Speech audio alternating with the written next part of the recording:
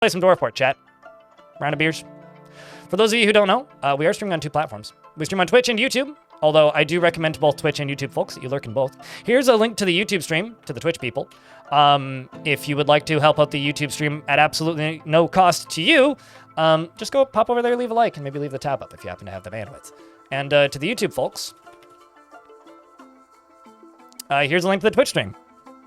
Same goes to you, you know? If you'd like to help out the Twitch stream at absolutely no cost to you, pop up a tab and leave the tab open and mute it. It helps me, and doesn't really hurt you. The next thing I'm going to do here is I'm going to plop a goal down on the YouTube thing for the Super Chats. I'm just going to make it as cheap as possible. And it's going to be for 3 hours, and it's there because YouTube recommends streams visibly more in the analytics whenever there's a goal. So I'm going to plunk in a goal. Let me just put down a marker here, and I'm going to go silent for a second because I'm turning on my behind-the-scenes recording.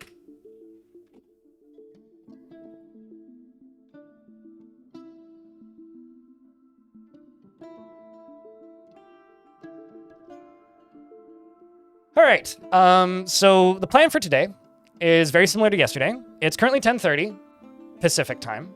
Well, it's 10:23, but at sometime between 1 p.m. and 3 p.m., I'm expecting a phone call, and I have a company coming over to measure my windows to install bug screens. So at some point between 1 and 3, I'm gonna go AFK for a bit, and I'll probably eat my lunch while it's doing that. So just keep that in mind. Please don't leave when I do that. Or leave, I don't know, it's up to you. There's 28 people watching the YouTube stream and 12 likes. Come on, guys, we can do better. But the plan for today is very similar to yesterday. We're going to stream Dwarf Fort and then Star Sector in the evening. I was able to get windowed mode working in Star Sector, so yay! Twitch chat, you can say hi YouTube if you like. The plan for this evening with Star Sector is I'm just going to keep plucking away at it and try to learn it. I mean, there's a lot to learn in that game, and even though I wouldn't quite describe myself as enjoying it yesterday, we got plenty to do still. And then there's one other thing I wanted to mention. Right. The longer I play a fortress, the less interested people seem to get. You are still alive, Jesse. Yes. Thanks for the several dollars Canadian. I think it's about, I think we figured out yesterday that's $3.14 in Romanian money, which is 10 Romanian money. And in Canadian, it's $3.14. So thanks for the pie. The kind of, how do I put this? The plan for this fortress is kind of, we're working towards the end of it. That's why I have the title like heading towards the end. Is it lira? I don't actually know the name of the currency, I'll be honest. It says RON, all caps. So whatever 10 RONs are. I know it's Romanian, but anyway. I am working this fortress towards the end. And the reason we're working it towards the end is the longer I run a fortress, the less interested the wider audience gets in the fortress. I've been in this fortress for almost like 40 years now. This has been a really long-term fort for me. But, you know, we've caught 20 forgotten beasts in different little, like, capture spaces.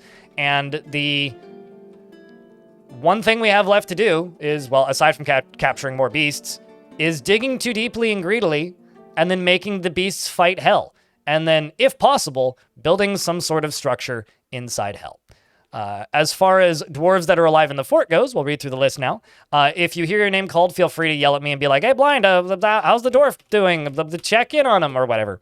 I will say our Duke, some otters, or not some otters, our Duke, Flaccid Yam, has passed away. Although I did force the general to join the fort, so we do have that, and also I forced the diplomat to join the fort. So I've got 2 more nobles I got to satisfy, but aside from that, that's where we're currently at. Orc with Bow, hello. It's good to see you. The living dwarves in the fort are currently Corpse Man, which might be one of the greatest recoveries in Fortress history, or in the Fortress's history, that's for sure. YouTube, Bastet, and Kartoch, as well as Greg and Then Some, and Josh the Second. Scrolling down, we got Bones Jonesy, and we've got Mano Space 420. We've got B-Lug. We've got a Zacher. Also, we're under siege, so we get to deal with that. Dodge This, as well as Sideburns, and CEJ 100, and Romanoid Trull. Excuse me. Scrolling down a little further, we got our Queen Deucin, who is available for naming. Same with the Diplomat and the General. And names should be available. You should be able to redeem them. Ilmirin the Second, Lightning Roger, and Blue Ice. We also have Radbug and Origin 64. Enter Bunny, who's one of the longer-lived dwarves now. For the Horde the Second. And then we got Demonster and Sharpshooter. And Sharpshooter's been alive for a while now. Grew up in the fort, too. I think was born in this fort. Q and Green Tea, Mass Morass, as well as Volfus Wolf and Keyfry. Bonedoll the Second. And then, of course, the King Consort. Methlic and George the Second, as well as Leo R. And Nate and Journey and No Food and Raging Cave. Kibjo Mama. You want a musical bearded dwarf? I don't have any bards right now. Would you like a scribe or something?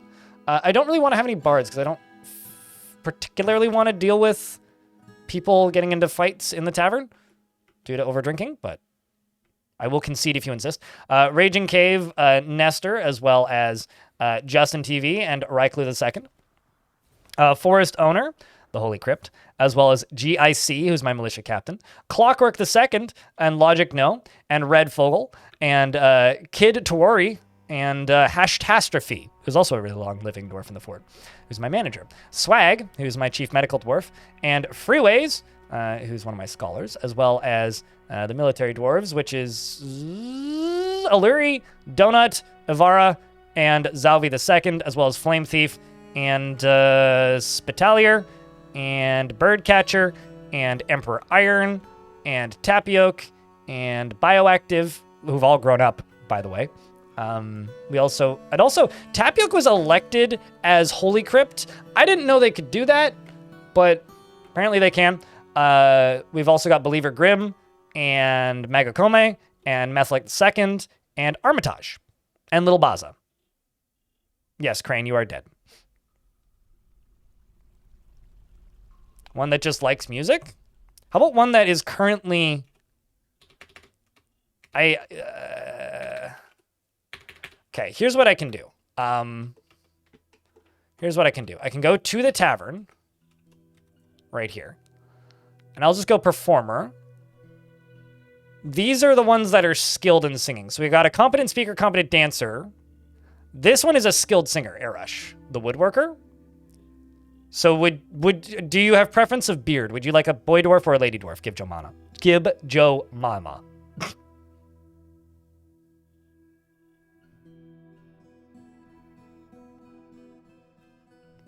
Also, hello to anybody I haven't said hi to yet.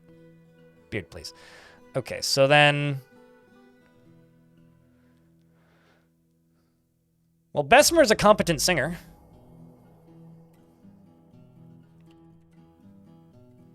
It's like this dwarf?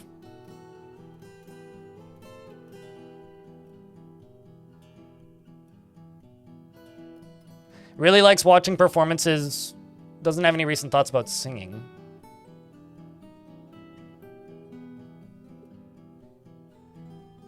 Cries on priests a lot, though. Standard musician affair, I think.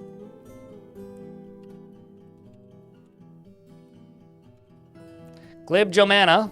Wait, I missed an E.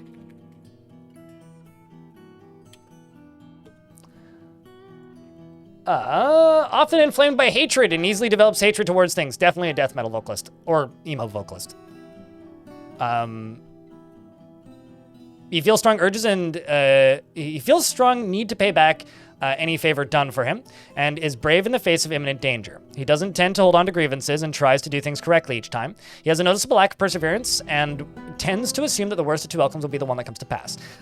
He is often nervous, and he thinks he is fairly important in the grand scheme of things. He isn't particularly curious about the world, and he has little interest in joking around, and he starts to mutter under his breath when he gets excited. When he's thinking, his body becomes very still. He needs alcohol to get through the working day and doesn't really care about anything anymore. Dreams of creating a great work of art, and personally sees introspection as important and values tranquility and a peaceful day, and doesn't particularly value loyalty. And likes schist and aluminum and milk quartz, as well as giant sloth leather and the color lavender blush, and spears, doors, and crutches, and willows for their fluffy catkins. And the sound of the tulip of sparkling and the sight of the silkiness of festivals, and when possible prefers to consume hair. You can decipher that if you like. And apple cider, and desert limes. And is currently hauling some shale blocks, is friends with several members of the fortress, including Swords Dwarf and Clockwork II, and one of my woodworkers. You're a member of the Doctrine of Bronze, and you need new socks and a new cloak.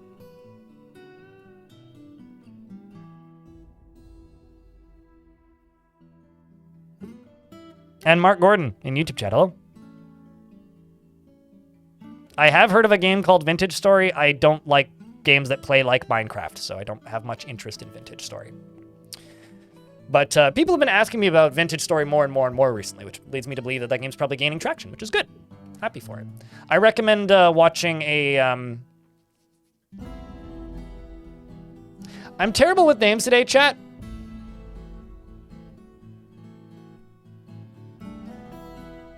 Percuss, with a K. P-E-R-R-K-U-S-S, I think. I'm blanking on how you spell his name. But go watch Percuss if you want a good, person to watch. You didn't know I play Star Sector. I don't! I've just owned it for a million years, so I'm finally starting, I guess. What kind of deity are you worshipping? Let me double check. We're about to get hit by ads, but I will not unpause the game until the ads are done. You're in the Doctrine of Bronze and the god Bur, which is the god of wealth and gems. So for those of you who missed the end of yesterday, we'll do a little bit of a fort tour. We obviously have the spiral entrance, which is very nicely painted in vomit and blood, as it should be. Down into here is the entrance of the fort proper, which goes all the way this way. And then we have the cannons, which hopefully are reloaded. Yes, they are. That is good. Or mostly reloaded anyway. This needs to get opened because we're about to deal with a siege. So let's just pull that lever right there. Then over here we have our machine gun, which again should also be set up again properly and functional, I hope. I mean, it's kind of full of lava right now, but that's fine. Yes, it does appear to be active. Uh-oh. Yeah, it appears to be active. That's good. Whew. I was worried. So we have our lava machine gun. I need a way of draining this out slightly, which I have some ideas, actually. So I need a way of draining this, but like I said, I have some ideas. So I'll hopefully fix that today. The entryway goes this way and into the main fortress. This is the arena, which is getting closer to done. This is where the monsters are going to fight. The actual entryway to the arena goes down to here and is going to let the monsters, the Forgotten Beasts, in on this side. But if we go over to here, this is what's going to go down to the hell. Go down to the hell. Yes, the most logical sentence I've ever said. It goes all the way down to here. There's going to be a shit ton of hauling jobs for a while. And along this way here, this is going to go down to the underworld. This right here, we're going to position a ballista arrow to, do some damage to the extras. And then down here is right above where the spire should be. I don't actually know for certain, but it should be right around here. So ideally, I'll be able to dig down into that and, dig too deeply. So we'll be working on that today. As for the fortress itself, it's this whole thing. I have to make some more noble quarters, 2 more to be specific, so we'll probably be building some more big bedrooms like this once the underground area gets a little closer to done. Probably over here, actually, because that'll fit nicely. Or I could just go 1 layer up and do them right here. Either or. Doesn't really matter to me. We're still short on bedrooms after all this time. I mean, these are all the dwarves that still need beds, so quite a few. We'll have to do that. And I need to make a bedroom for the queen and the king, because they are staying in one of my normal suites, which is okay, but it's not satisfactory. They currently only have a modest quarters. They need a royal bedroom. So we need to work on that. You had to reset router? Rip. Well, welcome back. And thank you, Finian. Appreciate you greatly. But yeah, since, we are heading towards kind of the end of this fort, as I said earlier today, interest in the streams kind of go down toward the further into late game we get and the longer I run a single fort. So, anything you can do to keep the chat active is greatly appreciated at this point. And anything that you can do to, chit-chat and keep conversations going is very helpful. And as always, we are a crowd-funded channel, so I don't show any ads on this stream or sponsored time. And I have a daily minimum, which we're currently $90 away from. which daily minimum means if I stream for 8 hours, I make minimum wage. Simply put, I didn't make minimum wage yesterday. I did hit the daily minimum, but then I streamed for 11 hours. So I didn't come anywhere close to minimum wage yesterday. But maybe we can do that today. You know, if you happen to have a Prime sub around, and this also goes for those of you on YouTube too. If you happen to have an Amazon Prime membership and a Twitch account, think about me. Or alternatively, I don't know. Other options exist. What's the end goal of this fort? So if you type an exclamation point goal in the chat, it should tell you. The goal for this fort was originally to take over this, which is a mysterious palace, which we did. And then we decided, well, there's lots of forgotten beasts on this map, so might as well go a little further. And by go a little further, I mean we are now digging down into hell and building a... Did I actually block this? Yes, I did. We are now digging down into hell, and we're going to make a bunch of forgotten beasts. Ben Sayed, thank you very much for checking out a gift. Appreciate you greatly. I'm going to try and hit it earlier in the day instead of like towards the end of the stream bugging you guys about the daily minimum, but for reference, the daily minimum is $100 US.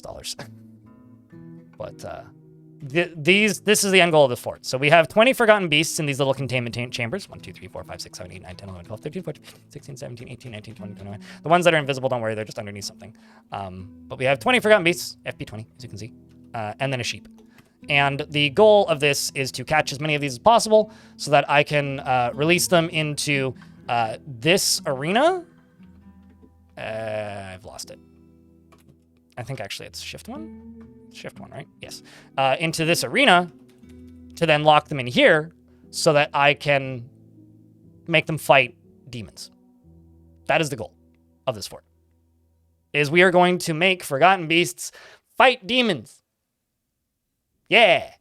Who's excited? Hopefully everybody, ideally.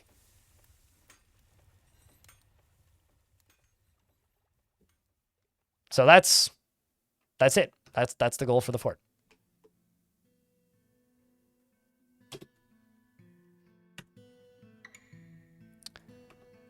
And now, like I kind of stated earlier, we are under siege, but it's a pretty small siege, so I'm not too concerned. Let's just follow these invaders and see where they're headed. And just get everybody assigned to this. Yeah, we'll just do that. Devil Hoods, what a good name.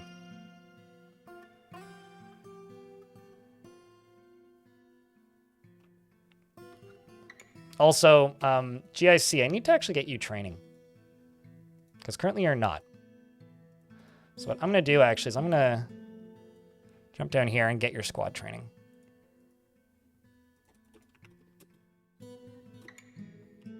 Because currently you are not training, but I need to get another squad training. Oh, also we have war rhinos. So the few sieges I've sent out against the goblins, we have sent in war rhinos. But yeah, my goal for this fort right now is to end it sometime next week. Basically get it to the end times by then. Now, where are they headed?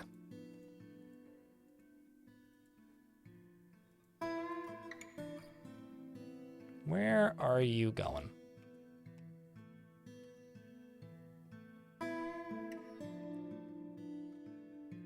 Where are you going? Oh, they may still just be going to this door because they thought that was a way in, but it's not. Or it shouldn't be. It's concerning if it is. How many FBs do we have? We got 20. 20 forgotten beasts contained and caught. There's probably 1 or 2 more on the map, but 20 have been contained and caught. These poor turtles. Wouldn't it be funny if they just shoot all of the bolts and then run out of bolts and then leave? Because Marks, Gobs, and Elves retreat when they run out of ammo. So if they just waste all of their ammo on this... on this, like, you know... Also, this guy's been here before. This goblin's been here. This is their second time here, actually. Do you have any injuries from your first time here? Nope. You were lucky and you survived. Those two actually died. None ye business. None of ye business.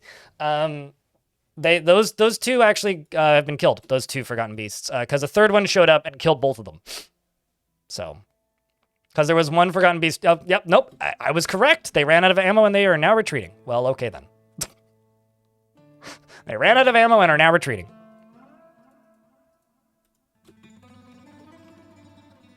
Well then. It was an unfortunate siege, that. Okay, so my idea for this is to dig around the back of here. Dig around basically over to here.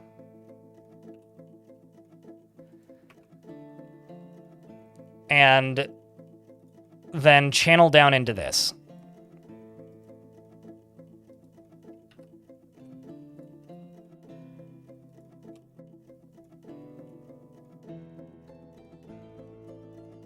And then what I will do is, I could just use pumps actually. We'll just channel down into this and then use pumps and pump the lava out this time. But what I'll do after I pumped the lava out is I will,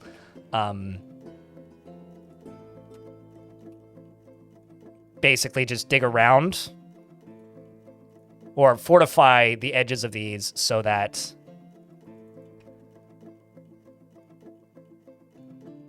I'll fortify the edges of these so that the lava can just drain and lower this level down, because I don't want this to be so full. What are the best ways to defend the caverns? Your fortress keeps getting attacked on the top layer. Forgotten Beasts went from...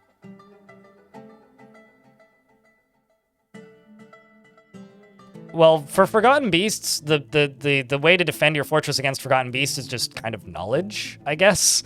I know that that's kind of an ambiguous response, but over time you'll learn like whether or not a beast is a threat based on like what they can do. So that's how you're going to learn how to defend against Forgotten Beasts. Because it is very much a, well, what is this Forgotten Beast capable of? Is this something that I should fight? Is this something I should wait and let fight something else? Is this something I should fight with ranged units? A lot of Forgotten Beasts are very strong in melee, but very weak to ranged. I know a lot of people just love to write off Marks Dwarves, but there's been many Forgotten Beasts that would total my fort that I've one-shot with a bolt. Speaking of, a great hairy Petrosaurid has a spiral shell and it appears to be emaciated. Its green hair is short and even. Beware its poison bite. Ones made out of like metal or materials that aren't flesh are going to be more threatening generally. Dust is extremely strong. Webs are extremely strong. Fire can be extremely strong or very weak. So that's mostly a knowledge thing. If you're talking about defending the caverns in like a how do you defend against like the cavern invaders, turn them off. Go into your difficulty settings and turn them off. That's how you defend against them. Where is this creature? Okay, so this is in the lower level. Let's turn this off again and just keep the dwarves in the fortress. And then I'm going to jump up to this, which is open. Cool.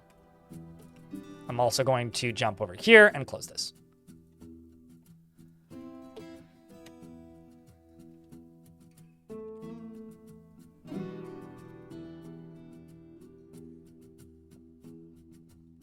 But generally have a variety of militia available and make sure that you take advantage of them and use them to their, like, use them in ways that are useful to you and not just like ways people will tell you on the forums.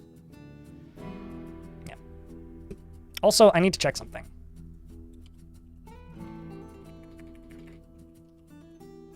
I feel like you've clipped that exact same thing like 4 or 5 times at this point. Boom, boom.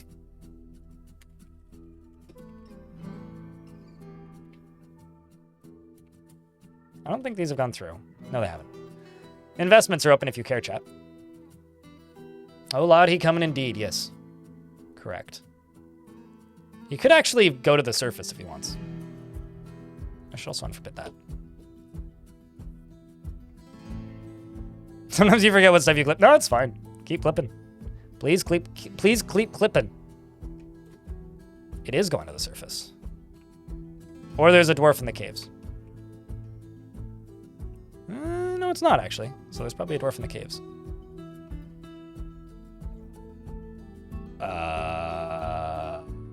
What? Really?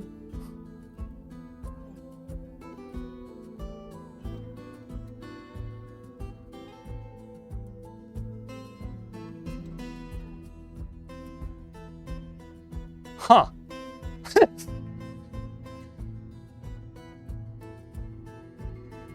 Also, I love this guy's last name, Pet Scoops. You killed a human in my fort? Excuse me? When? What? Why don't you have any memories? Why are you seriously injured?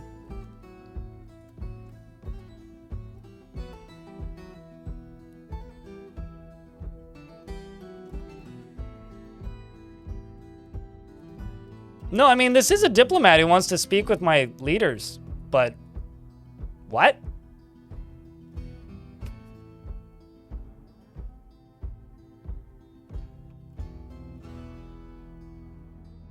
Okay. I mean, it is a necromancer experiment, but... A muted stances head diplomat. From Ofifima. Is this an elf? This is an elf. Yeah, the Sizzling Hoof is an elf. Elven faction. So this is a elven diplomat. Huh.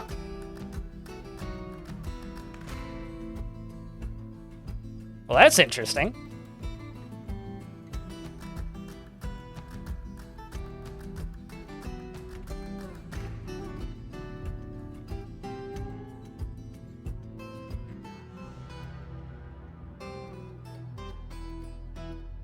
Give him a wooden... I mean, he has to make it into the fort and, like, discuss with us first. Although, it says that a diplomat cannot complete a meeting and left unhappy, so... He just arrived and immediately left, so, you know. Success in that regard, I suppose. Do you have a... What? In the... God... Oh. Okay. What in the goddamn? Right. Well, let's see if I can lock the door.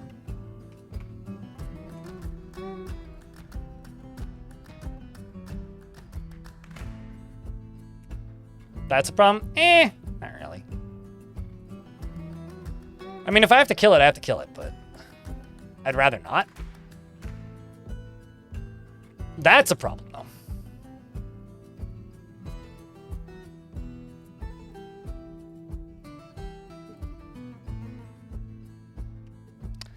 Dwarf, you may be about to die here.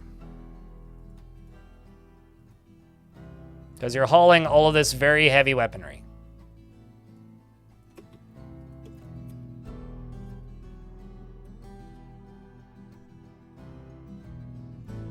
Well, so much for my diplomat.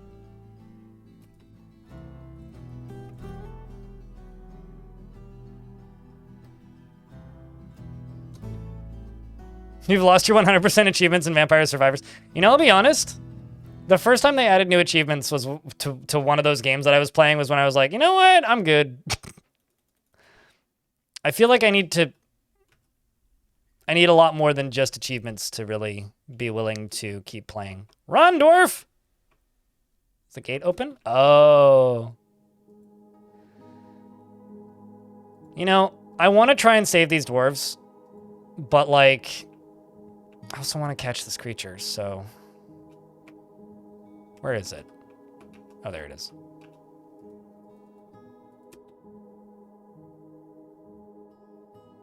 Lindell Jackal Cavern. Let's see. Where's the status of the door? Oh no.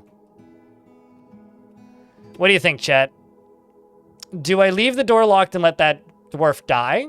Or do I try and unlock the door and try and save them? So option 1, let them die. Option 2, try and save them. But that will probably result in me killing the beast.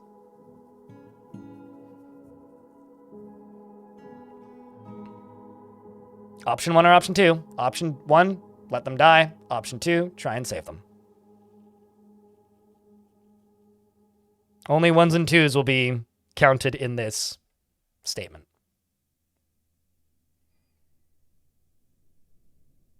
Okay, looks like we are going to let the dwarf die. Although I think the lever was already pulled, so maybe... Yep. It's going to open. Well, we're trying option 2. Run, dwarf.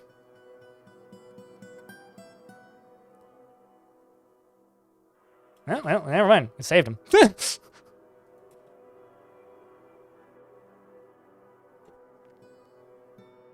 That was like some amazing timing. It's very rare that a dwarf just runs in the direction that you want them to, too. Like, extremely rare. Like, that, like, never happens.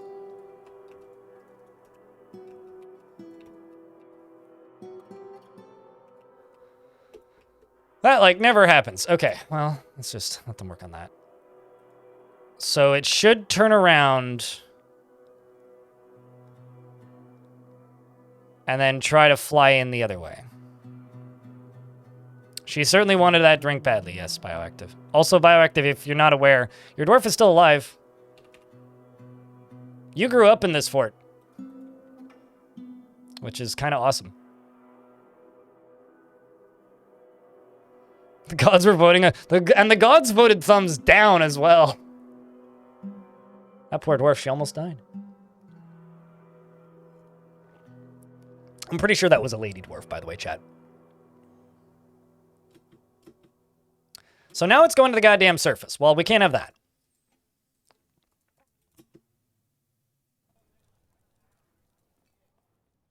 We can't have that.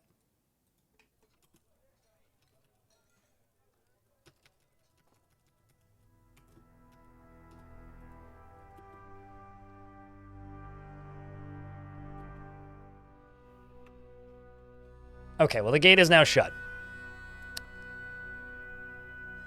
So now he's going to think about his choices and his life's decisions for a little bit. Hey, some elves have arrived. They don't know, but I just saved their butts.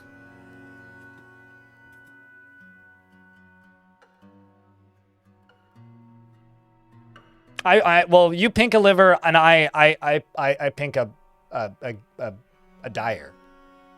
Yeah.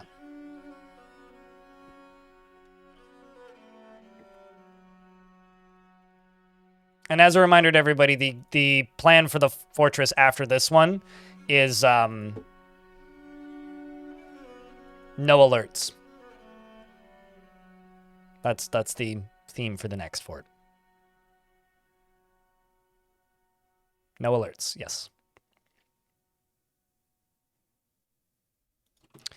All right, well, let's try this. Let's open this gate to give it kind of, whoopsies, a quicker pathway.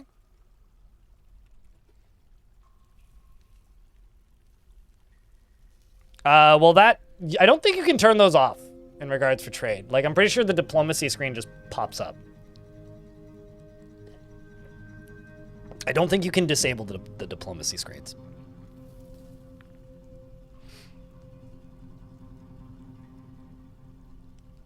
You got to embrace the angst.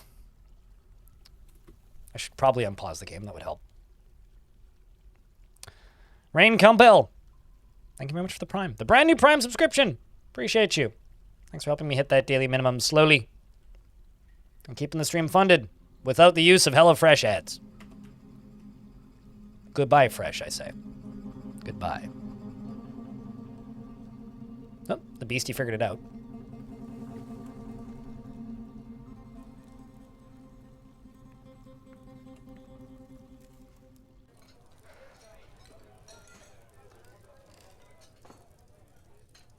Flaps over this way. Oh no. The dwarf that was killed in the front hallway is now dead. We should be getting there. Wish us luck, chat. You forgot your Twitch password? Well, thank you very much for putting in the 20 minutes of work. I greatly appreciate that, dude.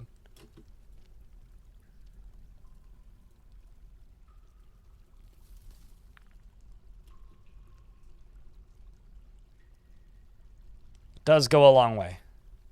And those really do add up. What are you doing?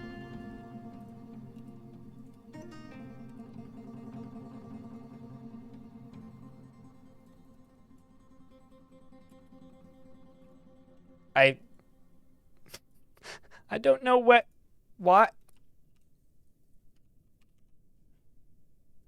Why must you go this way?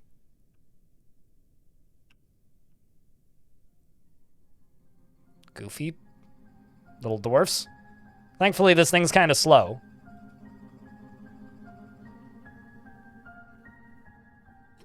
Because you want over...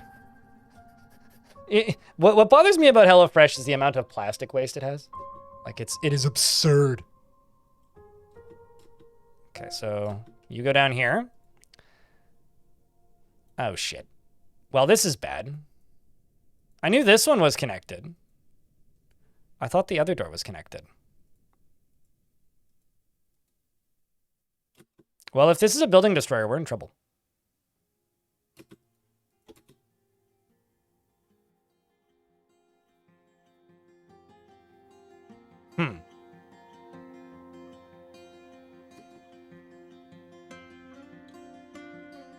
I may have to recatch this one.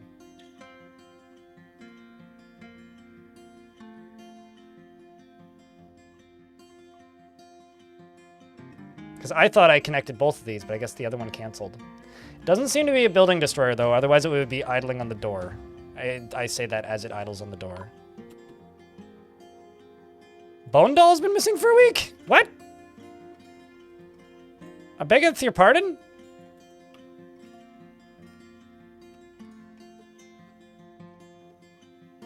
What happened to Bone Doll?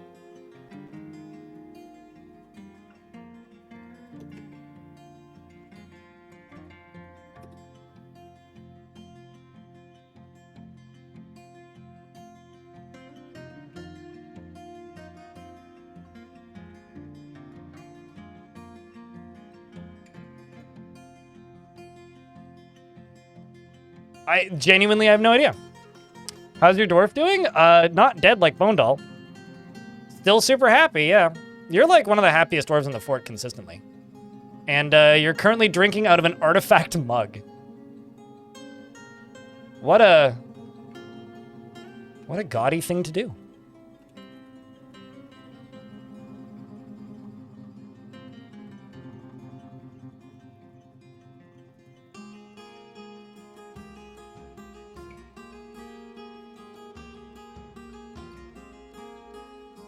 What are you wearing that is getting old, your bunny?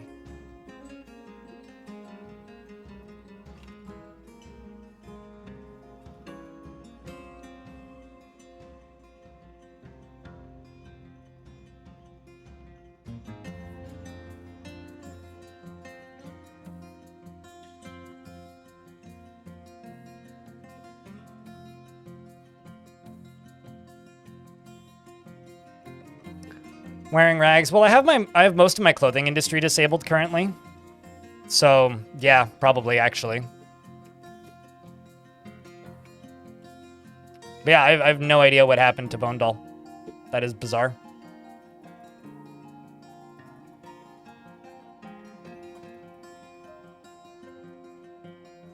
Kurzov wants you to post beers, chat, so post beers. YouTube, folks, you too.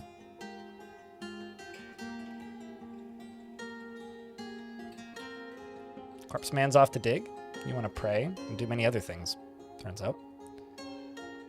You wearing clothing that needs replacing? Yeah. I'm just waiting until I have a surplus of wool and llama yarn and all that.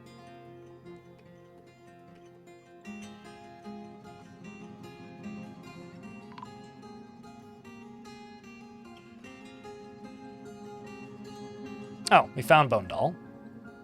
Oh. Bone Doll died in the stairwell. Well, that makes sense. So I guess Bone Doll fell to the Forgotten Beast as well.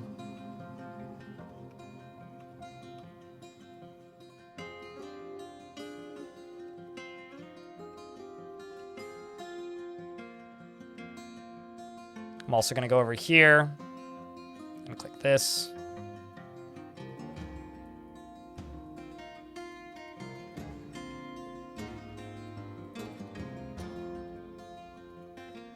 And do all this.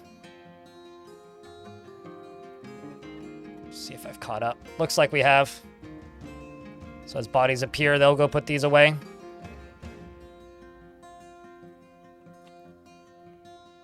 And let's go here. Uh-oh. Hearing that sound too much. Oh, we also found Aleth dead. Well, I guess that's good. It's bad that Aleth died, but it's good we found them dead.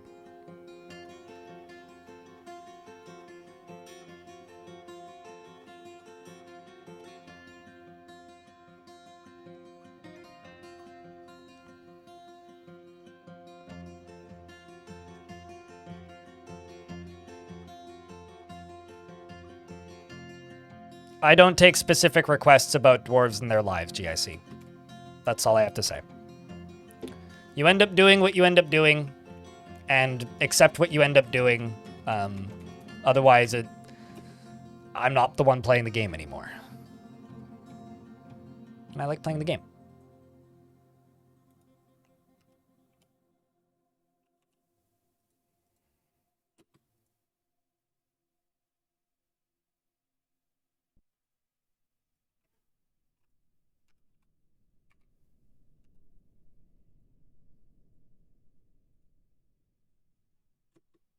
Glory to Armok indeed. We're about to get hit by an ad break. I will pause the game when the ads start.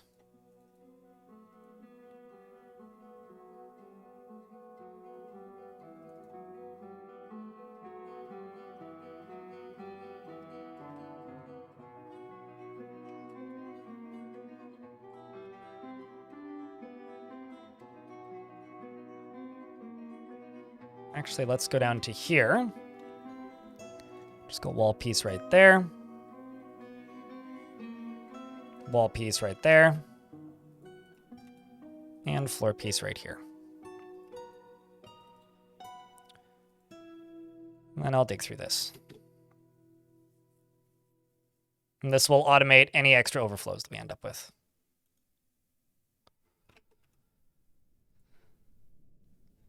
Let's just automate that. And dig this way.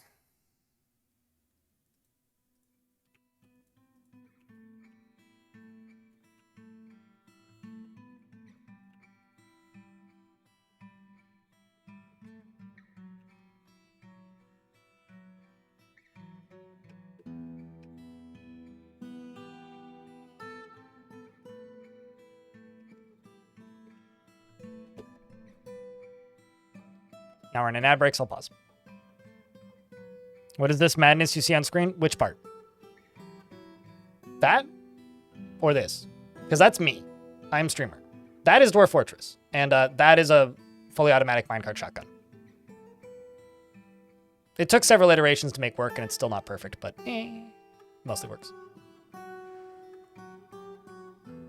So how is this Red Fogel in my chat today?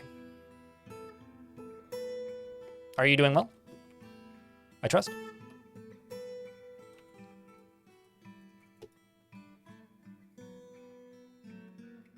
And that is solid rock.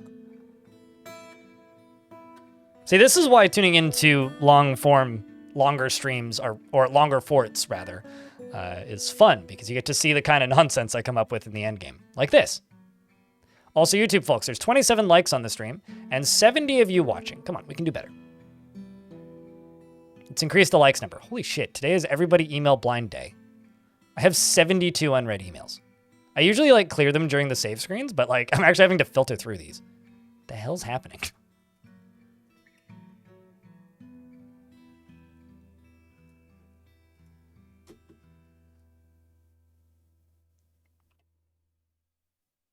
Look like pain to lay out? Not really. It took like an hour. It wasn't much pain. It was kind of fine. Let's just do this party. We'll just leave that for right now. Actually, I've got plenty of tetrahedrite probably.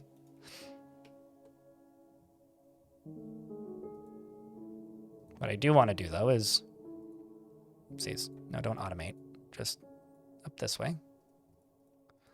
Give this several ways through.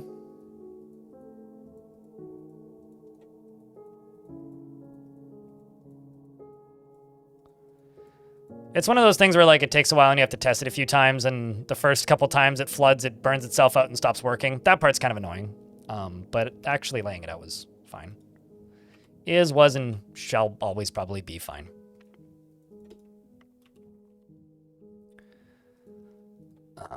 Screw pump right there. Just needs to be lava safe. And needs to be lava safe. As long as it's a lava safe block, it doesn't really matter. Whoops.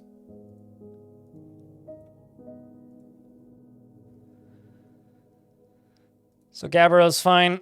We'll just use that for the last one as well.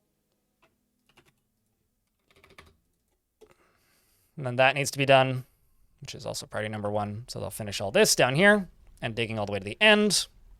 And then they'll go back underground. It shoots stuff into this hallway, yeah. So basically this becomes almost an impassable wall of flying globs of lava. And I'm going to sell a bunch of mechanisms, I think. Did my broker die? Did my trader die again? Nothing has value. That's concerning.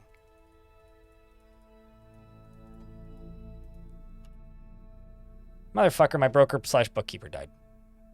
God damn it. Enter Bunny, I'm giving you a... Well, actually, no, you're a religious person. I can't do that. Or I don't want to do that with a religious person. Gib Jomana. Congratulations, you're getting a promotion. You're now my broker bookkeeper. Although, actually, no, Cybrek is going to become my record keeper. Because Cybrek is a better record keeper, and sometimes you just need the better person at doing it.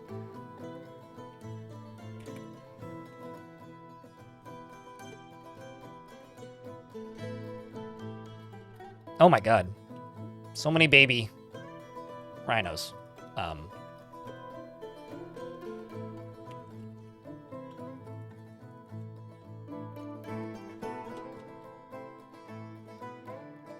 Need them to go over here.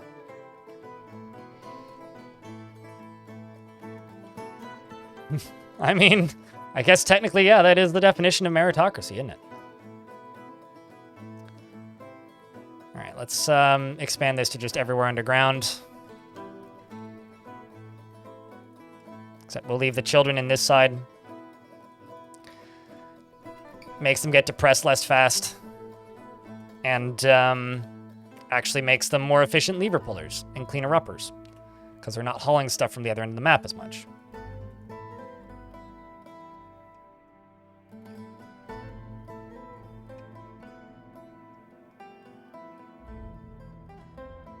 You're never going to get over the baby rhino sprite. It's so cute. It really is.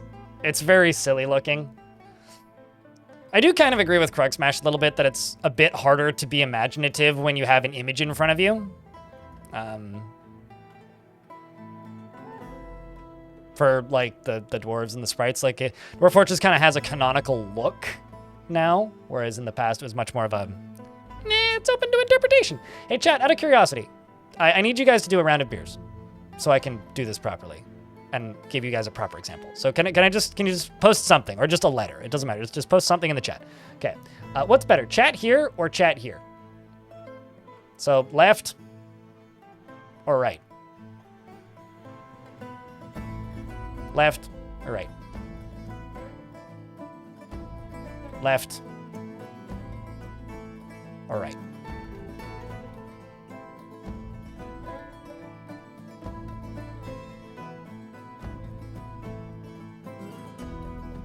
Seeing a lot of lefts. Okay, we'll leave it left.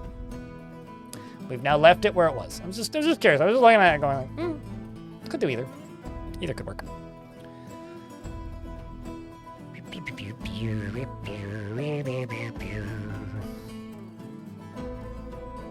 Is this all just tetrahedrite? Looks like it. Okay, well, I'm just gonna go to priority number 4 and automate, and then just do all this all the way along. For all these gems and such. Also going to do priority number 1. And just remove all these ramps. Because I think they ugly looking.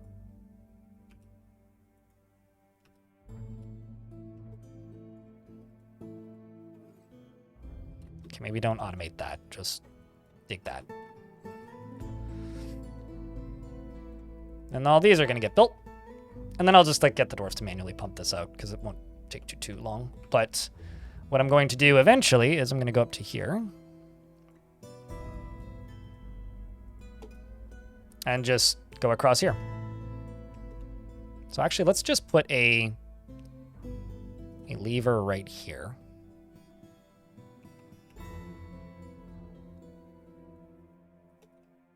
And connect the lever to this.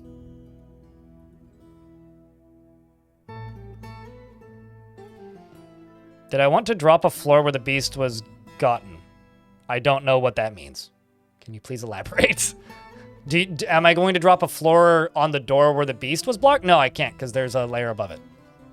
I'm just going to presume it's not a building destroyer because it hasn't broken out yet. Otherwise, it would have broken out by this point.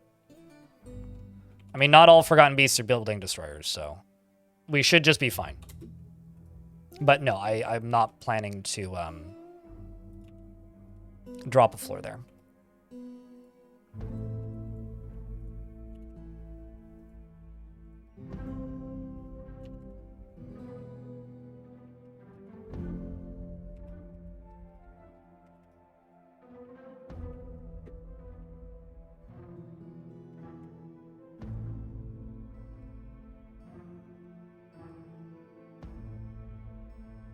The tree spot for this stair. Oh. I mean, it's not really a huge deal because normally the gate's just shut. But yeah, I can. It's just not a huge priority.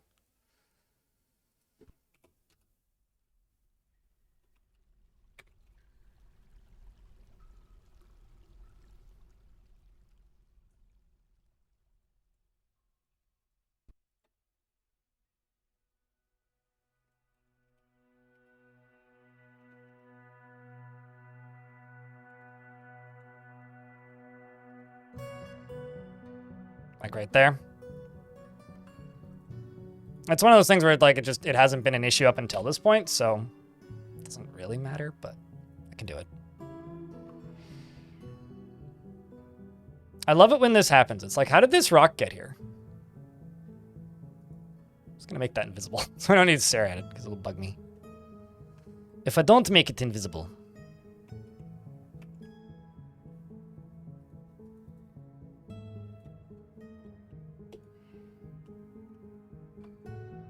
So many tasks. I'll just let them clear these boulders out. Once these boulders are clear, then I will pump the lava out of this thing so that we can then put more stuff in.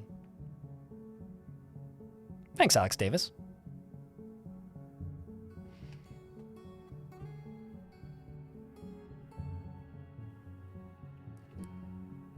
Also, Snail, it's good to see you, by the way. Tiny Squash as well. And Shape 9. And shoutouts to everybody who's tuning in for this late game Dwarf Fortress gameplay, because you guys are the real ones.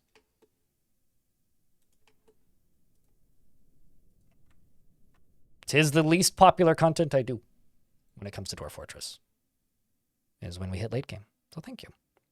How's the fort going? Oh, it's going, Empire. Just like your dwarf. It's going. How's things, Empire?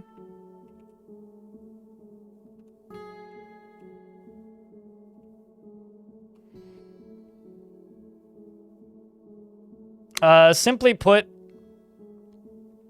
they loop around a couple times and overlap each other, but they go up this ramp really quickly, and then over these switches, and then down this ramp really quickly, and then they shoot lava this way.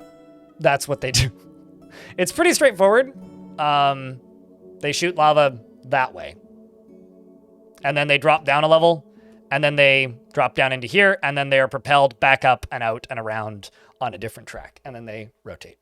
That's all it really is. Well, I mean, it would be concerning if you were a fake one. That would not make you legal tender. Personally, I would rather be legal tender. Tiny Hippo is visiting? I guess that making, like, these my populations doesn't stop the random diplomats from visiting.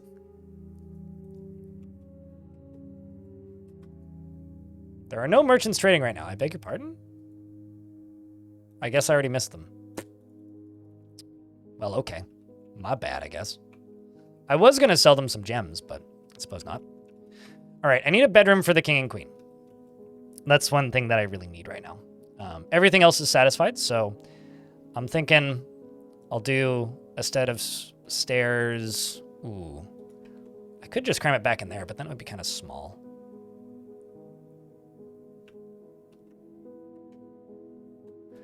I'm thinking king and queen's bedroom. Yeah, we'll go up a level.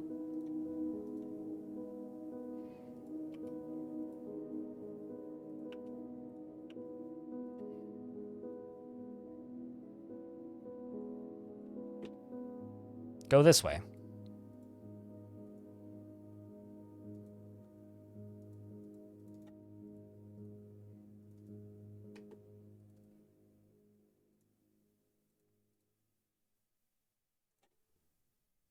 Something, something, when the bedroom's rocking, don't come a-knocking. All right, we'll let them do that. And also I will set this as in the fortress, which currently it is not.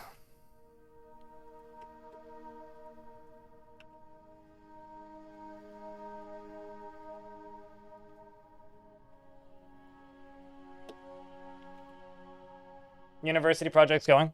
Yeah, a lot of people are getting close to the end of the school season, hey?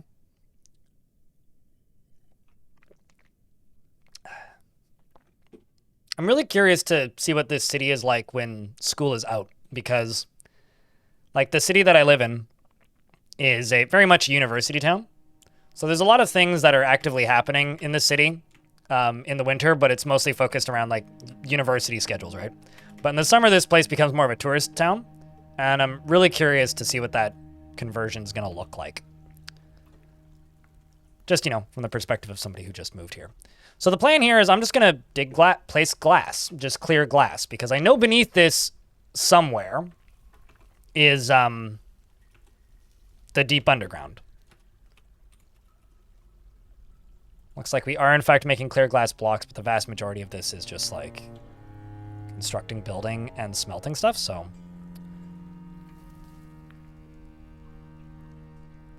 I think I'm just going to also put green glass down there. I think that's what I'm going to do. I'm just going to also put green glass down there. I'm also curious about what they're currently constructing. I'm seeing a lot of thirsty dwarves.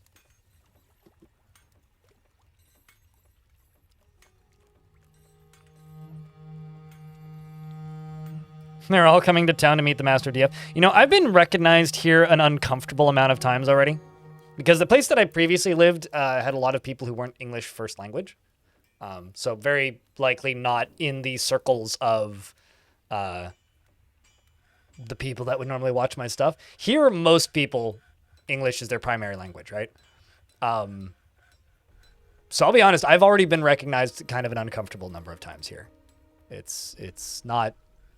You kind of want work and not work to be separated, but... I'd be lying if I said it wasn't kind of cool. Because it is kind of cool. It's just maybe a wee bit uncomfortable at times. Celeb status? I've always described myself as like a D- internet celebrity. Like, nobody really wants to... Some people think they want to be a celebrity, but in reality, you really don't. You don't want to be a celebrity. Speaking of celebrities, the Forgotten Beast, Stostab... Okasulud has come. A great skinless petrosaur. It has a bloated body. Beware its deadly dust. Well, that's terrifying.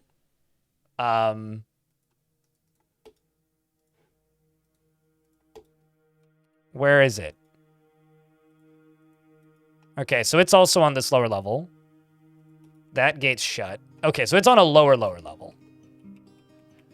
Which means it could very much get up here, but it'll take it a bit.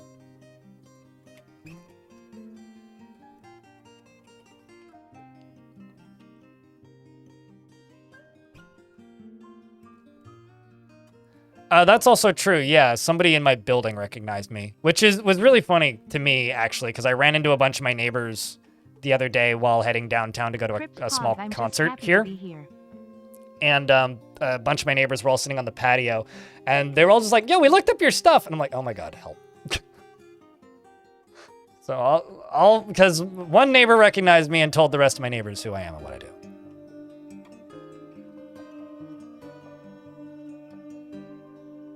Lightning Roger, thanks for the 28 months. Welcome back.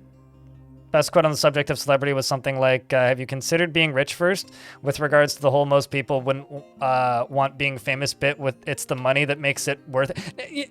Sure. I'm not rich. I have some notoriety. Like, the way I've always thought of myself, especially more as of late, is I'm not famous. I'm just extremely well known in very specific parts of the internet. If that makes any sense. Like, I'm not famous. I'm just very well known in very specific parts of the internet.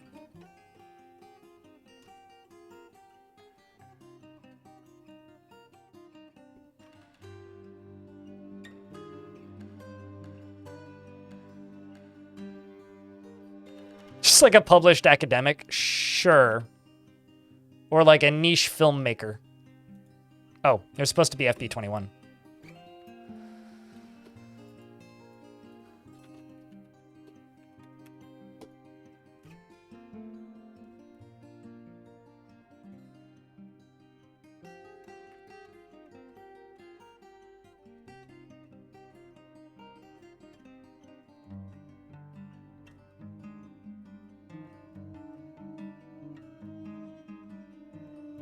The zoo is in fact growing, yes.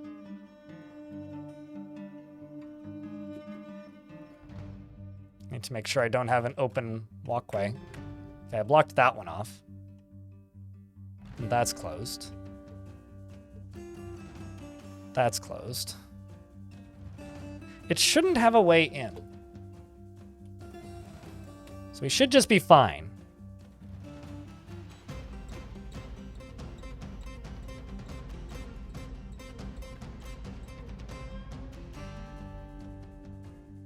But this is open, so we should be okay. And like, I can let it in once I have the next containment chamber open. So we should be good. Just a bit inconvenient for the dwarves right now.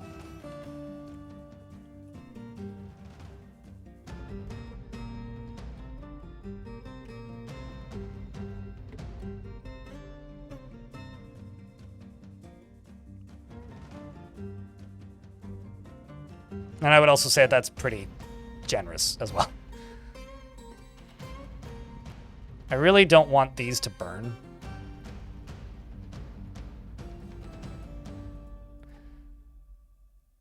So I may just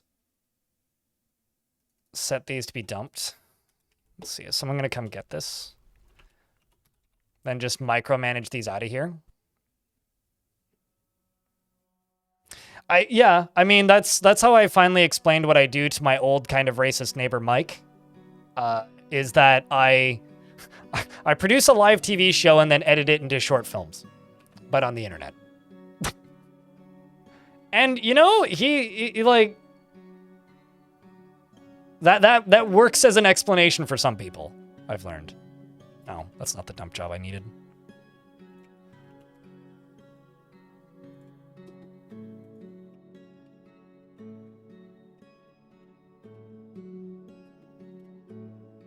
Whatever. Just checking. Is there any coal outside of that early area? No, there isn't. I literally just want them getting the lignite out of there.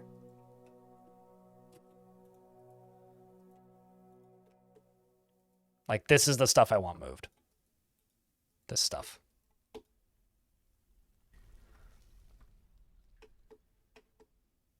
Because that stuff will burn.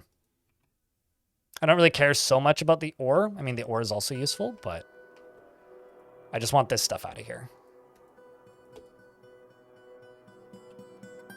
No, he knew that I wasn't that rich, because he heard me complain about rent before I started doing well. And like, I do well now, but I don't do like redonkulous or anything. I get basically an average trade salary. If I do as well as I have been, I make about as much as my brother-in-law who's an electrician. So nothing absurd, but also like not nothing.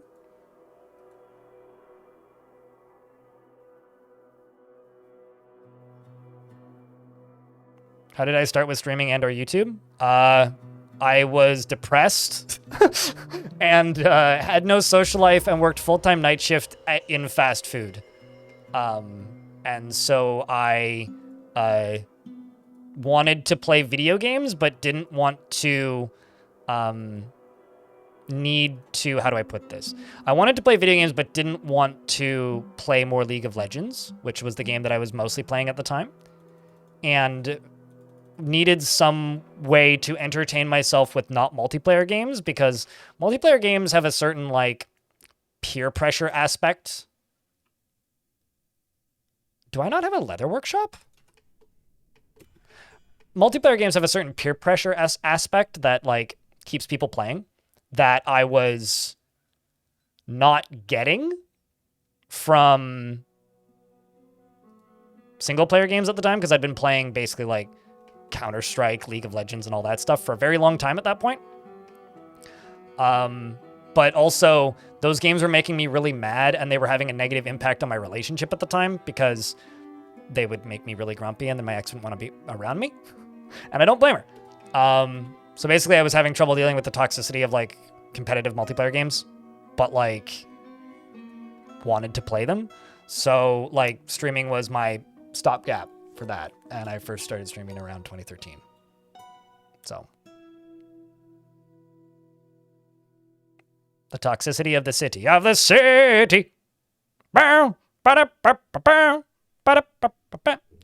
I like that song. It bops. And I had this problem when I would play those competitive games where I would just sit there and monologue to myself the whole time, which would also drive my ex nuts. So now at the very least I have a reason to monologue.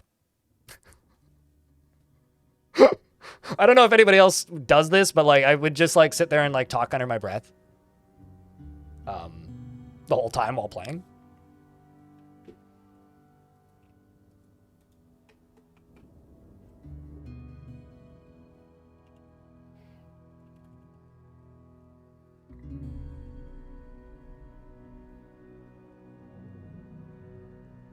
You consider the two events correlated? Can I make a politically charged joke, chat?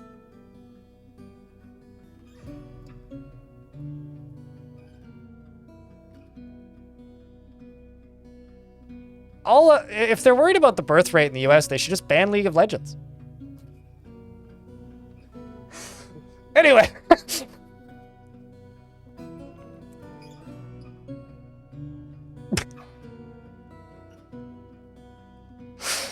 Oy.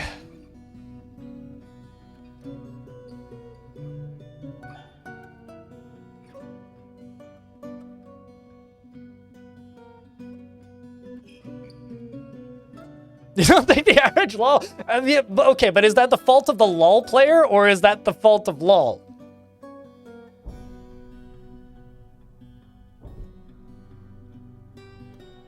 I mean, I was a LOL player, and it almost killed my relationship. Eventually, streaming killed it anyway, so it's fine. But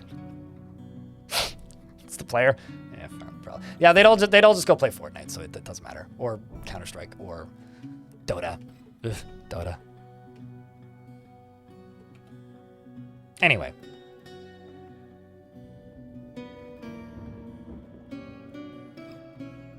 I mean, you know what's funny? If you're the sort of person to go to Craigslist and look for jobs, which I was at one point, and found a few jobs that way, you would know that, Romanoid Troll. You would know that. Because they're always hiring on Craigslist. And there's 3 very large studios in Vancouver.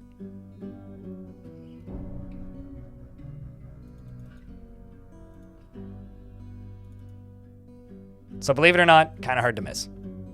Apparently I've had no leatherworks for God knows how long. How much leather do I have? Speaking of porn companies. 514.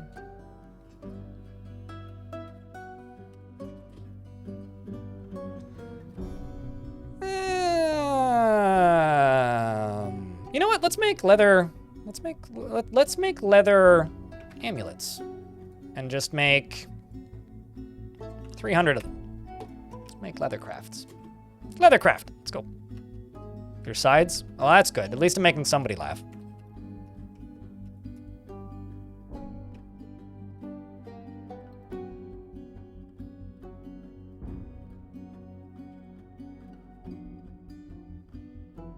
Happy to help.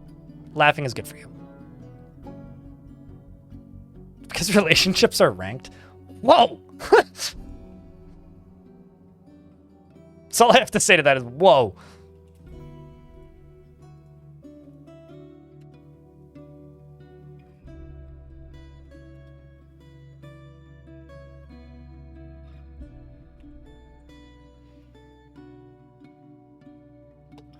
I love how much Cinnabar I'm getting out of this. So many lovely little red accents. You know something is normal when I can make jokes about it and chat doesn't go, blind, shut up! Because we're all just making jokes about tariffs now. It's like, I can really tell when people have accepted a thing that's happening, when we can just sit here and like riff on something like it's a joke. But, also, YouTube folks, I hope you guys are doing okay over there. You do find it funny, lol being abbreviated to lol is probably... Well, I mean, what's worse, lol or wow? Because to me, the abbreviation for World of Warcraft is significantly worse.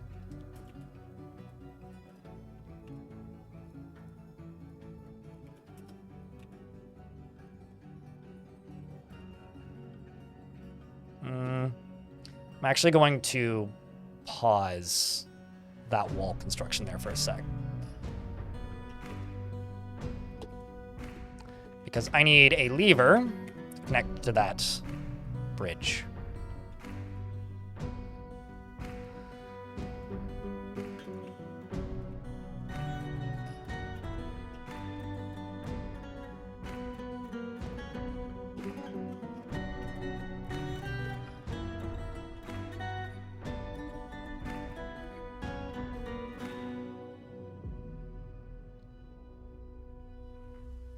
You know, there's a lot of really you can't fix stupid articles related to tariffs right now, yeah.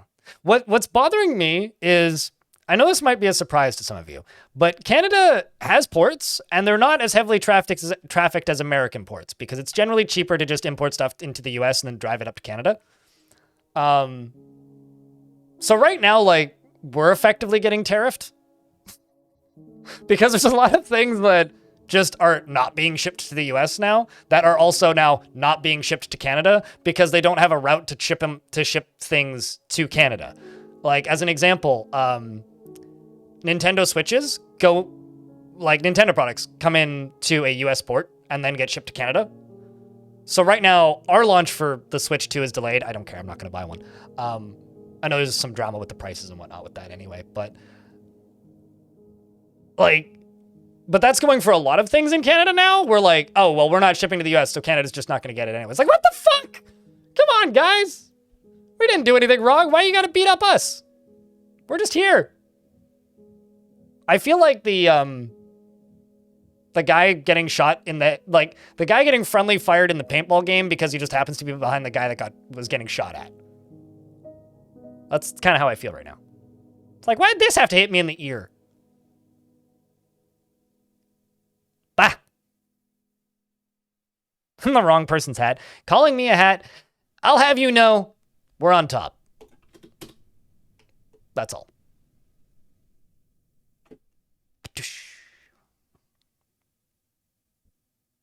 Yeah, flaccid. According to the annoying orange. Oh, man. I wonder what the people who made the real annoying orange are doing these days, Napalm. Your stepmother thought for the longest time whenever I talked about WoW that I was referring to a furniture store in Denver named WoW Furniture. World of Woodcraft? trying to think, like, would that be an abbreviation or did they literally name their company WoW? Because that's creatively bankrupt.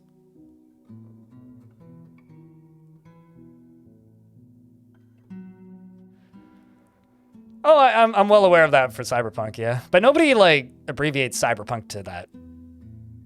I would probably abbreviate it to just C-Punk. Although that just sounds like a rapper.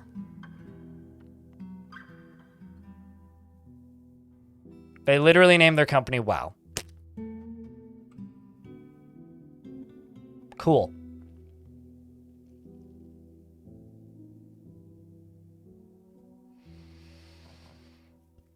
I mean, many things will eventually correct themselves.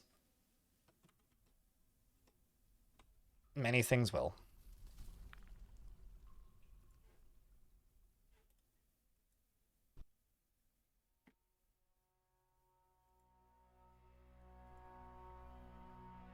Okay. Well, that's going to take a little bit to build. Where are we at right now? Putting a lot of boulders away. This over here. Ugh. We're hauling everything but the boulders I want to haul. Okay, well, there's less jobs now, so maybe I can just get dwarves to get rid of these. There should be 4 dumping jobs. 1 dwarf is coming to dump item.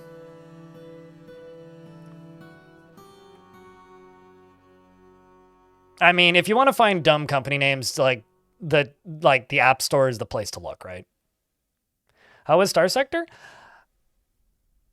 I mean, I stated this at the end. I wasn't enjoying it.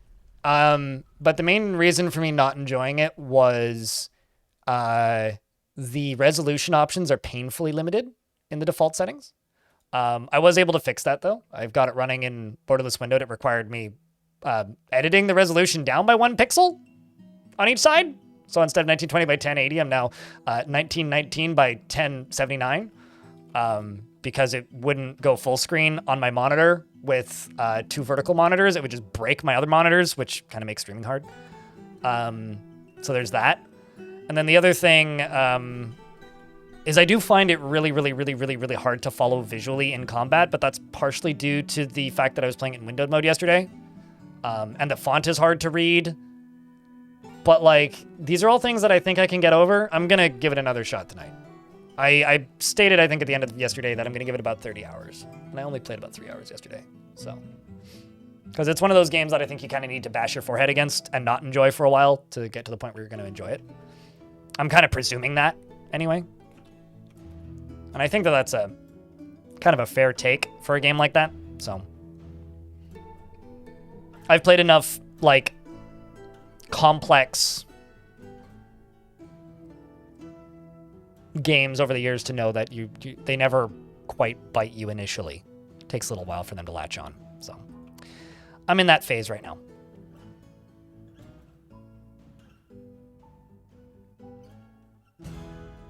I mean, I guess I'll put it something I am a little bit bummed about. The way the camera works in combat makes it very unlikely that I will ever be able to get good at the combat. Even, like, you know, in the same way that, like, oh, you know, it's just a thing that you get good at with time, right? I don't know if I'll ever be able to because of how that game works with its camera. Just like the very wide berth swinging camera with the mouse attached to it makes it very difficult for me to follow any of the UI elements while also playing the game. So for me, that's very unfortunate. But that's just like an accessibility problem that I have with other games. So it is going to effectively end up being an auto battler for me. And that kind of sucks. I'd rather be bad at a game that I can play than unable to play a portion of a game. That was one of the things that I was worried about on the get-go. And I'm still kind of worried about. So, I don't know, really. I'm just going to speed this up.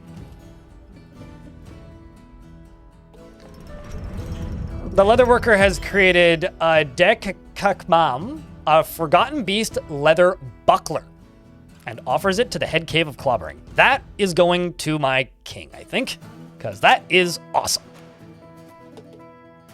Or rather, I clicked on the Baron. So it's going to the Baron.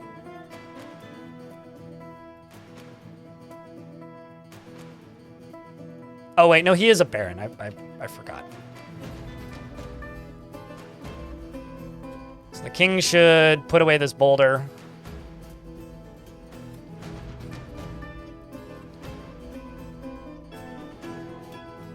And go pick up this equipment. Also, this is the king's new bedroom. So let's pave the king's new bedroom. Or the king and queen's new bedroom. Or get to that anyway. 180 blocks. Let's use jet for a good chunk of it. So yeah, that's kind of where I'm currently sitting with it. I do think it's a game I can enjoy. Just yesterday I was a wee bit disappointed that like the camera is the way it is, but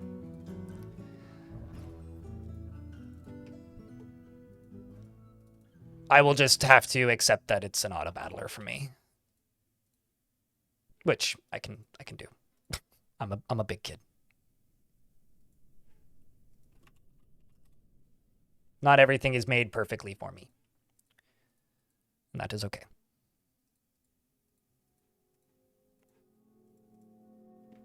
No, I ran out of Cinnabar. What other options do I have?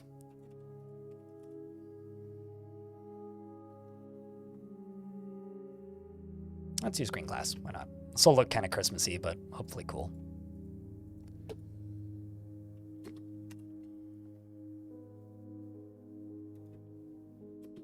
Let's follow the king while you go and get your new shield.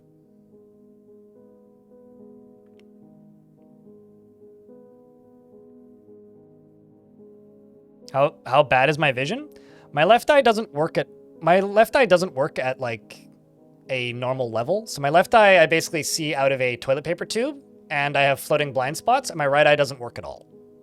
So when you close your eyes and you see like those sparkles, those never go away, and they're pretty intense on my good eye, which is my left eye. And I basically see out of a tunnel. So I can't see the entirety of my monitor at any given time, which is why I move my head so much. And then this eye just doesn't work. So I have a really hard time tracking stuff visually. It's the reason I just like don't stream RTS games.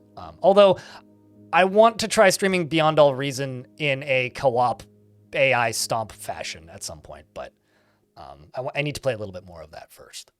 I want to play a little bit more of that off stream first. So with some games, it can just be unplayable. So this is a Forgotten Beast level leather buckler. All craftsmanship is of the highest quality. It is encrusted with round shale cabochons and decorated with cave spider silk, and encircled with bands of single-cut red zircons and octagon-cut praises, and pigtail. This object is adorned with hanging rings of Forgotten Beast leather, and menaces with spikes of Forgotten Beast leather. On the item is an image of Kumil Wolfist Wolf, the dwarf, and a llama wool cloth in Cave Spider Silk. Wolfist Wolf is raising the llama wool cloth. The artwork relates to the masterful llama cloth created by Wolfist Wolf in the Head Cave of Clobbering at Headpunch in 382, 10 years ago. Something else that I kind of want to mention, also hey Lanix, things are going pretty good. Something else I wanted to mention is there's a video game. I know this might sound surprising to you, but video games exist. Anyways, there's a video game called Brigador. This thing. I love this game, okay? Now, this is not anything like Star Sector, but it is a complicated vehicle sim. It has tank controls, and it is pretty precise in how you play it. The early levels, I can play just fine. The random levels, assuming they're not like cranked up to the ridiculous difficulty with the harder pilots, I can play just fine.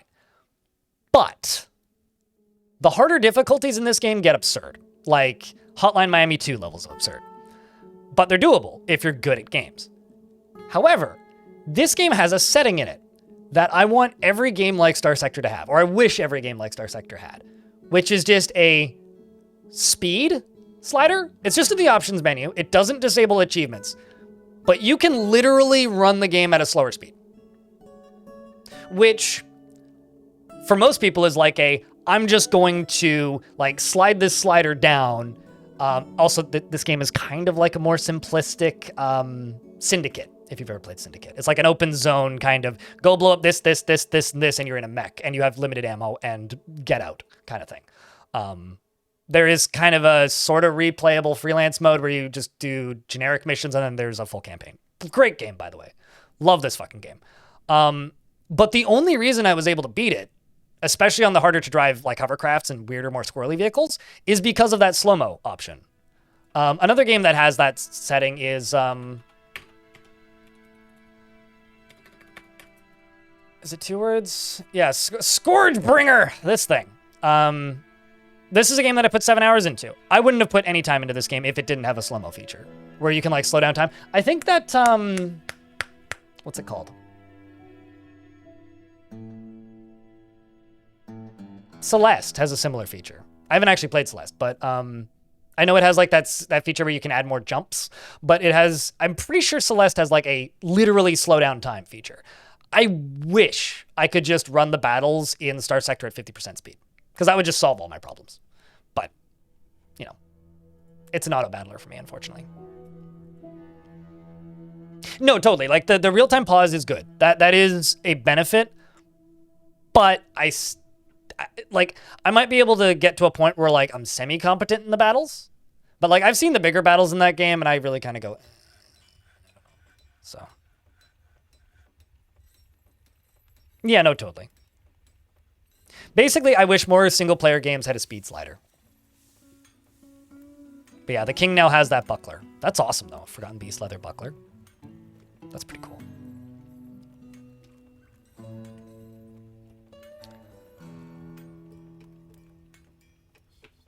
So all of the dwarves right now are currently building the royal quarters, which is this.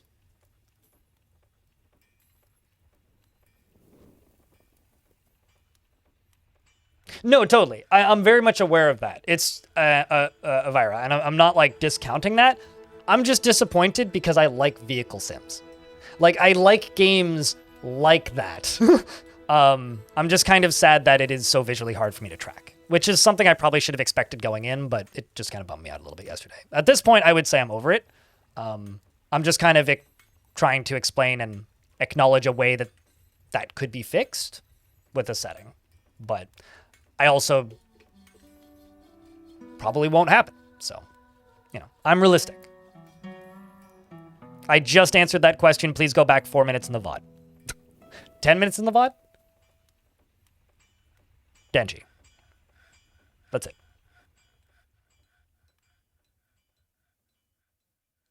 Literally just answered that question.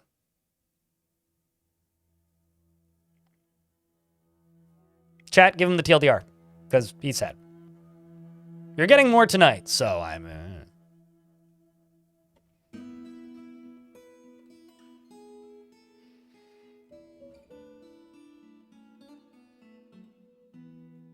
I'm confused by that statement. What does that have to do with anything? Clockwork, where'd that come up?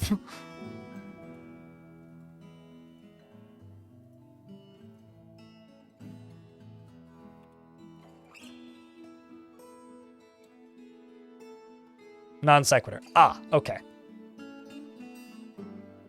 What'd you miss? Nothing of value.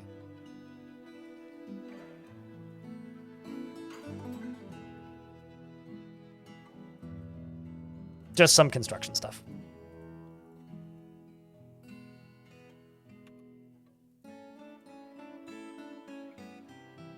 Also, Clockwork Dragon. Come on. We all know that it's actually email models is the thing that you're stating.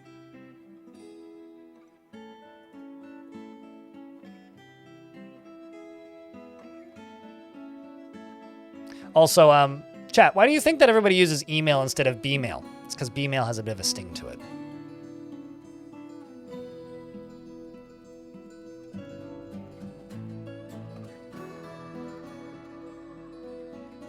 We'll see, Denchi. We'll see.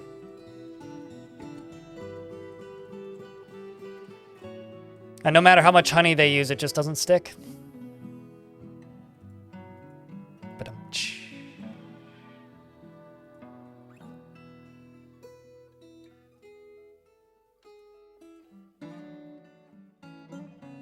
Thank you. I'll be here all day.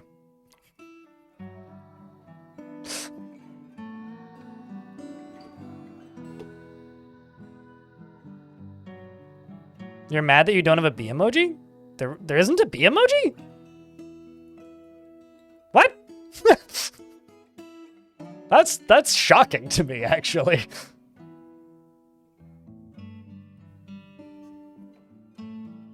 I mean, yes, there is in fact be yourself, but...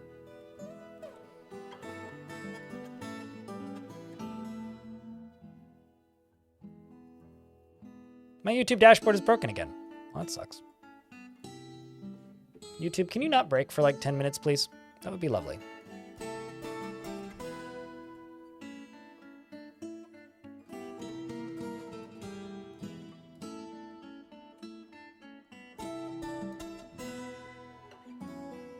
Also, Alex Davis, thanks for the $1.99. I didn't see that because my YouTube was broken, and it just took me a while to figure out that it was broken. It's unbroken now, so I can see again. You're telling your wife that one? Happy to hear it. Midnight.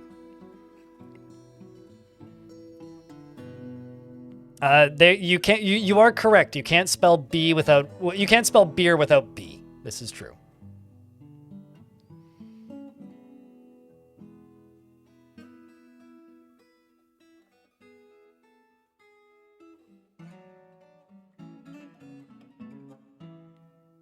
Now skimming through all of the chat that I missed. The last thing that I saw in the YouTube chat for reference was Alex saying, "Love you, blind." I'm saying that I'm the goat. And then thanks for the super chat. Super duper missed that.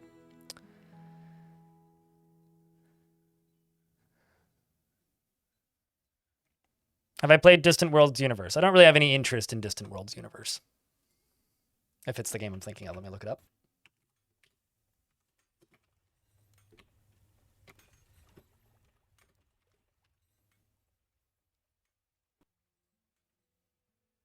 Yeah, no, I'm good. Pretty hard pass.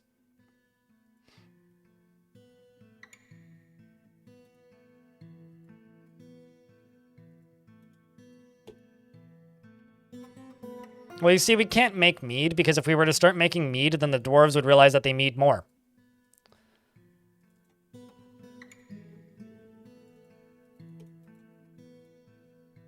Because actually there's a hard cap of 40 hives in a fort that can function without it lagging the game.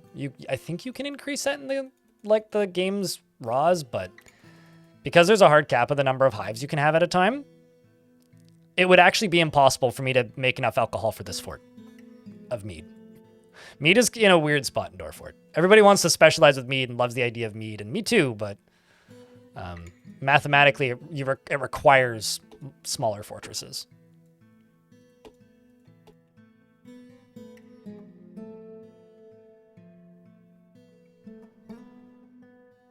I mean, I feel like Dwarven... I was talking to Putnam at one point, and she was saying that Dwarven beer is calculated the same as Dwarven rum, so it is presumed that Dwarven beer and Dwarven wine are all around 40%. Which is why humans get alcohol poisoning after 2 drinks. So, you know, dwarves ain't messing around, okay?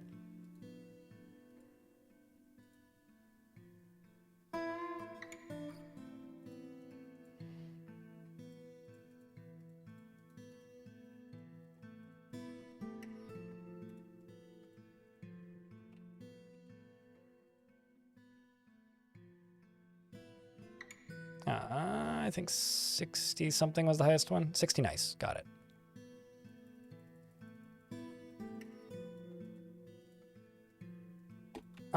Then I'm going to kerplunk a bed. Oh, actually, let's give them, yeah, just a bed. And then set this as a bedroom. Okay. Well, it's not considered enclosed, I guess. Bedroom.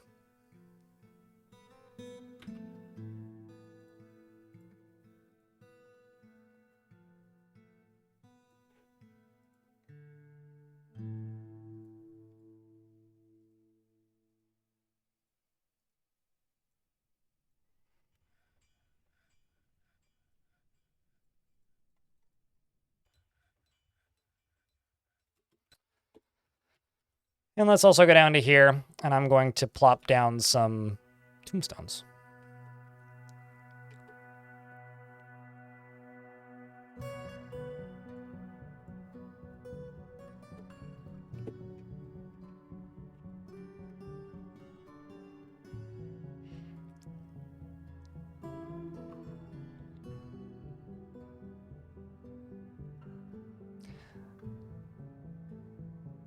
Speed up is the opposite of what I want.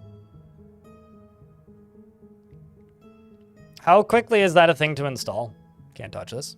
Because at this point, as much as I want that, I don't know if I'm necessarily going to do that on stream, but...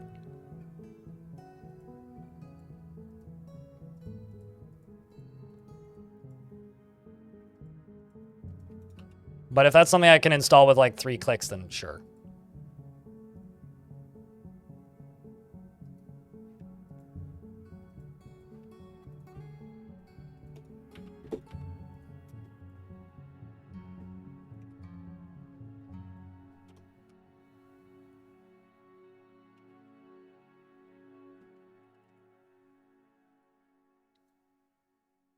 And then modest bedroom.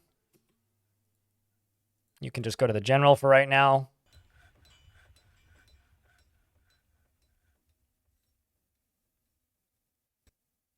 Needs more chests. Okay, well.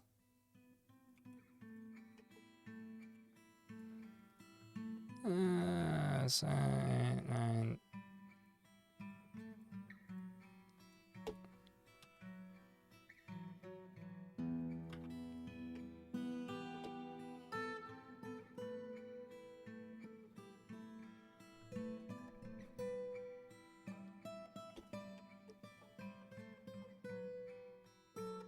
They used to count them before they were built, but maybe I need to wait for them to be built.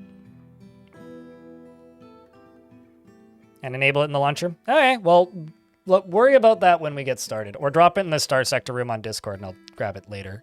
But I'm not going to do that right now.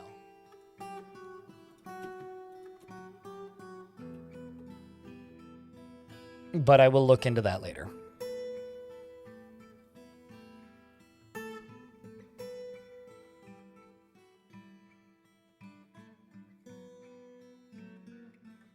You're getting paid double time this weekend? What for? Overtime? Lennox? Or is it a holiday? There was a bloke in the village who was 100 from 1800s to 1900s, and apparently back then only drank beer after the plague because water was water was dodgy, and you remember what I'm saying? I mean, some people, like, if you drink things in, like, reasonable quantities and you're not, like, hammered all the time, like, yeah, your liver will be okay. It's all about, you know, quantity control. Apparently we're up to Grand. We're not quite up to Royal yet. So now we just need to place the other stuff in the bedroom. Queen's happy about her chests now. I guess it does. You know, I bet you that the change that happened causing dwarves to not start putting stuff into coffins before coffins are built probably had the effect of causing nobles to not realize that they have a thing until it's constructed. Well, that's interesting. Huh. Ain't that nifty? Like, genuinely, that's kind of cool, actually.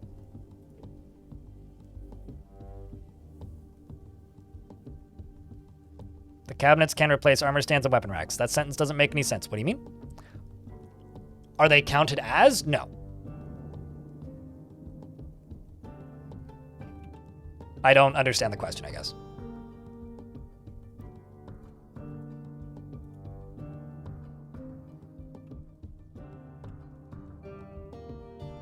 Anyway, the queen is almost satisfied.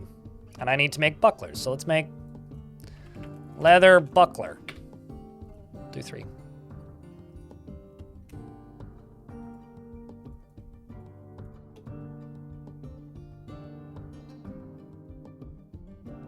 I deciphered it, sure.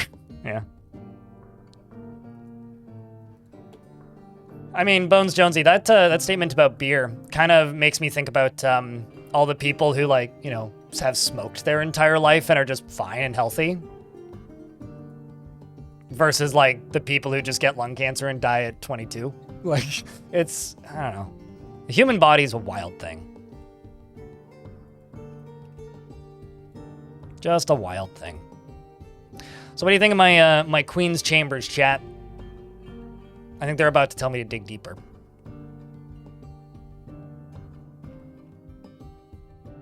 It's considered grand still, but it's not royal just yet. which I think is impressive.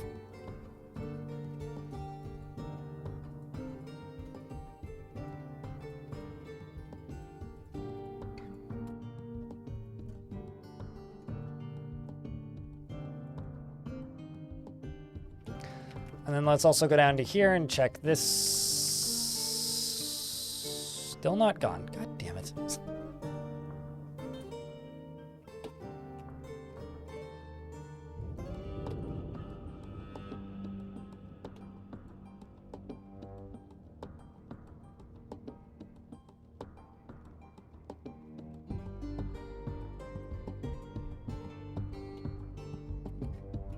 Let's go here and build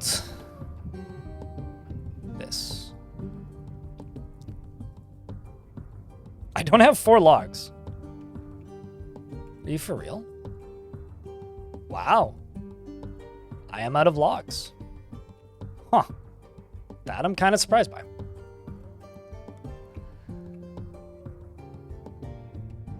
Well, I guess I'm gonna hack down these. Time to go to war with elves now, I suppose.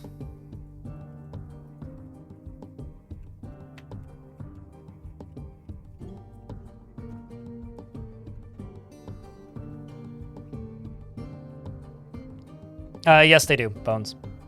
Sometimes what I'll do to inflate the value of a room is I'll have a room here, and then I'll add 1 tile of a room to like a pedestal with an artifact on the other end of the fort. I will often do that, just to inflate the value of a room.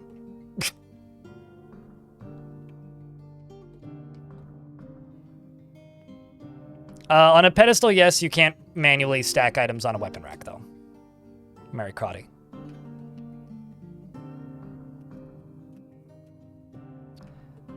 I think that must be what Apple employees call their relatives that they have affection for. Their favorite idea.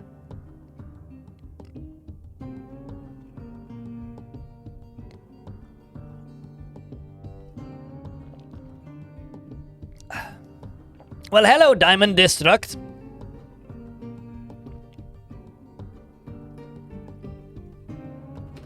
I'm on fire today. Please grab me a bucket of water. No, I slept well last night is what happened today. I also think I forgot to take my meds yesterday, which might have had something to do with why I was a little bit nippy.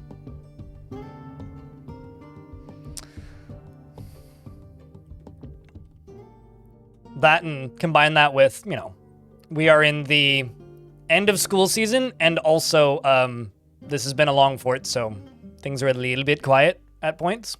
And so when I default, I just immediately default to puns.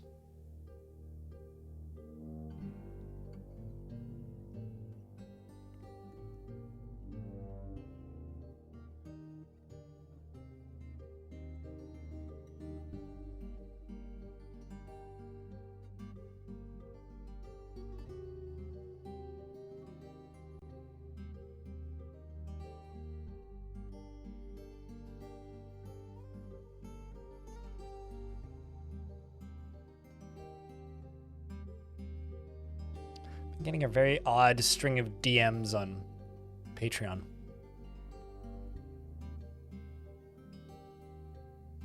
Do I dream of Dwarf Fortress? No, not really. I don't really dream. The I dream in ASCII thing is a dream that I had once a very long time ago. I don't really remember my dreams ever. So, who the fuck knows? Maybe I dream about it, but if I do, I don't generally remember them.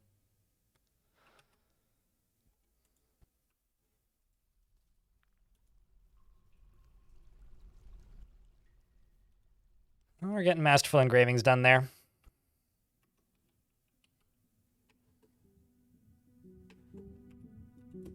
Then I can go over to here.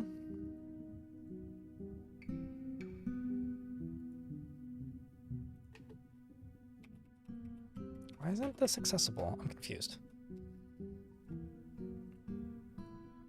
Let's just go all the way along here and just dig this out and try this again, because that got canceled somehow, and I'm not sure how.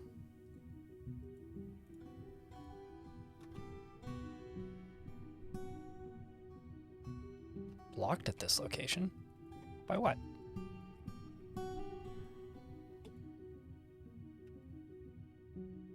Well, whatever. I'll just manually pump this then.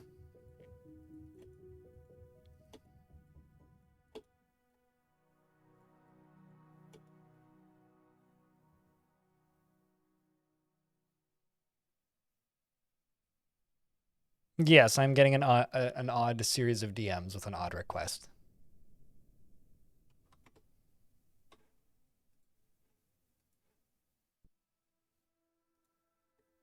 So I'm just going to real quick go respond to it again.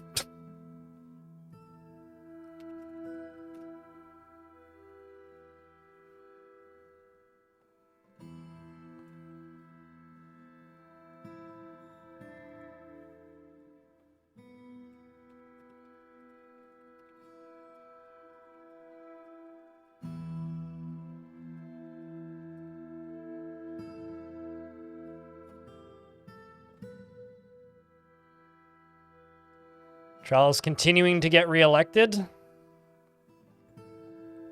Also, I realize I'm destroying a bunch of jet with this, but oh well. You made it, Josh. Hello.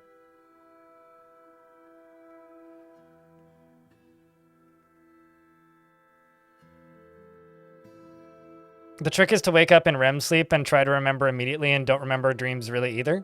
So what you're telling me is I need to wake up and go, it's the end of the world as we know it. And I feel, well, I don't feel fine, but it is the end of the world as we know it. Because it's the, because I can do that. I'll just set that to my alarm clock. Much better than the current beeping. Just snorted. I fucking love REM, by the way. REM is great. Could listen to REM forever. Something burned. It wasn't anything important.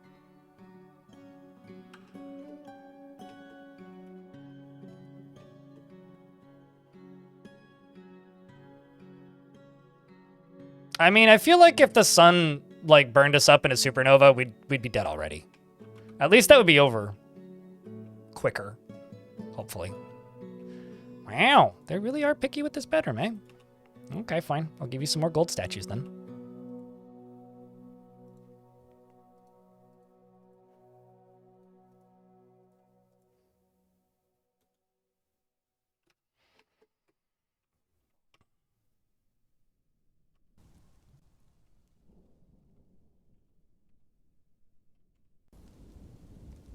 Okay, let's see how the underground area is going.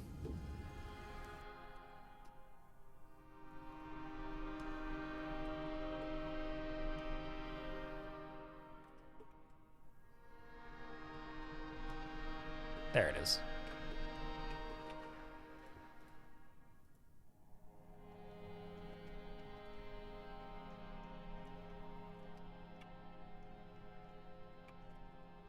I'm also just going to put green glass in here.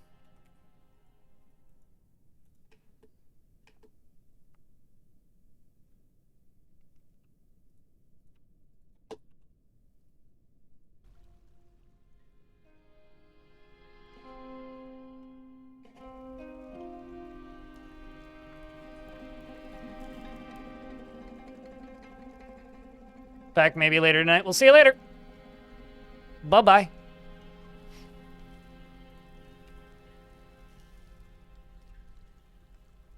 So much construct building happening.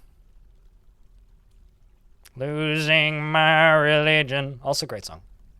I am on a quest to own every single REM album on tape. I own about half of them. Because they're generally pretty cheap. They're usually pretty affordable little records on tape. Or they're usually pretty affordable tapes, rather, is more what I should be saying. Vinyl's the way? For me, it depends on the era and what I prefer, and also whether or not you spell vinyl correctly. And you very much misspelled vinyl. I happen to own a really nice tape deck, which is very fancy and sounds phenomenal. So for me, as much as I like records are great. Believe it or not, I'm not super partial as to whether or not I own something on record or on tape, and it just depends on what I originally owned it on. Did I originally own it on tape, on cassette? Well, then I'll probably... Did I just screw something up horribly? Oh.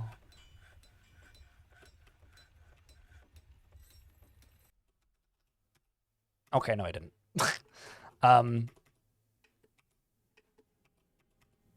We're starting to get a lot of pathing short-circuiting, which is actually kind of bad.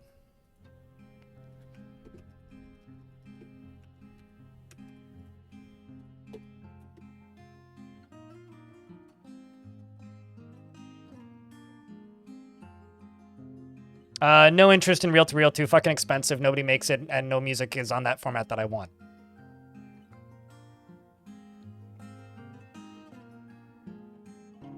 I like tapes because it's cheap and fun, and I own them as a kid.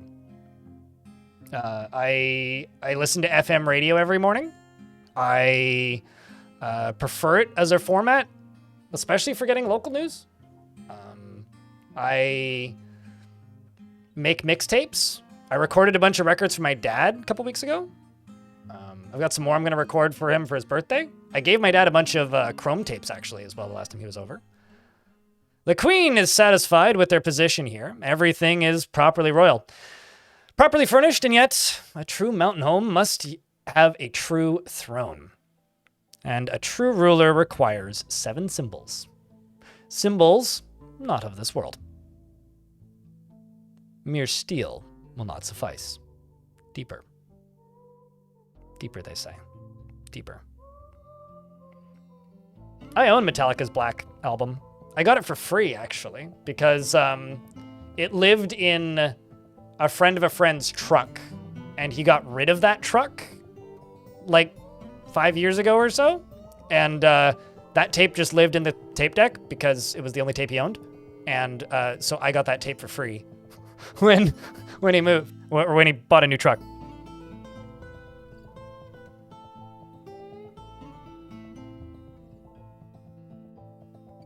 Brewers, they were the only ones that cared about cleaning water for drinking because they couldn't make beer unless the water was clean from... Oh. That's interesting. So maybe beer was cleaner because, like, in order to make beer, you needed clean water. Or cleaner, rather. Not clearer.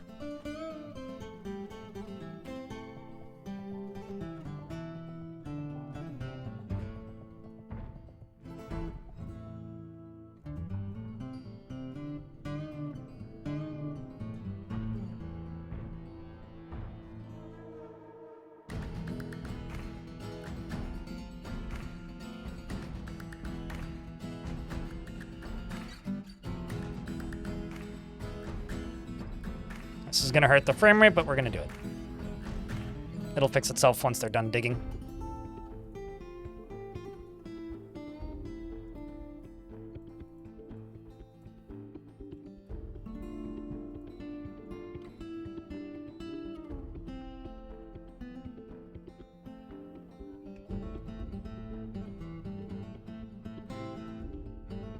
Even through copying, so do CDs.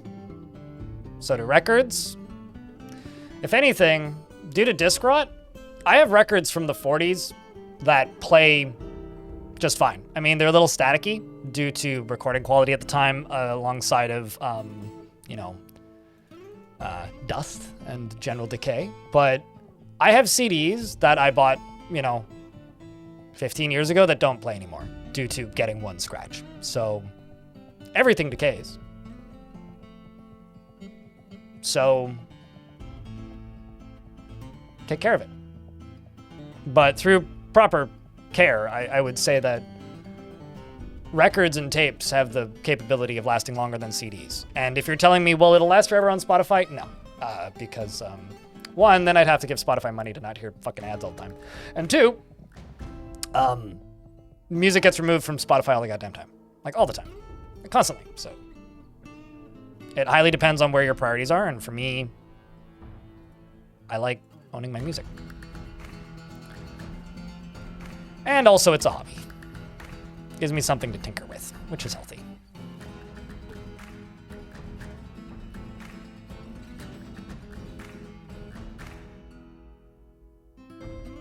Also, I kind of screwed this up. I need to do 2 levels of this.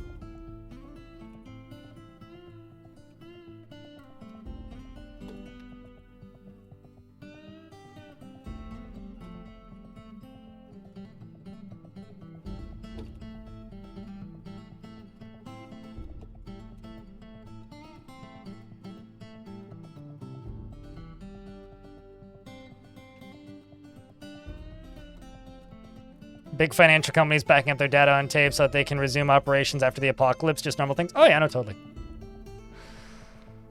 All right, so this can also be gotten rid of.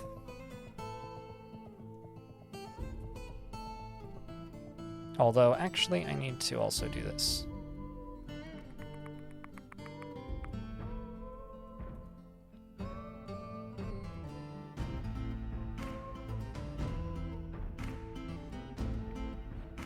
How are things going on today in Headpunch? Pretty good so far. Nothing too traumatic has happened. Just slowly digging. Valium. Crypt beer. Thank you very much for that Prime subscription. Welcome back. Jack, can I get a round of beers for yet another Prime? Let's see how we're doing on that daily minimum. Let's do a check-in.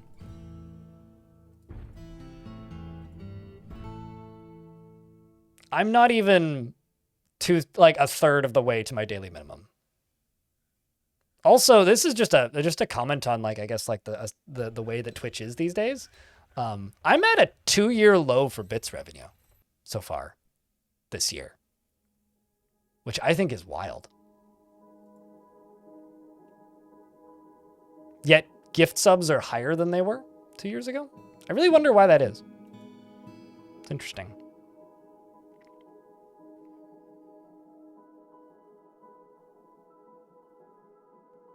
Yeah, well, I mean, the thing is, records last well until they get a single handprint on them. So as long as you're taking care of them, they'll last as long as you take care of them. But CDs are significantly more fragile in my experience. How much meat I have? Yep, this is what happens when you have massive livestock farms.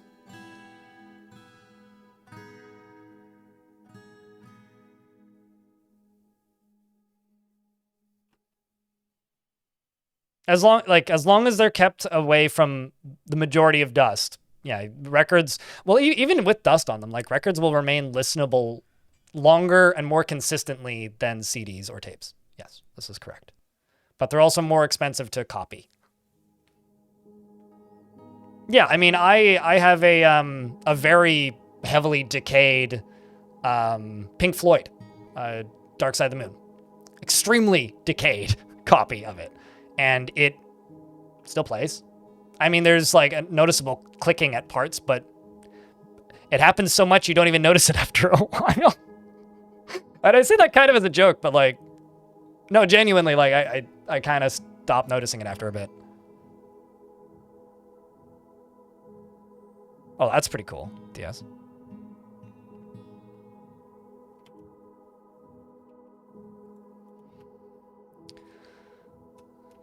All right. What's the one fish? Good question. Probably something I bought. I've had one fish in my inventory for a while. Yeah, it's just sitting in this pot. It's a random fish pot. It's a yellow bullhead. Probably very well preserved at this point.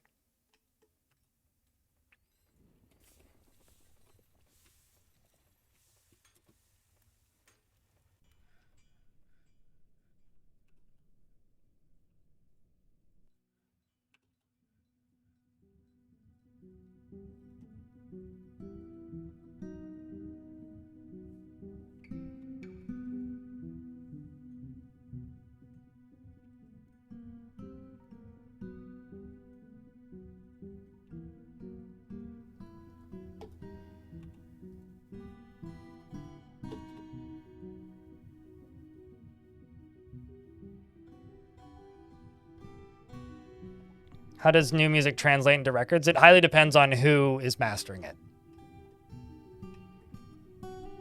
Highly depends on who's mastering it. And let me tell you this. If you're getting into records because you're seeking higher audio quality, don't. Just don't. It's the wrong reason. Because is there a difference? Sure, certainly, if you are correctly mastering. For me, the reason to get into records isn't to seek higher audio quality, because that's just a really good way to bankrupt yourself. If you're going into records, it's because you are interested in the medium, you're interested in physical music, because you're interested in more directly supporting smaller artists, and because it's an activity and a pastime and it makes you experience music differently. If you are quality chasing, good luck. To me, it makes music. I'm just making sure I put the record player away. It makes music go from being just something that's passive to a hobby and an activity. And that's why I like records, and that's why I like CDs, and that's why I like tapes. It brings some of the joy back to music for me that is lost by streaming platforms, basically.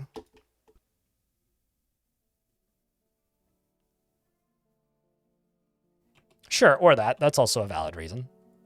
Flaccid.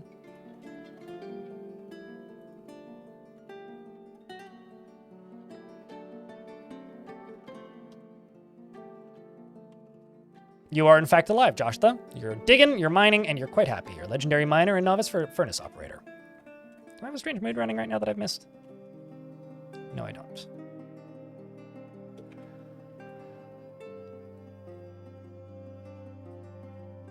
This dwarf ended up with a steel cap on. That's kind of funny.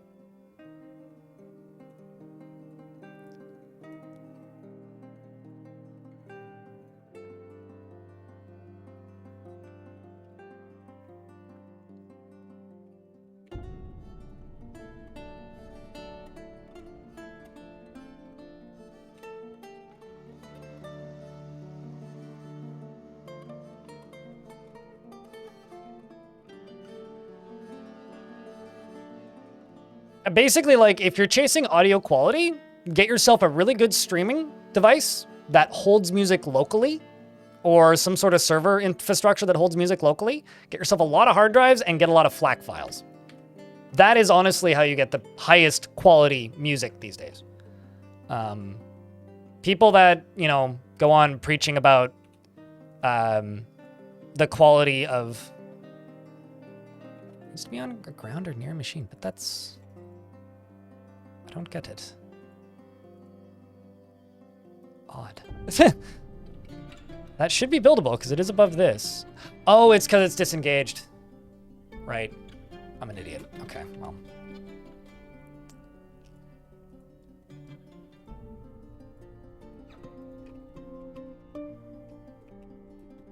Do I still literally have no wood? My god, they cleared that fast. All right, well, let's just open this up then.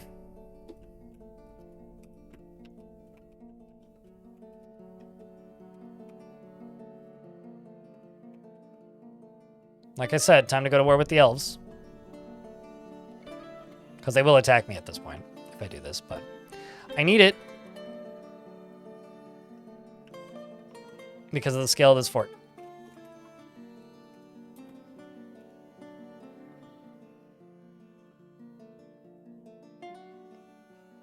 Yeah, that's actually something you should invest in, is a nice set of headphones.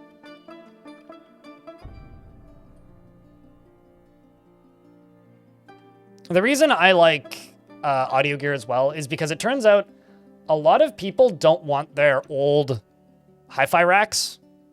So I got all of, like, 90% of my gear for free. That either needed cheap repairs or pretty affordable repairs in the grand scheme of things. So that is one of the things I like about it, is for me, it was actually quite affordable to get into.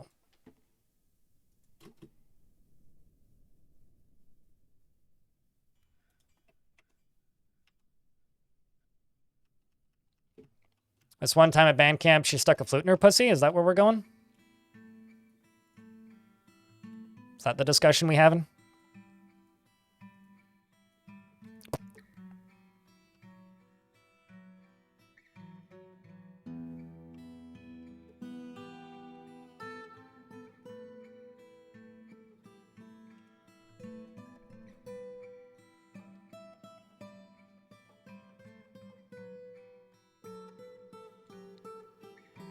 Who's back? You started buying books. You read as hardbacks because you found that owning things now that you're you think of buying CDs and ripping them to your home server. I mean, you don't need to just buy them. You can also buy FLAC files from like if you're just going for digital music, like you can buy FLAC files from multiple platforms.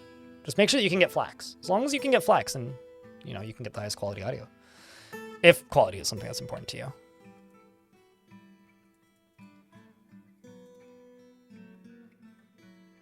Also, yeah, library as well.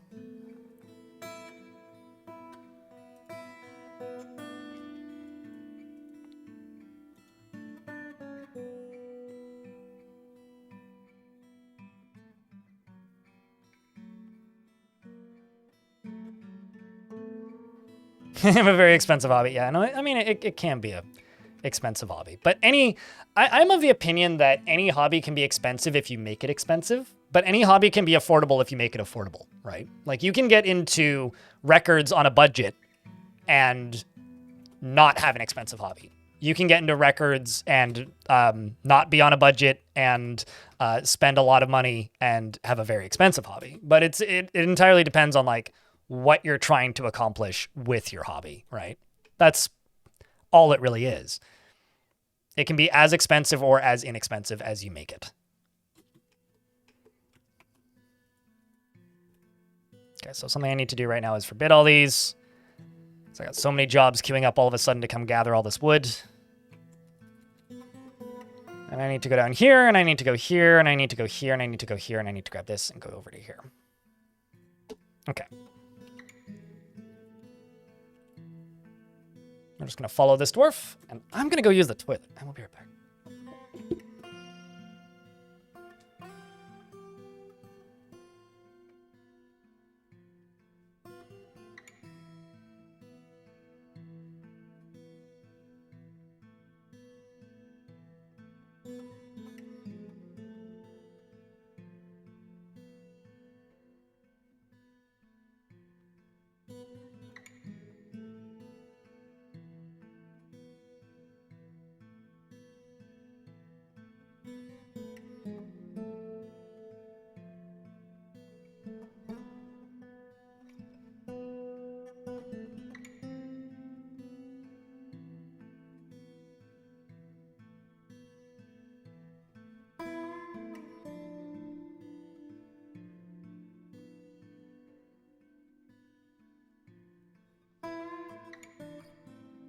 It's also kind of like asking, also, Havelrock, it's good to see you.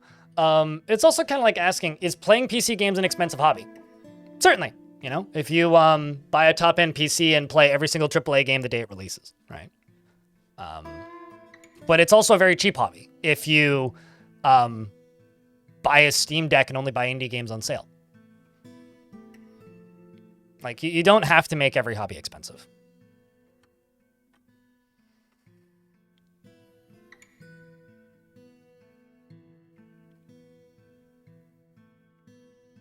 I mean, same with Flax. Suit him.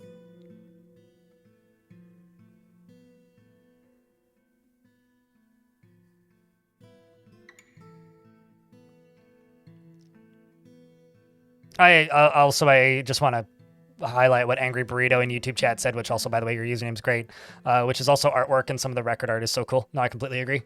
There's some pretty dope looking records out there. Some pretty awesome looking records out there. I really like the way the entryway of this fort has ended up looking.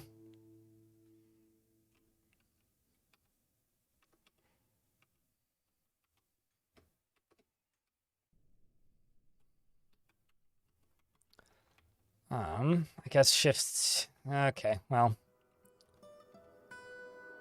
Let's just go down to the bottom.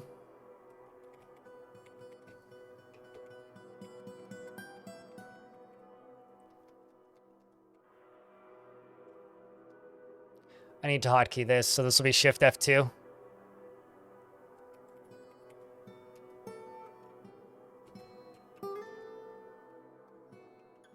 Oopsies. Down here, this is Shift F2.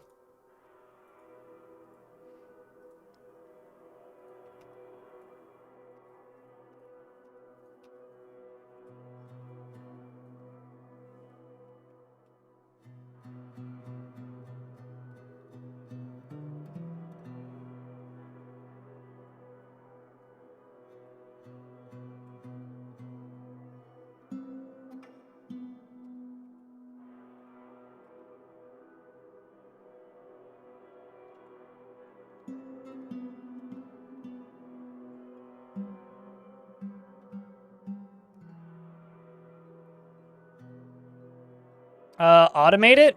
Make a garbage dump pile and allow for clothes to be put into it. So automate the creation of clothes using work orders.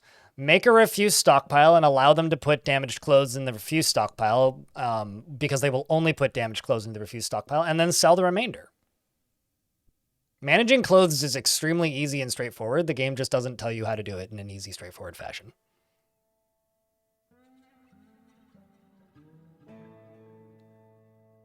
Yeah, honestly, a lot of Wi-Fi equipment isn't worth buying new anyway.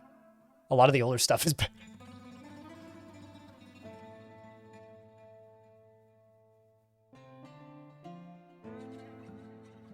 But trust me, it is not a convoluted or complicated thing to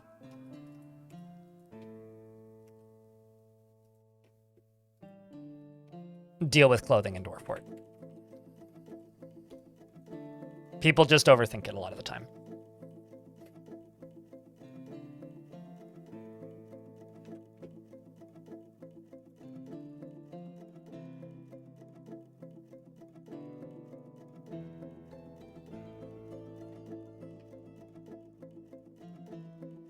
Okay, now the question is, am I right next to it?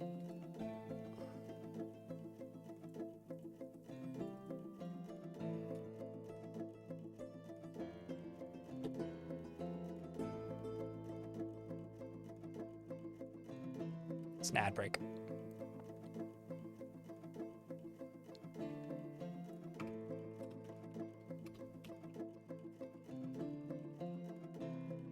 Also, I'm not sure if people are in ads, which is why I'm typing. Because we're in an ad break.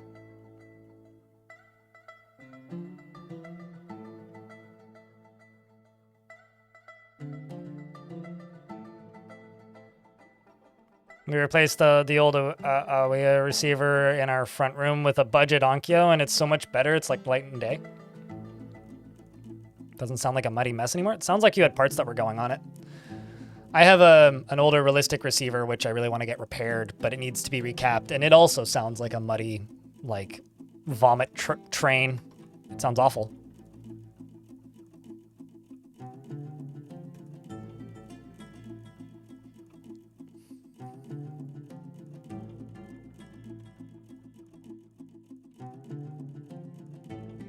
You want to get a secondhand Steam Deck or something? I mean, secondhand Switch is going to be a soon thing, isn't it?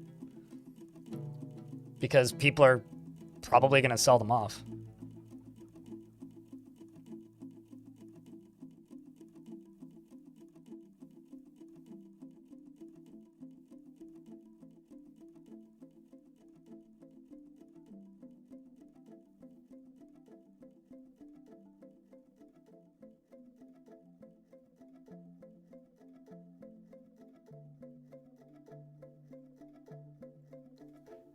So I am now officially waiting on a phone call. Sometime today in the next 3 hours, I have to let somebody in to measure my windows. So at some point today I will be going AFK, but I'm not entirely sure when today.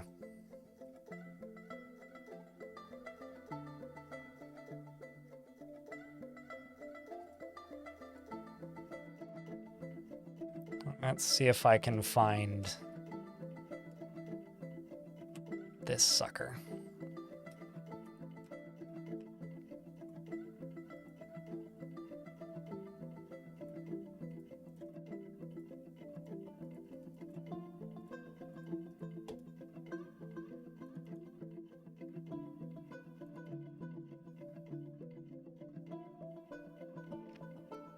Also, congrats on that win, Cajun Bard. That's a big win. Holy shit. But Havel Rock, if you're still in chat, what you should do if you're having problems with damaged clothing is go to your refuse stockpile, like this one, click it, go to custom, go to finished goods, and then just type in where and permit finished goods of everything of lower quality. In fact, I could probably even go up to finely crafted. But everything below superior quality won't upset the crafter if it's destroyed. And this will just make it degrade really quickly. So this is all damaged clothing, as you can very clearly see. It'll just get chucked in here, you know, like that one. it'll degrade at a massively accelerated rate sitting in here instead of, you know, being elsewhere in your fort. And as long as it's not owned by a dwarf, it'll get put into this stockpile. So that will get rid of a large, if not majority, a large portion, if not large majority, of the extra random crap lying around. So hopefully that is helpful.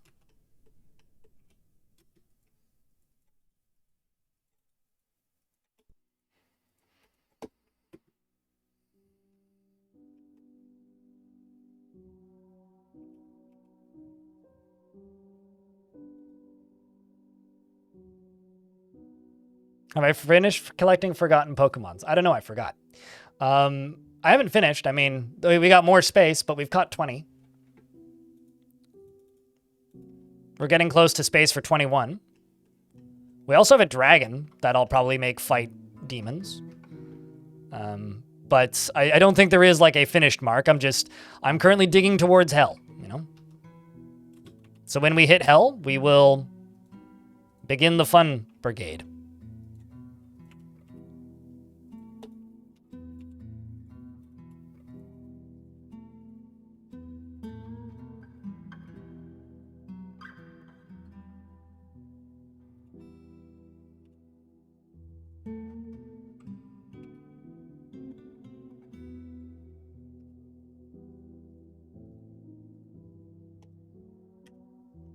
And yeah, I'm not the best solder either, Murray Crotty.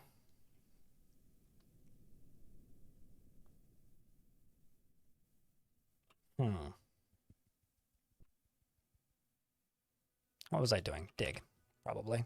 Did I find that thingy? Nope.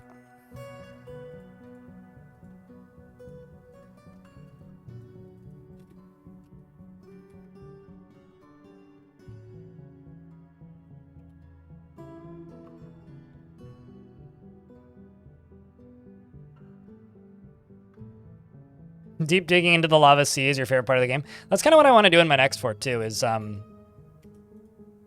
work in the lava sea primarily.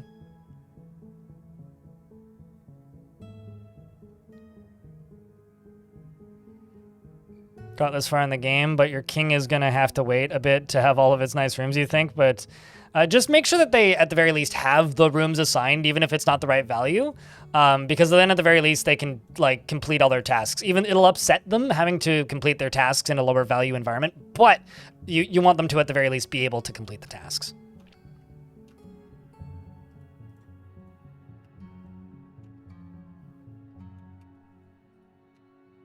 That's all.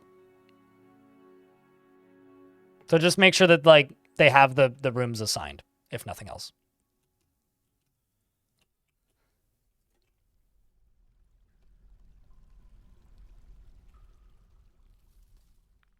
I'll just dig down to there. Why not?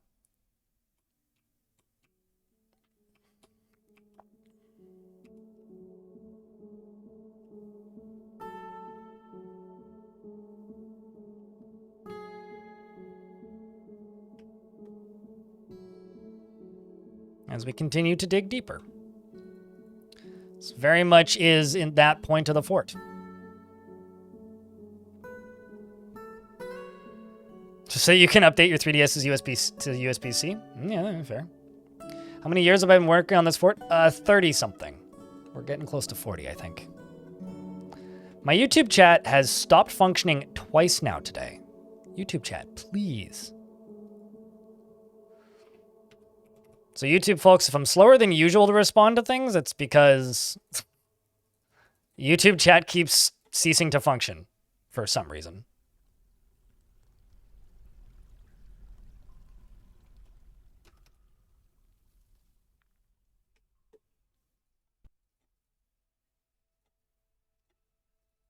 I'm not totally sure why.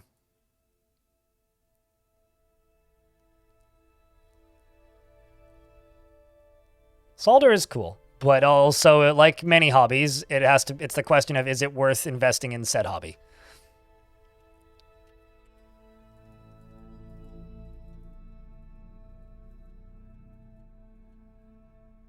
Maybe I've gone to the wrong one. Because, like, there's also one... Where is it?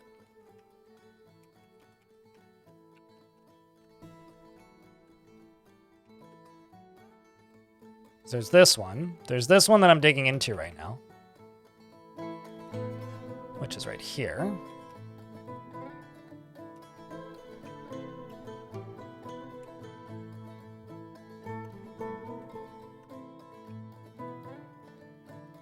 Because this is the top of one. But is the one here not as deep? Because if so, I can just move over to the taller one. Yeah, I guess it's not. Unless I'm going the wrong direction, which would be weird. It should be like right here.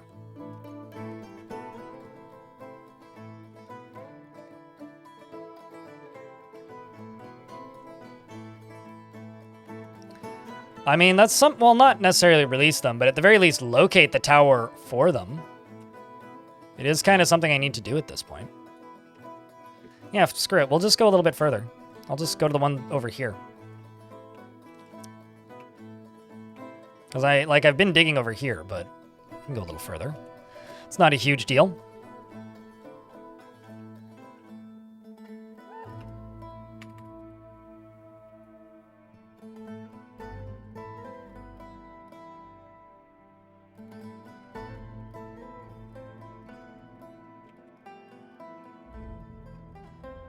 And then up here, not clear glass, something else.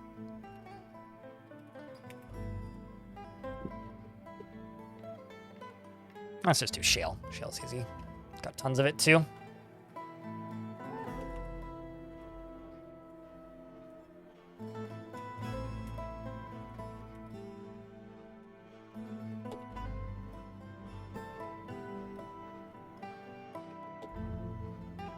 That's intentional, by the way. Without finding a cavern first? I mean, look at the big full spaces in this cavern. This is a cavern. These caverns are edited in Advanced World Gen to be less dense. So you just have to hit one of these, and then on the one above it, you have to hit one of these, and then on the one above it, you have to hit one of these. So, not uncommon at all. I've done it many times. In some cases, it's actually optimal.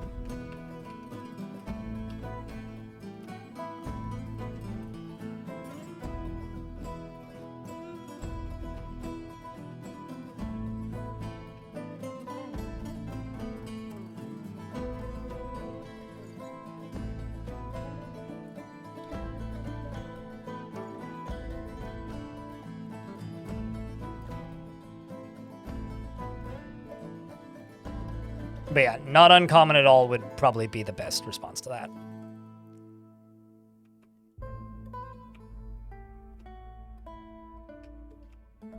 There's probably so many dwarves up in here right now. Look at all this activity. You'll love to see it. Let's also put some more of this activity over here. Over here. Here, here, and here. And this I'll smooth and fortify because I want to see what's on the other side of that a little bit.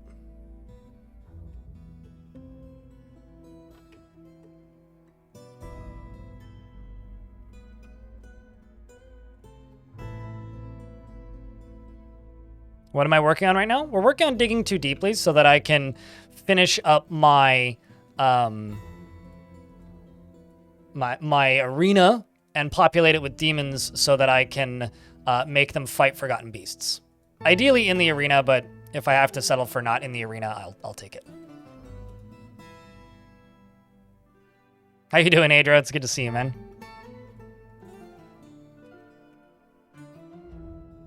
Friend of mine sent me a bunch of pictures of Warbringer, who we saw the other night. Oh, this can only land well? Absolutely. Which is why I'll make sure that there's a well here.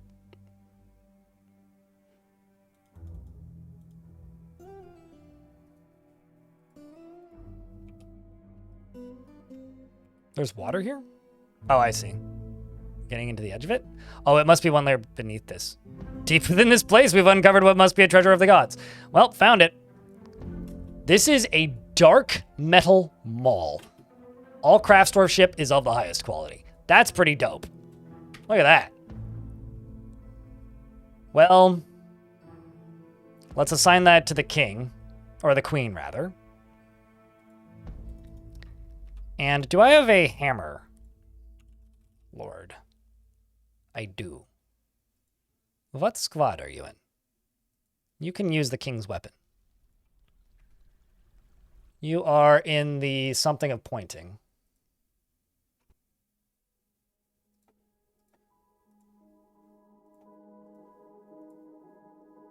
There you go.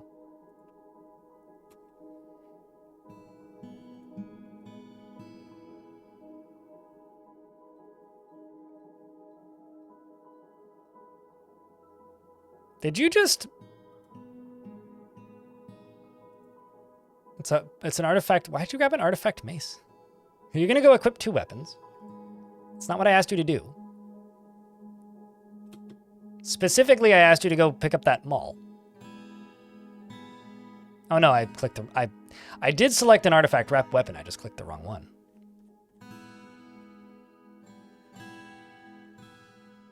Or maybe I can't assign it now that it's assigned to the king.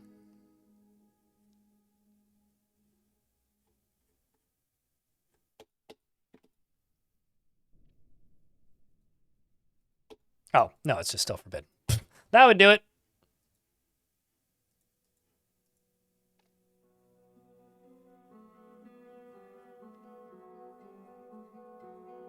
No? Well, that's a shame.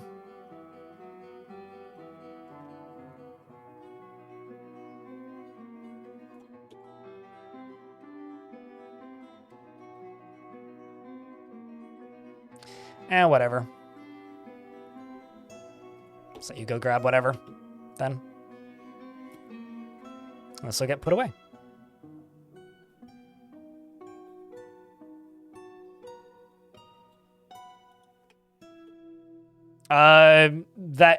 This is going to be one of those questions, Fedor, where the only actual answer is it depends.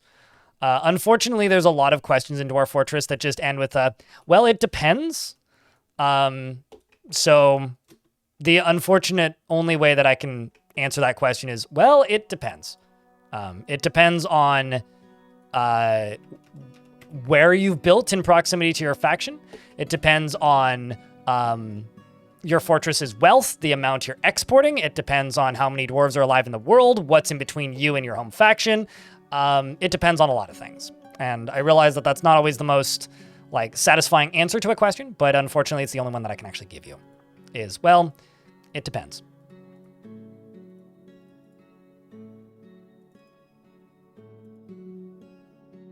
But if you want to reach 150 dwarves quicker, sell more trade value to the mountain home.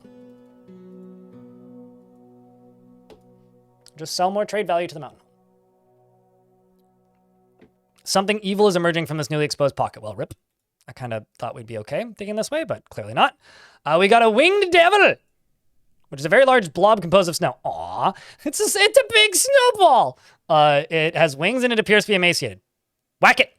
You'll kill it.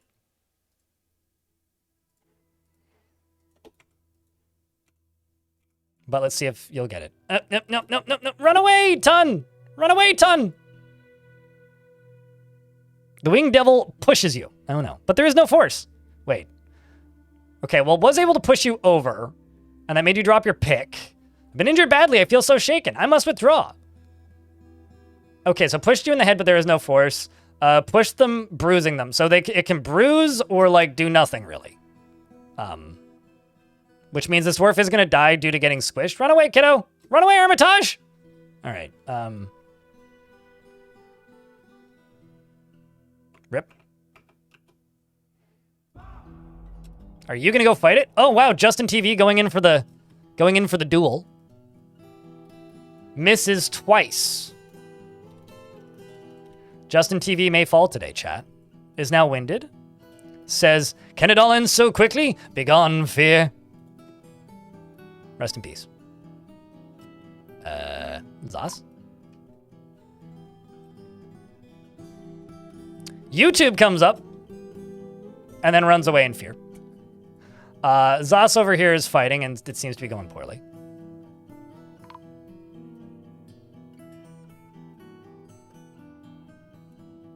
I mean, could be going worse, actually. I mean, you are winded. They've shattered several bones, and you cannot breathe, so you're going to die of suffocation. Vukar, the Dwarven child, is dying now. I think it's time to get my soldiers training down here. At least some of them. So what I'm going to do is I'm going to make this into a barracks. And get this squad training down here. And jump up to here. And remove them from there.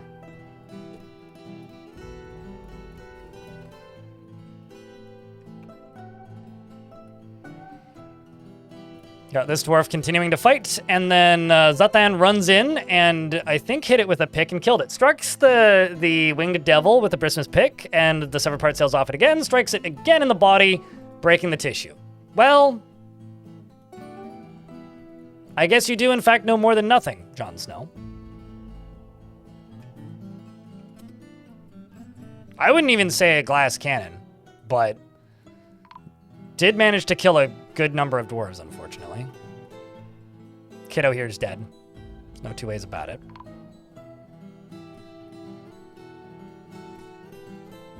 That was a bit more sudden than I expected, or initially anticipated, but it does in fact happen to the best of us.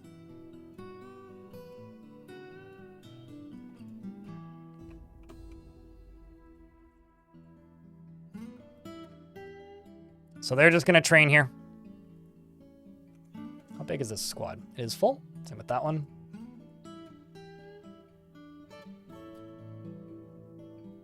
Let's chuck some additional dwarves in. Get another squad rolling slowly. Let's see, are there tomb jobs happening? I guess there will be. There's too many other unrelated tasks to happen first. Such as mostly construction tasks. Oh, loose glass bricks, not just bricks, glass bricks.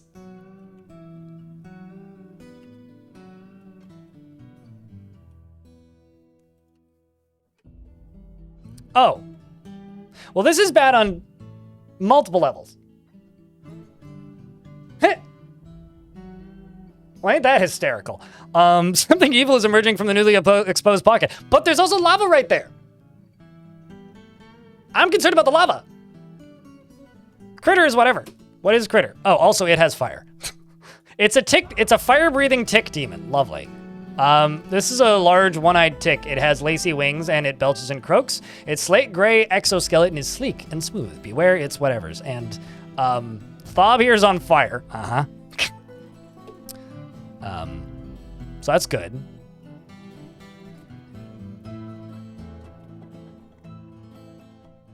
Thob is still on fire. And there's lava everywhere.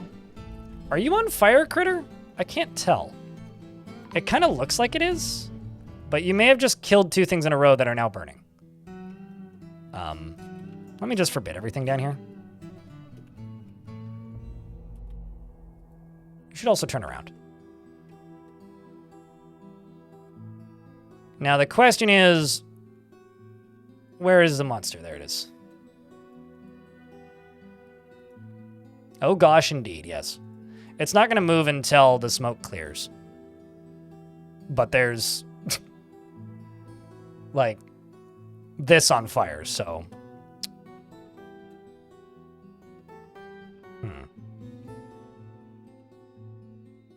Which means maybe just doing this is the right call.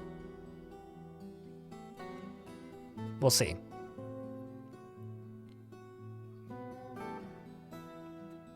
This problem might solve itself now. Unfortunately, I don't think we're going to be so lucky. But it's not pathing through because of the smoke. Like, quite literally. That's why it's not coming through. So what I could do is I could dig all the way up to the edge of it. Right here. And smooth and fortify it. And then just park my mark stores right next to it. Although it does shoot fire, so actually that would probably be a bad idea. Phantom Moisten is its name, though. Send my mark stores down here.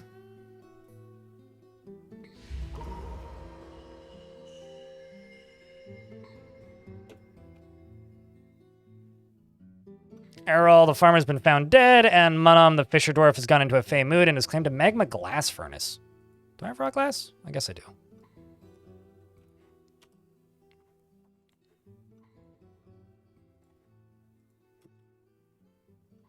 This game is interesting. I'm glad you think so.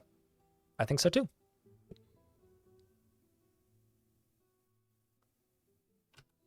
And that diamond is literally going to burn for a year. Which ain't great for us, but we'll have to deal with it.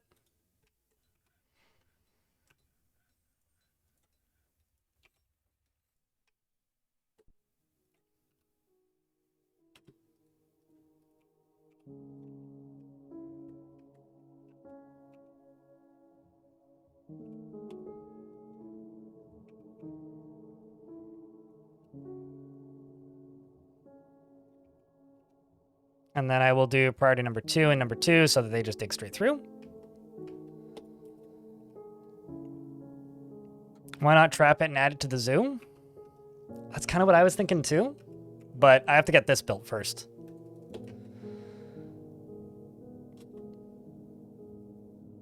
The problem is I've got way too many other unrelated construction jobs. Thanks for whatever an SEK 50 is in money. You hope the artifact is a glass door. That would be cool. A glass portal would be neat. Chat and YouTube chat. Could I get a round of beers for the YouTube super chat? Let me just go through the very long and slow process of forbidding. I'm going to be doing this for a while. Turns out I have 7,542 trillion different construction jobs right now.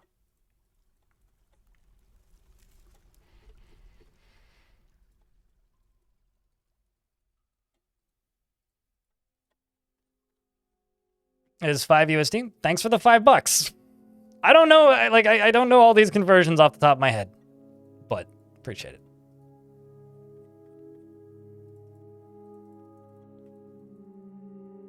It wasn't that color range, but yeah, I don't know. You neither, you Googled? Ah. You know, these stairs don't matter so much to me right now. I'm just gonna get rid of the stairs.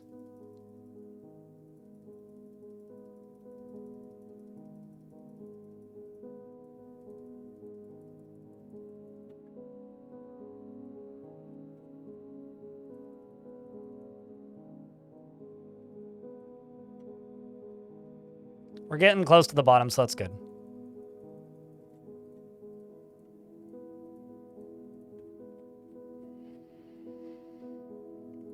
So you have brain open? Well, I mean, also probably tab open. You know, the more I do this, the more I agree with the people that are like, yo, can we get a cancel all jobs thing, please? Please. You know what? Just.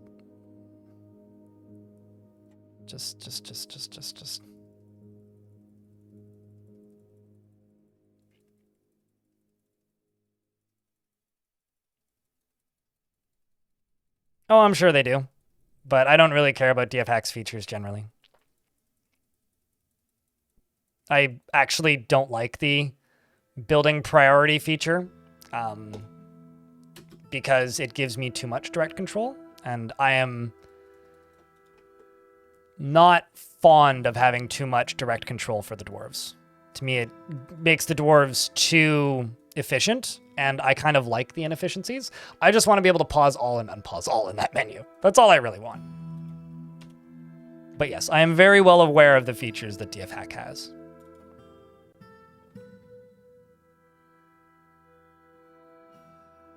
It would still be really easy to like click and paint over top of the, not the existing jobs. It would be way too easy still to accidentally paint over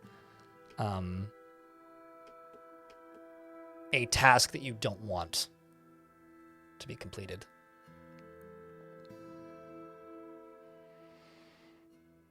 Or rather, it would be too easy to like click and drag over top of a X, essentially. I just want an all or nothing. Or maybe an all of a certain type, like put a filter on it if you want to be awesome.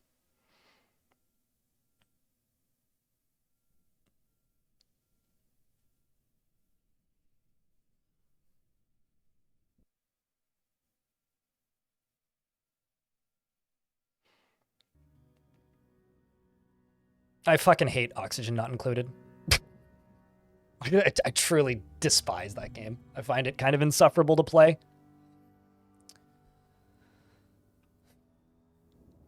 And the more people tell me that they think I would like it, the more I kind of hate it in hindsight. I played about 40 hours of it in early access and another 30 when it released, and nah. I wanted to like it, and I tried really hard. Sure, but I'm thinking about like what this game already has in feature sets, Ilmirin, and what would be likely easier for them to implement. And I have a feeling that it would be much easier for them to implement a yes or no all button than it would be to implement a click and drag function for that menu, based on other menus they've built in the past. I like colony generators that focus on story generation, and the heavy focus on physics. What are you doing? Why? The heavy focus on physics for Oxygen Not Included kind of meh. It's like I don't really have any interest in it for the same reason I don't really have any interest in like Kerbal Space Program. I'm just gonna pause the game and do this. It's like I don't really have any interest in Kerbal Space Program, and I kind of also don't really have any interest in Oxygen Not Included.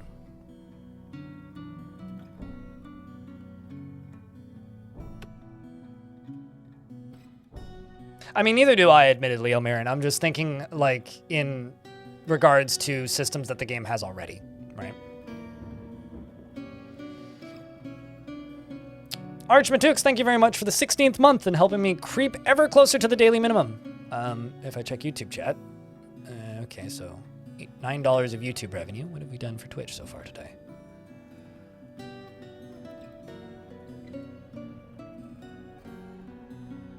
Not even halfway to my daily minimum. So thank you very much for those Prime subs and thinking about me, because it's been a weird week. It's been a weird couple months. And I don't know. I don't have any ads on this stream or sponsored time, and I'd like to keep it that way. So if you have a Prime sub, think about me.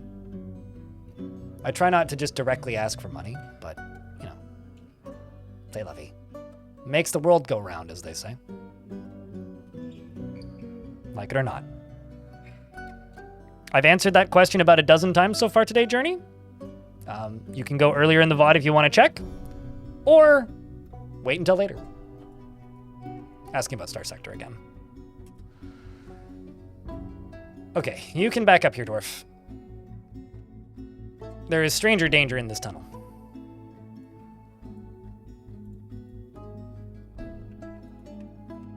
More like demon danger.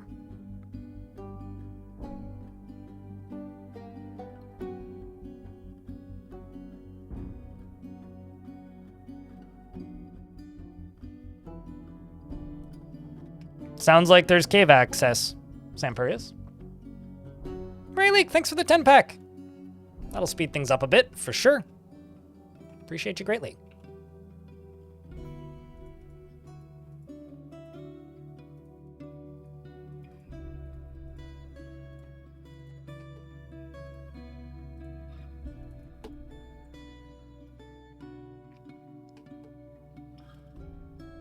So thank you. Appreciate you greatly.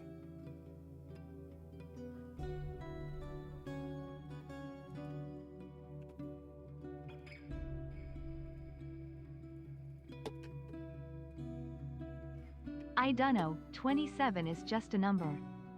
27 is a number, and it's a number of times that you've chosen to keep this channel funded, so thank you. If it wasn't for you, stream wouldn't be here. Or it would just be full of insufferable ad time. Thank you, Shaku, for the 27th month.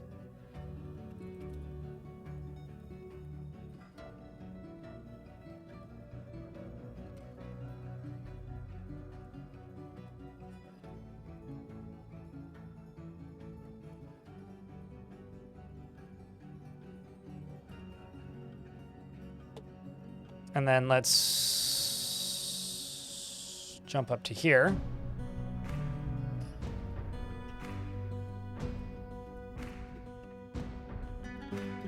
Is this button? Yeah. Oh, come on.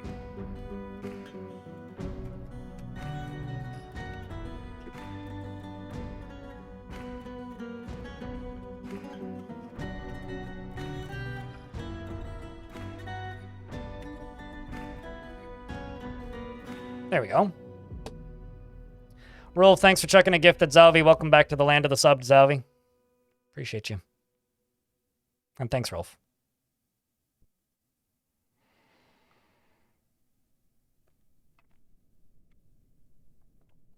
But yeah, no, it's not travel over water. It's either very small gap for ocean, YouTube chat, or it's they can go through the caves.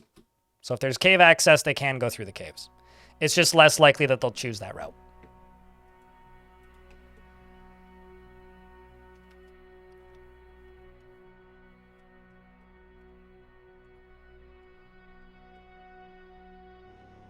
Oh, geez. Well, at least they're seeking a parlay. A vile darkness forces has arrived and is parlay seeking.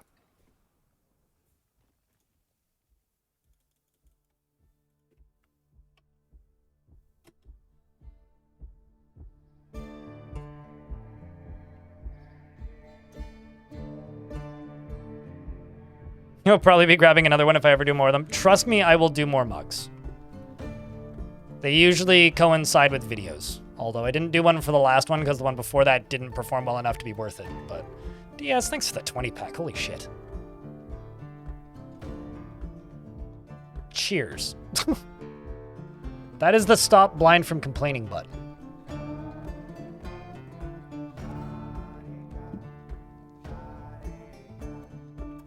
Did you know that more than half the goblin populations are not green? They're actually gray. The game just doesn't have a gray goblin sprite. Now you do. Blind is shook button? That's more like blind is relieved button. It's funny, like you go through like these different cycles of trauma in the streaming industry. First, it's like you panic whenever somebody throws money at you, and then when you've been doing it long enough, it's like, we're good for the week. But seriously, thank you. You have 2 of my mugs? Cheers. You can clink them together whenever I say cheers. Like maracas. I think that's what you do with maracas. What are you complaining about, Dwarf? Do you need more raw green glass? Rough gems. Metal bars.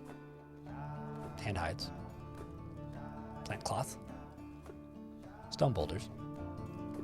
Raw green glass. Raw green. Okay. Might be plant cloth?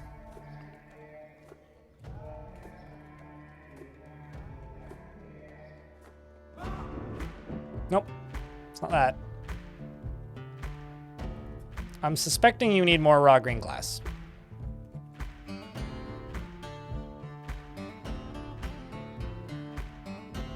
Nope. I do not, Logic. I don't really have a plan for what mug I'm going to do next. Mostly because I'm not entirely certain what the next video is going to look like. Currently, the hype train needs 1 more subscription or $5 in bits to level up. Just saying. But seriously, thank you very much for all of the gifts. Appreciate you guys. As a reminder, it only takes 56 bits to get number 3 on the bits leaderboard, though, if you want to get onto a much cheaper leaderboard. But appreciate you guys. Devil Dawn, thanks for the 5-pack and helping keep this channel funded. You are truly one of the greats.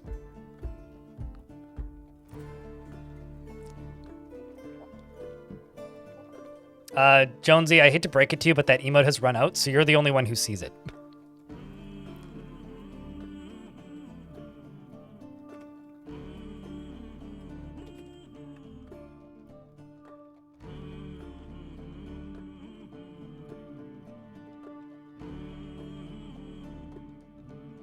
Did these two not have routes on them? It's got to be these two, right?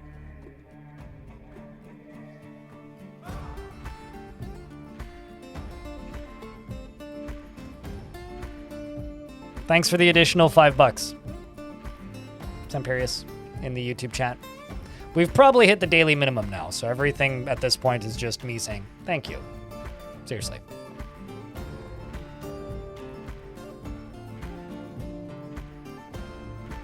You have no money for subs? If you have no money for subs, please don't sub. But I'm just letting you know that nobody can see the emotes here. Just use Crypt Purr. It has the same effect. Some people like it more, even. That one.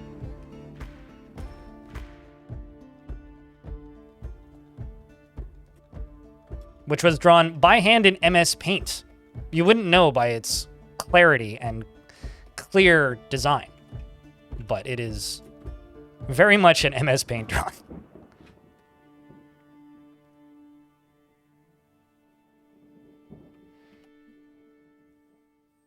I think I'm just going to cancel all these for right now.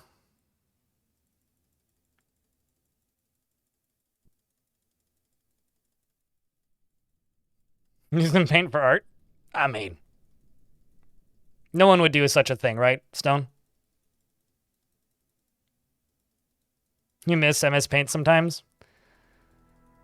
Did they kill MS Paint? I'm sure that someone has, like, a recreation of OG MS Paint, right? That has to exist.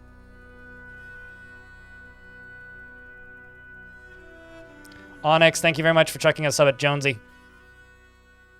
Congrats, Bones. Welcome to the land of the subscribers.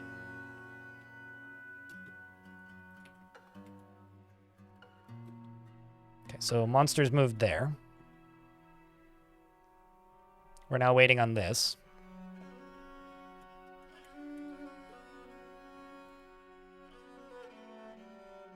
That's done.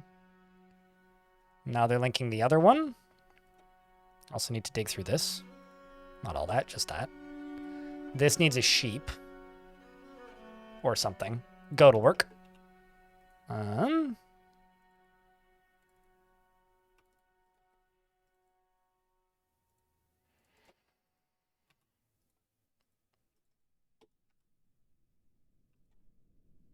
then down here can also get dug out.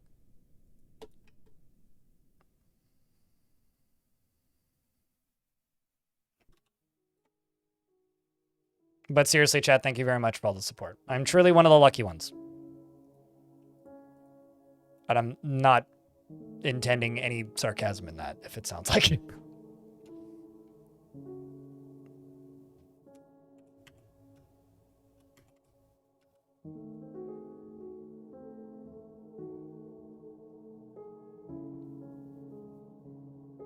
Discord crashing for anyone?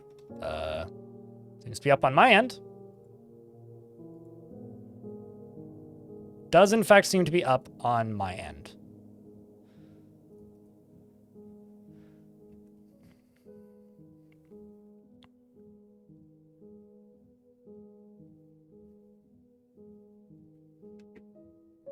But currently it needs another 10 subscriptions or $49 in bits to level up.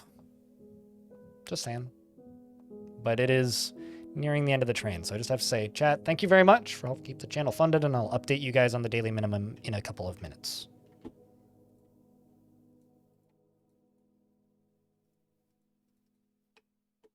Or it'll just level up again. Thank you, Rayleek, for sniping the train and keeping it rolling. You are a god. Thank you much. Seriously. Like, huge thank you. You got one question. How do you build minecarts up and down? Just don't turn on a corner and use ramps. They have to go up and down ramps. And don't turn on the ramp or it'll, like, derail it. But you use ramps. Also, I was about to ask what a ladder is, but yes, it's not the same as stairs, no.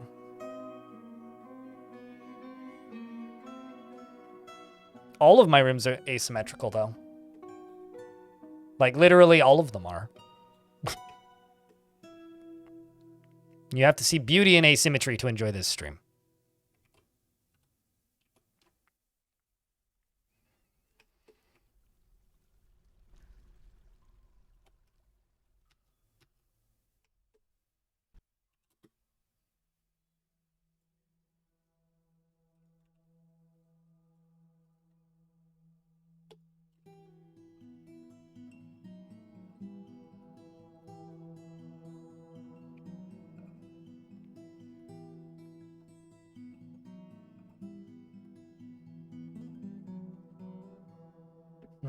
But now, if anybody's wondering, it's 20 subscriptions to level it up, or $98 in bits. Okay, 10 subscriptions to level it up. Or $48 in bits. Okay, now I'm just impressed. Thank you, 60. Thanks for keeping the channel alive. Seriously. I would say holy scope instead of holy cow, but...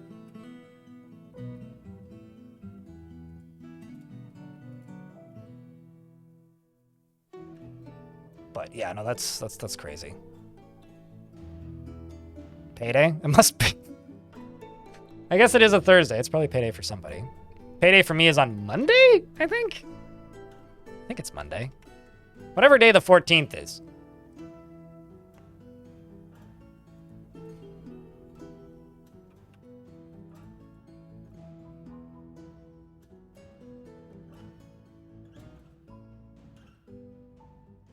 Sanctified goat.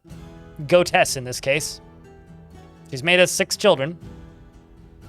I love how inbred the goats are, and it makes their families ridiculous looking. It's like, well, she has a bunch of kids and a bunch of siblings, as well as like a bunch of half siblings, and then like, it's just funny. The goat family trees are hysterical. This is the highest hype train you've seen in a while. I need to go back in the history, but I think we had a level 7 one last month. But yeah, it's been a while. But it does need another 10 to level.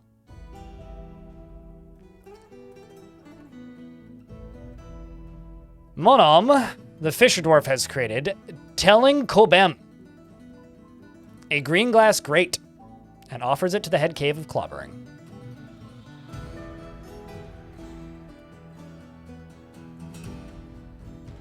This is a green glass grate. All craftsmanship is of the highest quality. It is decorated with square, brilliant cut, smoky quartz, and decorated with square cut green glass gems, and encircled with bands of round dolomite cabochons and llama leather. This object, of course, menaces with spikes of green glass and dolomite and copper. On the item is an image of the Tower of Tarnish, the native gold mug in green glass. On the item is an image of Bomrek Control Channel, the dwarf, in pigtail. Bomrek is surrounded by alpacas. The artwork relates to... On the item is an image of 2 tetrahedra in dolomite. Logic, thanks for the $1. Appreciate you. Needs 10 more subscriptions to level up, or $47 in bits. But I will say thank you now because I'm presuming it's ending here. So thank you very much for the hype train. Appreciate you guys.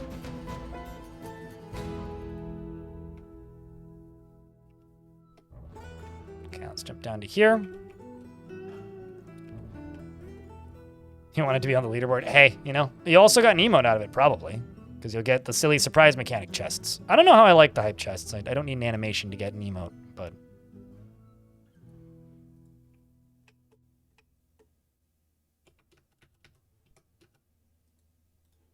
Now I just need these to be placed, and then we can go through. I really like that one, Onyx. Like, that one I think is real good. Well, throwing money is kind of funny, though.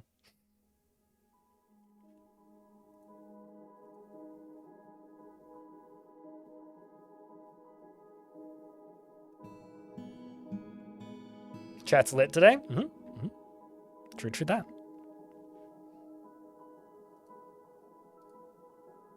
Holy crap, DS. That's so many gifted subscriptions.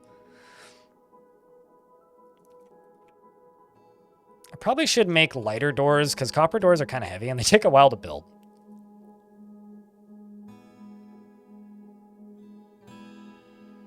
This dwarf says people should listen to what I have to say. Okay, then say it, dwarf. I'm waiting.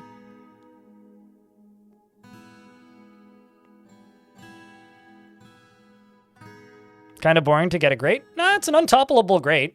I don't think that's a boring artifact. The nice thing about grates is you can kind of use them as like little entry things into rooms. So if I, where is it? There. If I go plunk it down here and put it here, then they'll get happy thoughts every time they walk over it, which is often something I do with grates, is just use them as like a foot rug, essentially.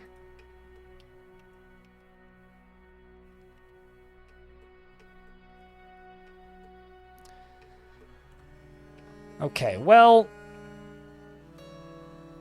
can they get up to here now? It's got to be these two, right?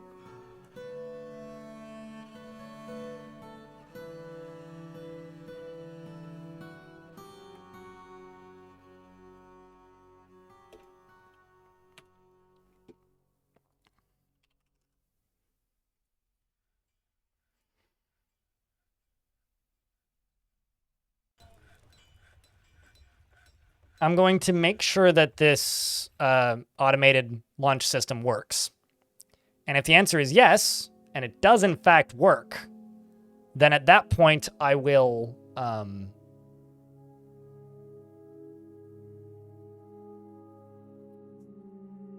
let the baddies in to fight my, well, minecarts.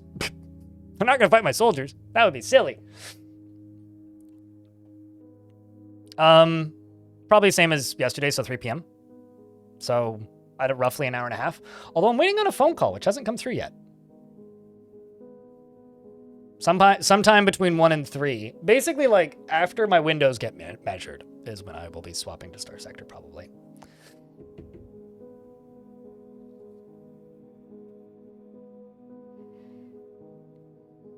Because, like, this fort is kind of coming to a close. I think that's pretty clear.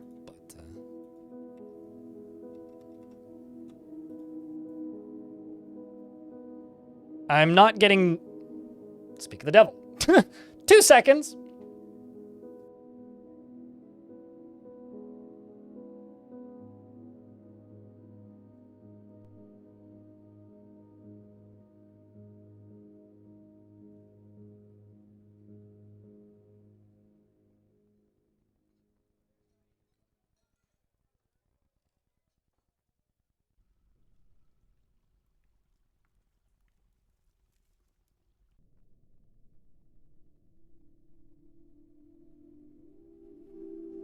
All right. So TLDR, I have to go let him in. I'm going to lock this door and give you guys a dwarf to follow. I need a full report of the tasks and efficiency of this dwarf. Let's follow the... Maybe not somebody in the military, because that's boring. Maybe like a... Sure, let's follow Clockwork. Clockwork, you're going to be entertaining the whole fort, so do a good job. And when I get back, we will continue. Hopefully this will be less than 15 minutes.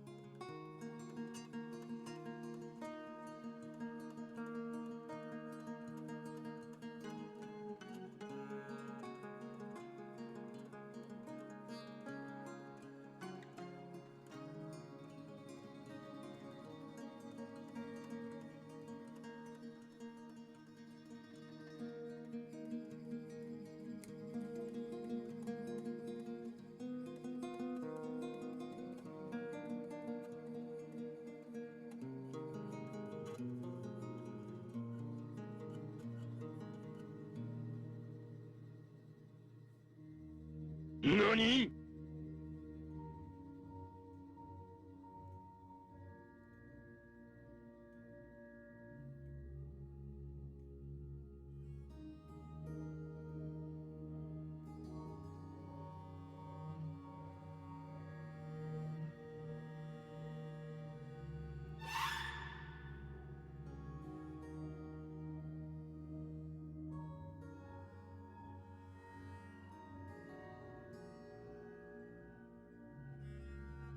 It's a unit system. I know this.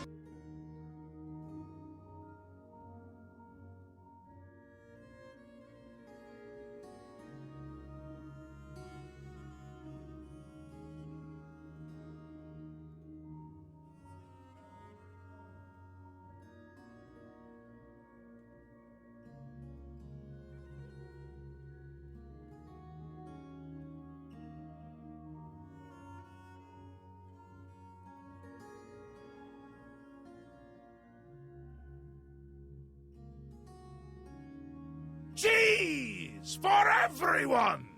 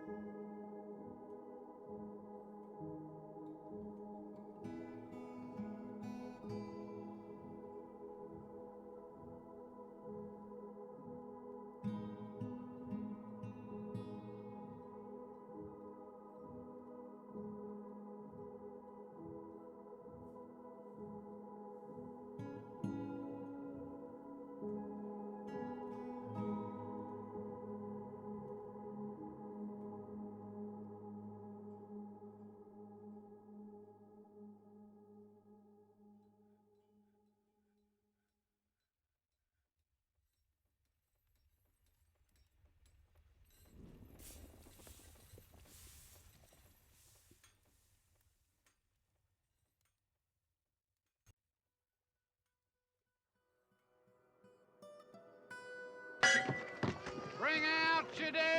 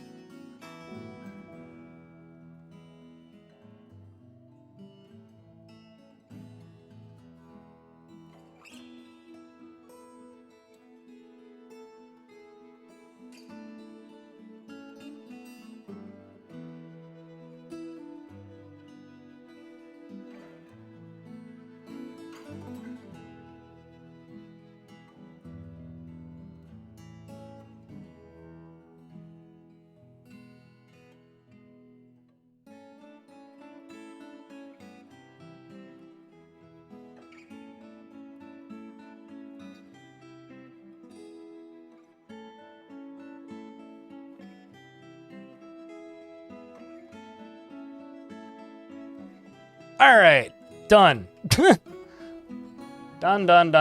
Sorry about that. But you know, had to go silence yet for a while because I was getting my windows measured and I had to get a quote and I had to confirm a bunch of things. Fun fact: the screen door on my patio was upside down and backwards. So whoever installed it upside down with the cat door on the wrong side. So they must have bought it, installed it, and then installed a cat door and didn't realize that they'd installed it upside down. So I get to save $200 because they'll just remesh it and use the old one because it fits perfectly. But yay. So I only need 2 windows and then 1 screen door instead of 2 screen doors and 2 windows. Anyway, so that's hysterical. There's a top the bird door.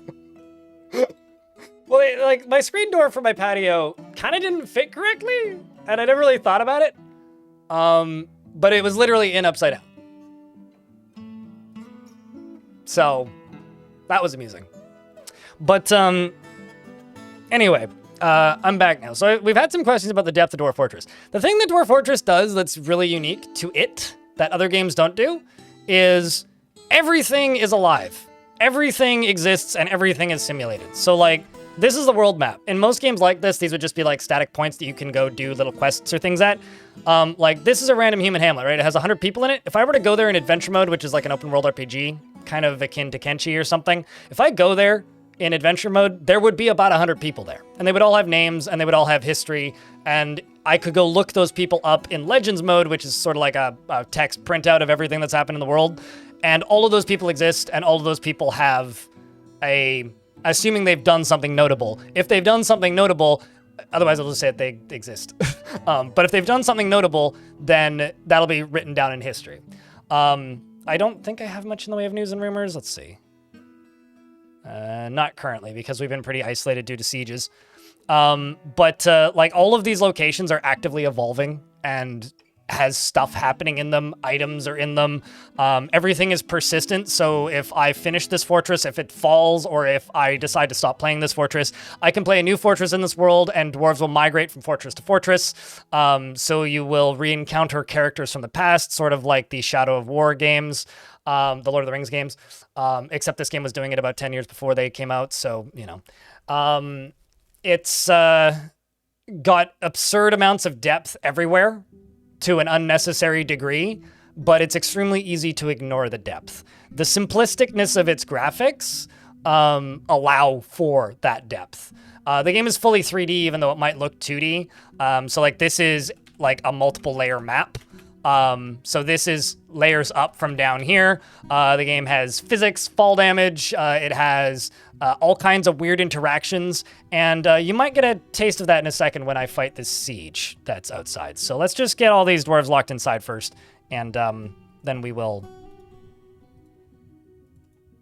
explore some things. Explore some of that craziness.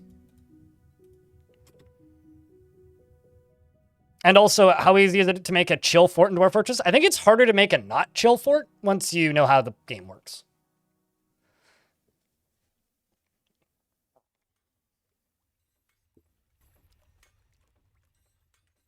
Yes, we have rhinos and baby rhinos and war rhinos, Factorio fans.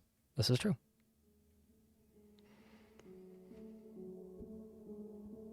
Screens should have been handled by building maintenance. That's not how building maintenance works. This isn't a rental unit. I own my unit, which means if I want to make modifications to the unit, I have to make modifications to the unit. And screens on the outside of the building are not maintained by the building. That is maintained by me. If I want screens for my windows, I have to install screens on my windows. If this was a rental unit, I could yell at a landlord, but it's not, so. You have a chill fort that gets no migrants? By design? Like, is that intentional?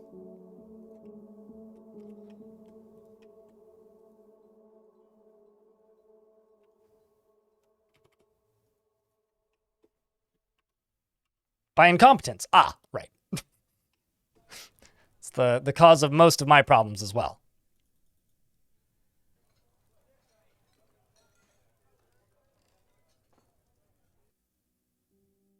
I mean, I yell at myself all the time in my head. I don't need to do it out loud, though.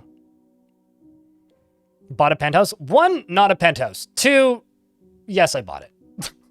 There is a penthouse. It's not mine. And it's only 300 square feet bigger than mine, so eh. It does have a much bigger patio than mine, though.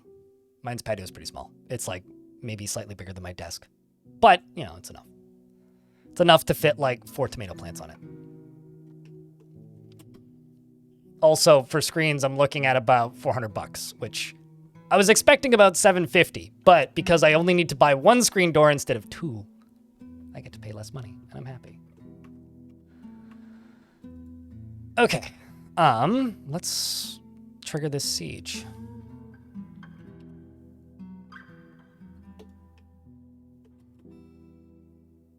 I am on the corner top floor, yes, but that doesn't make it a penthouse. Like, there are other units in the building that are not corner top floor units that are roughly the same size. There's a 2-bedroom on the main floor. That was cheaper than this one, actually. It's just a worse layout and has a lovely view of the parking lot instead of, like, the beach. Although I can't quite see the beach, but I can sort of see the beach at one particular angle. Although the 2-bedroom is probably quieter though.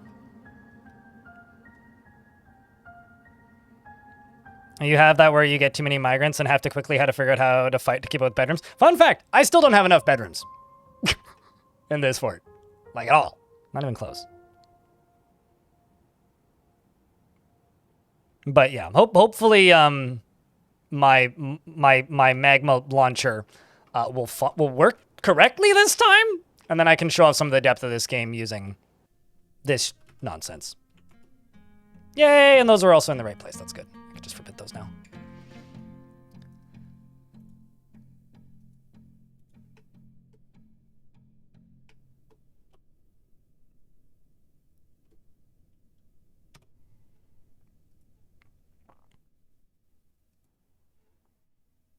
Alrighty, Tiny Hippo. Don't be dumb and try and leave through the surface, or you will die.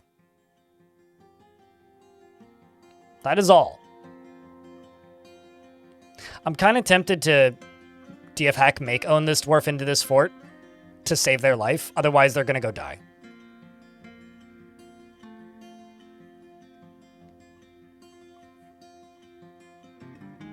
Uh, 20, but potentially 21 in a minute. In regards to how many beasts. Don't know. And then 2 years in, the Baron on the other side of the world died, and the most upset and demanding dwarf in the fort suddenly a Baron. Lovely. Well, thankfully, all you really need to do to keep a Baron happy is make very big fancy bedroom, very big fancy everything for him, and then that'll ideally keep him happy, and also make him happier than he was before. Or, because he's very pissy, he'll just die, and then it won't really be a problem anymore. Why is there shit on fire? What?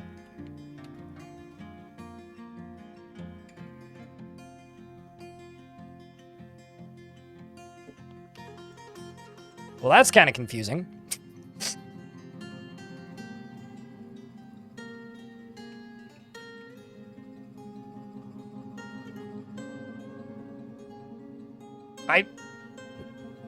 It's probably been burning for a while, actually.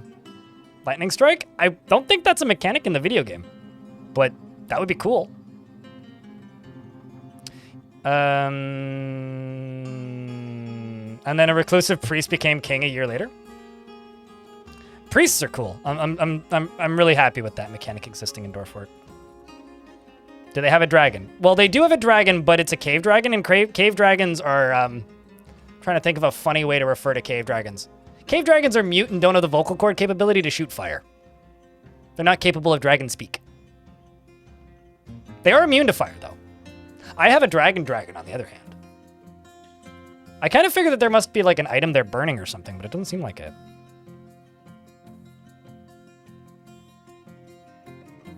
I love the goblins that are trying to walk this way, but keep getting blocked, so instead they're ending up in trees.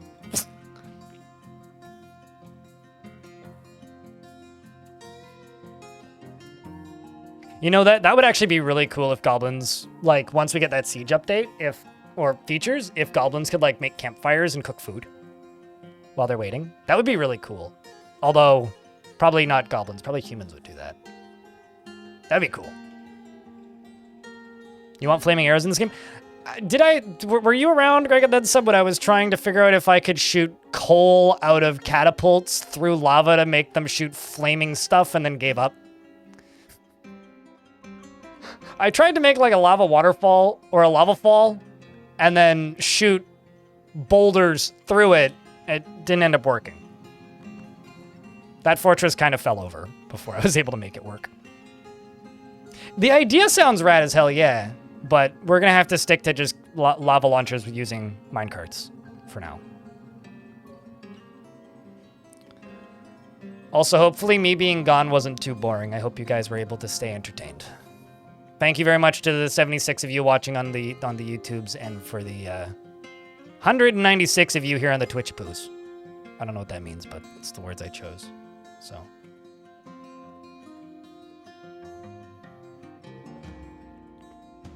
You were vibing? There you go. Tiny Hippo appears to have made it into the fortress and is trying to attend a meeting.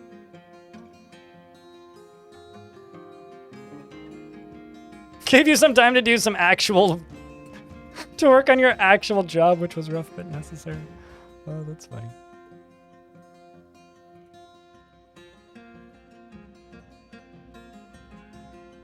I've got a child attending a meeting?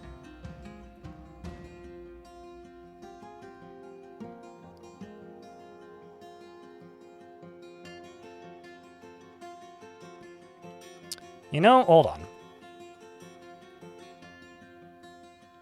I'm gonna remove the queen from her other duties and let her attend to meetings and such, because it seems like the queen might be a bit busy. Because I've been noticing a lot of diplomats leaving unhappy, so... You know, I've been thinking about making the sieges bigger in this map, because I think they would be entertaining. But if I make the sieges bigger in this map, then it will run worse than it currently does during sieges, and I know I'm covering the frame rate, but we're running at 15 frames a second right now. And this map is just, like, too big, so I don't think I'm going to be able to do that. I do actually have, like, the siege defense capacity to crank them up to 2,000, but 400 is plenty. The actual practical thing about making the enemy siegers bigger, by the way, is if you have the capacity to get rid of them and kill them, it does deplete goblin fortresses and human towns and like elven retreats and dwarven fortresses that are attacking you faster because they run out of soldiers quicker. I'm receiving a phone call from Rogers. The fuck? You know what? I'm just gonna hang up on them. I don't need to talk to my internet provider right now. I'm actually not thrilled with them right now, and I've canceled my service, and I'm trying to swap to a different internet provider. So, thankfully, that's getting done tomorrow, not today. Make it bigger for a buttery smooth 5 frames per second? Yeah. And then I just DF hack teleport them all into my defensive structure. Please don't move. No, it's probably, why are you going? Well, because you charged me a bunch of fees that you said you wouldn't. And then I had to sit on hold on your, for your call center for like 30 minutes to get you to waive them. And then you guys complained when I said, you said you wouldn't charge me for this. We swear we won't charge you for a move fee. Charges move fee. We swear we won't charge you for this system upgrade that we're telling you that you don't have the option but to take. Charges me for system upgrade. Lovely.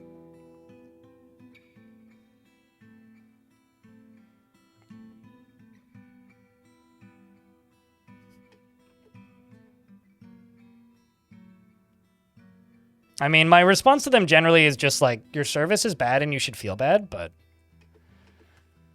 I'm going to a company that just rents their lines anyway, so it's not like much is actually changing.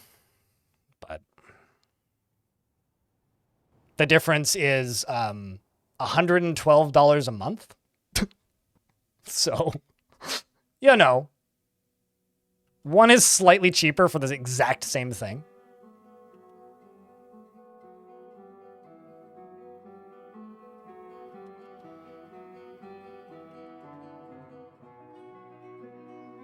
Yeah, they raised my fees, plus also charged me for a bunch of things they said they wouldn't. So, you know, I'm dumping them. Although it did say Rogers, and technically my internet is Rogers together with Shaw, so maybe it was... Maybe they're trying to sell me a phone plan? I don't know. We're in an ad break, so I will just let this army move, because they are heading towards my fortress, and they're moving very slowly.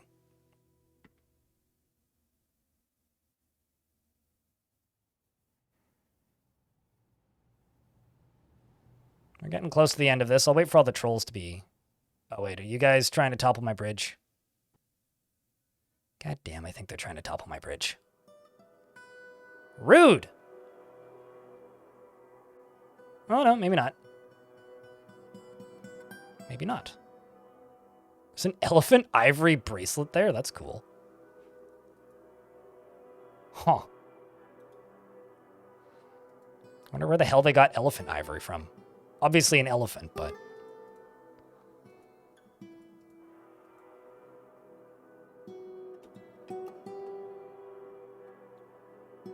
New telecommunications satellite to replace... I mean, that would be a very expensive GoFundMe, let me tell you. Apple pie. You almost feel bad for them? What? Shaw? Or the goblins invading me? Every now and again, like, I'll look at a goblin, look at their relations, and be like, this goblin has 7 children and 2 wives? And I've already killed 3 of his wives? Because only 2 of them are still alive? What? Horrified after seeing a human's dead body. Oh, Big BB. What about you? Just checking to see if any of these goblins are notable. Usually the notable ones will show up as having kids.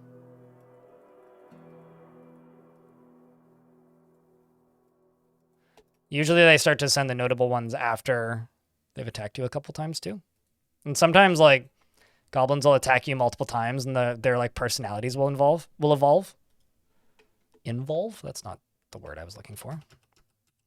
All right, who's ready to fire some minecarts at some goblins' heads? Also, where's Tiny Hippo at? Oh, leaving the map off out of the caverns. Well, that's good. Tiny Hippo did not choose death on this day. Also, shoutouts to this goblin who didn't get inside in time. He doesn't... Hail Plague doesn't realize this yet, but I saved his life.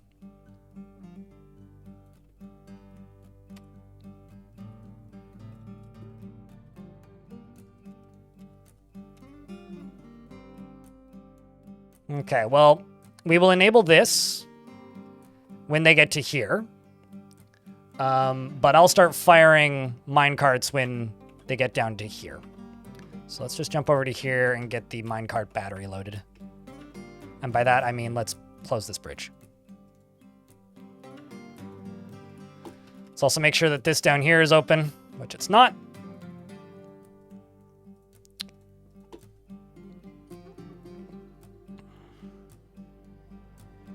Designated survivor energy. Well, one of them, somebody needs to deliver the message that everybody died. In reality, they'll probably just be called a coward and get blamed for the fact that they didn't, you know, dedicate entirely to the bit of attacking the dwarves. What is happening back here? Why are you guys moving so slowly? Come on, move quicker. All right. Too much marshmallows? I mean, been there. Let's wait for this door to open.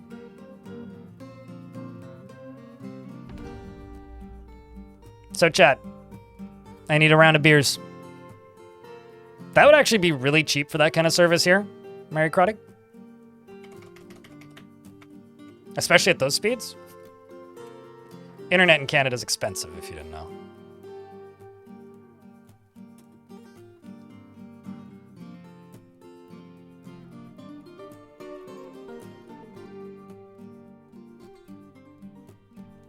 I also don't know why there's so many goats in this room. Something must have scared them. But there's just goats everywhere here for some reason. Let's just queue up the next one. And here we go. Pouring out for all the goblins who are about to die. Yep.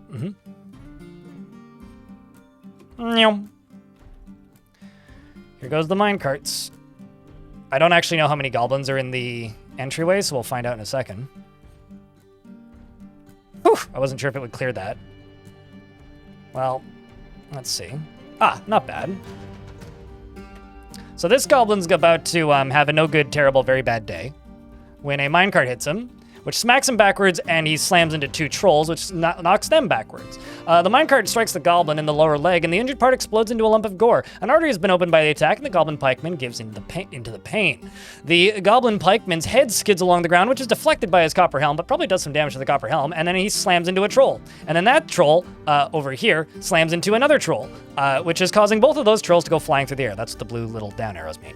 And then the minecart hits him a second time, for good measure, and a third time, and now he's walking away, probably bleeding, if I were to bet. Nope, he's in midair.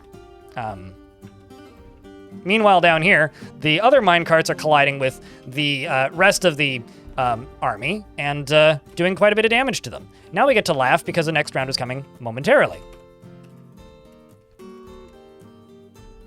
Whenever somebody pulls this lever. Just checking who is coming to pull it. Nope, not you. Everybody's pen pasturing the llamas. It's not you either. It's not you either. It's not you either. God damn it.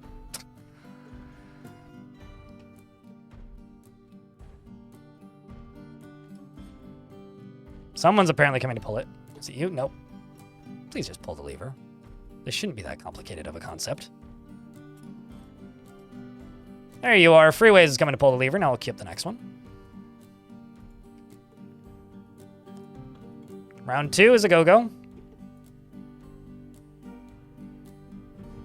When you say PvZ, you mean Plants vs. Zombies, right?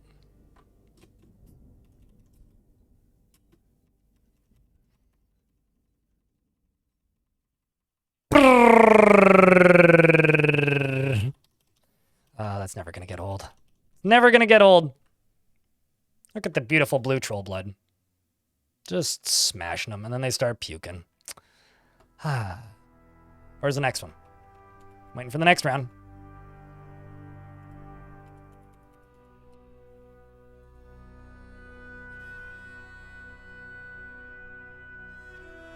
Waiting for the next one.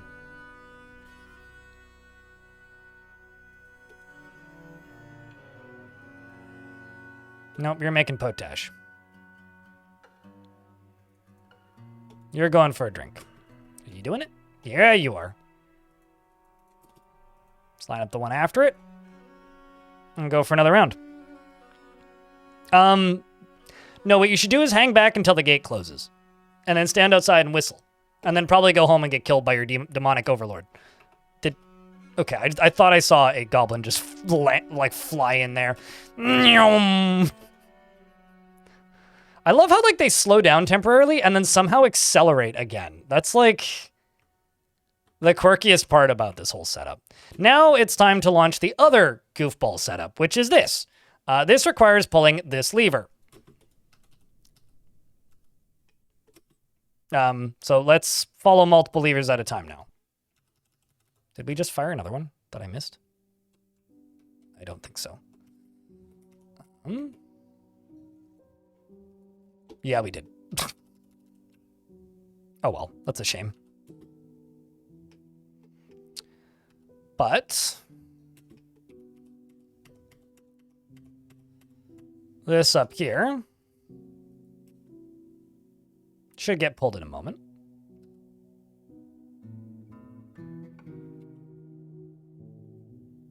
When a dwarf pops up here. Yep. So this is the other silly thing. Now, the last time we tested this, it didn't work. It broke. So cross your fingers, chat, that it works this time, right? Cross your fingers for me, please. Cross your fingers. Round of beers for good luck, or whatever. So the minecarts get fired off. Go up, drop down. Yes! Excellent. So what it's doing is it's launching them this way because these are globs of lava, and it knocks the goblins down there, and then when these hit a wall, they become 3 deep with 1 tile of lava, which then ideally burns them.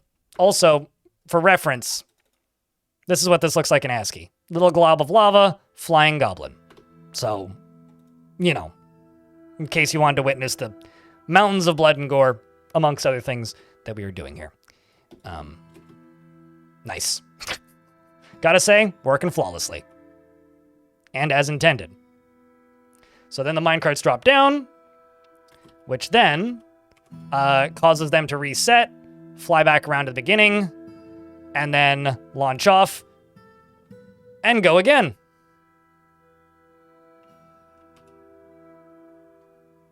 Which is kind of awesome.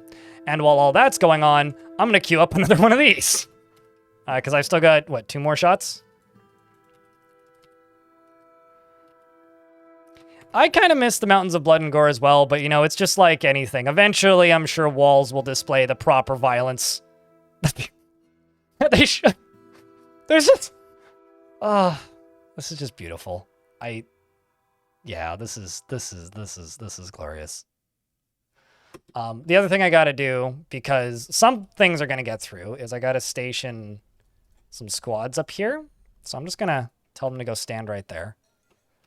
For the goblins that do inevitably get through this somewhat. And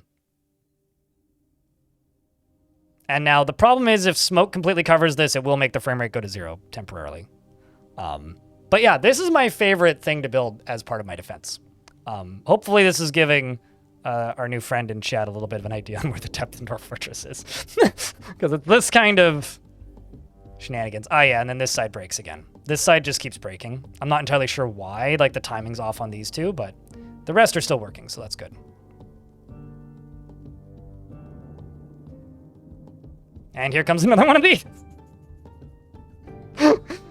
And I'm sure you catch fire, right? Yep, you burn to death. That's a good time. And then you get dropped down into the lava pit anyway. Oh my god.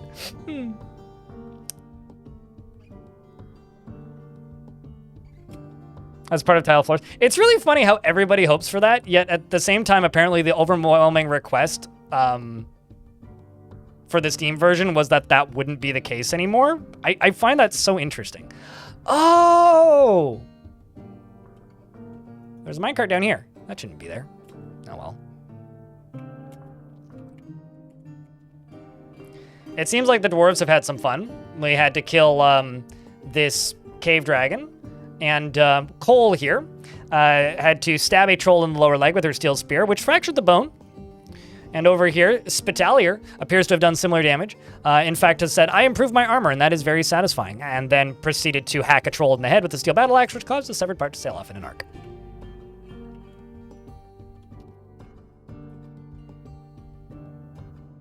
Shot cart kill box? Yeah, something like that.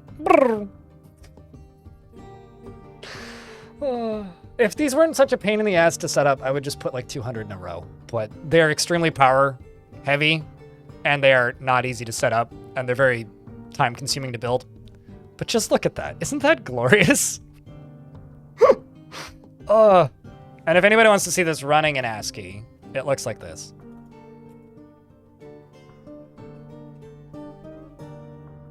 I should probably unpause it. Yeah, you'll see little globs of lava fly across the bottom there and the G's flying. It's great.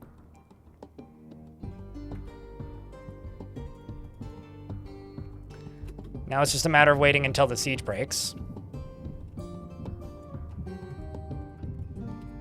And I've got one more of these that we can fire, so let's fire it.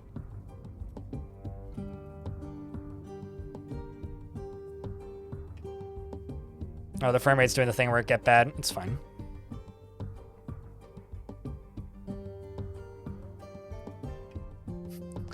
That's how you feel like a wizard mode, right?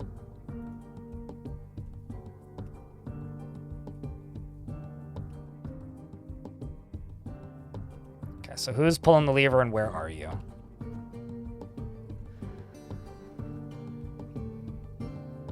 It's gonna take you a little bit to get there, Dwarf. Are you hauling something?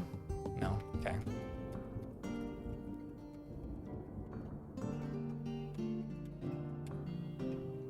So here come some of the dwarves. They're shooting bolts and charging the trolls head on, as they should be.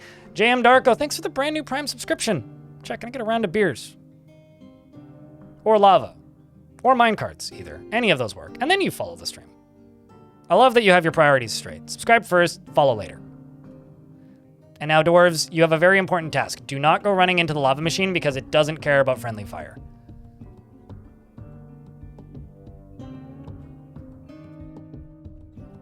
It's kind of amazing, actually, how many of them are making it through.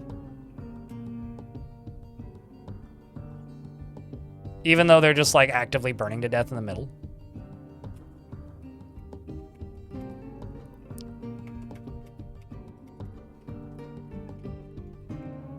Now, where's Demon Stir, who's pulling the lever? Getting pretty close. This dwarf was born in this fortress, by the way, to give you an idea of how old this fort is. Now that you're about to pull that, I'm just going to tell you to do all this.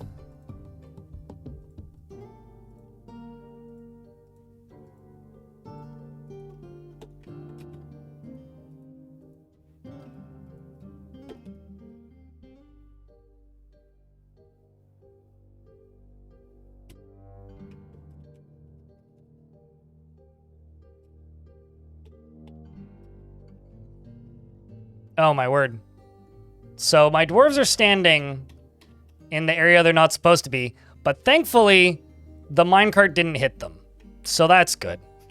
It went right over their heads. That would have been kind of awkward if I'd hit my own dwarves. Brrr. That would have been kind of very awkward, actually, if I'd hit my own dwarves. So I should probably...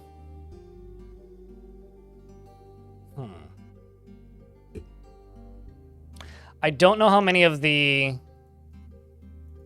goblins are left, but I'm going to turn this sucker off over here and just tell the dwarves to charge.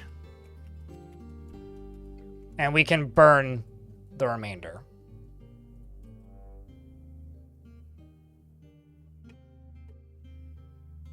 Because it can't be too bad. Donut's up at the front, and I really don't want to lose Donut. Also, shit. Already overexerted. That's a bad sign. Let's hope that you can keep dodging before you start taking hits, Donut. Trying to pause here. That's real bad. Rest in peace, Donut. You'll be sorely missed.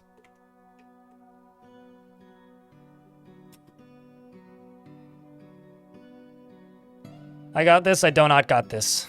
You do not got this indeed. But here comes the backup. You were just a bit too enthusiastic for your own good, unfortunately. Spitalier is actively in a martial trance. Even though you're lying down, have you lost the ability to stand? Yeah, a lot of them have. So now the question is this off yet? No, it is not. Well, there ain't going to be much left of these goblins in a moment. Bolts flying, dwarves flying. Now let's hope that the dwarves are better at dodging than the goblins. Something that we really need to hope for. Because if we don't, we may lose some dwarves in a moment. Seems Vokar is up at the front in a martial trance, which is what you like to see, or at least what I like to see personally.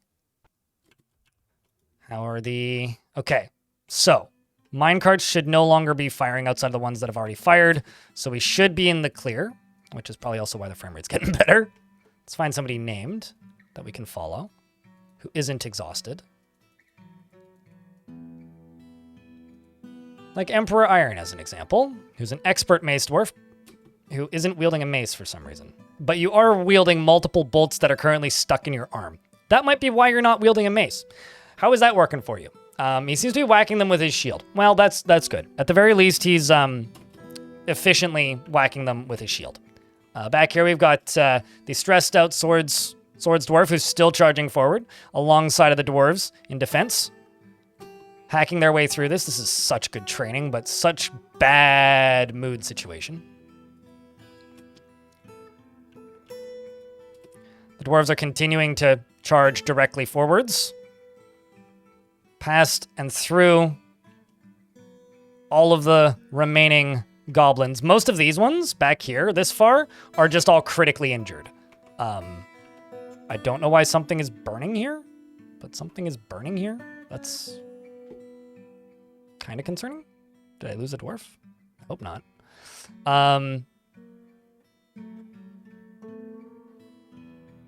Dwarves are charging through. Come on. Yeah, all of these guys are critically injured, so we're just in cleanup crew mode now. Curious how many kills this dwarf has gotten. Several beak dogs. Not bad. How about you, Cole? Doing quite well with those notable kills, and the other kills especially. I think that Cole might be my star soldier at this point. The goblin siege is broken. And I'm going to send all of these dwarves back to training. And it seems that GIC didn't even get to the fighting, which is a bit of a shame. But Ivara here was able to. So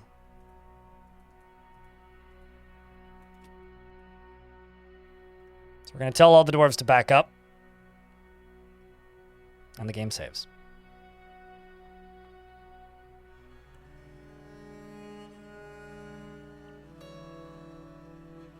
So what we're going to have to do now is I will get that dwarf's body buried.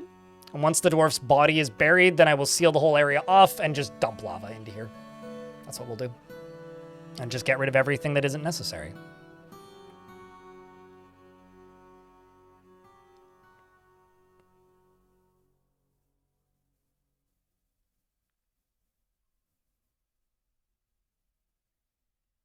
Dwarf Fortress doesn't necessarily progressively get harder. If anything, it often progressively gets easier because it's based entirely on the actual populations in the world. So if you embark somewhere where there is literally nobody around, you won't get attacked by anything because there's nothing to attack you. You only get attacked by things that are in the area. As an example of this, in a fort not too long ago, I had my sieges set to be really, really, really big.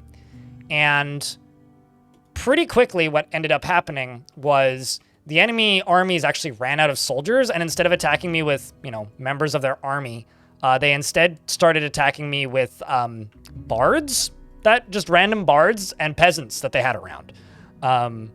Like, the more you hammer your way through the enemy army, the more they start to become things like just random recruits, because they start to run out of soldiers. And eventually, if they run out of gear, they'll start sending recruits wielding non-weapons. An example of this once was I got attacked by an army of necromancers, and instead of weapons, their zombies had coffins, which might be one of the coolest thematic things I've ever seen, even though it's literally like a practicality thing. Dwarf Fortress is less about the game getting harder, and more about crafting a narrative. If you want the game to remain interesting in the late game, if you're good at the game, you kind of have to leave holes in your fort for the enemy to exploit. Because instead of the idea of the game is to kill as much as possible and get a high score, it's more of the game is about crafting an interesting narrative for yourself. So it's kind of like you're playing D&D with your dwarves. And your dwarves are the players, and you are the dungeon master, if you will. Or an omnipotent elder god, whatever you prefer. Cole the Spearmaster is actually named his spear, Gasto Kun, after that fight.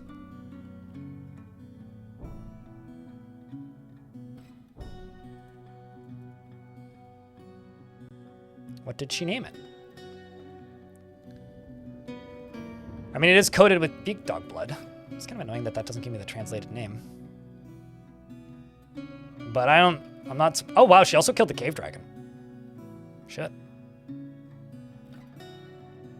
I think a lot of people expect Dwarf Fortress to play similarly to RimWorld just because they're so used to the way RimWorld does things. But RimWorld actually does things very, very differently to the way Dwarf Fortress does things in a lot of ways.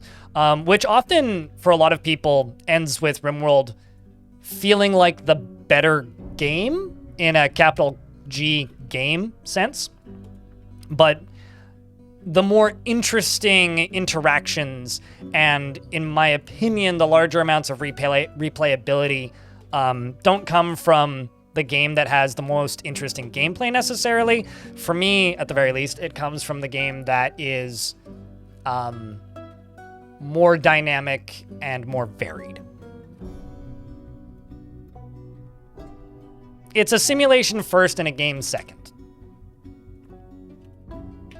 Which is why I genuinely think that RimWorld marketing itself as being inspired by Dwarf Fortress is kind of false advertising, and does a pretty good job misrepresenting both Dwarf Fortress and RimWorld.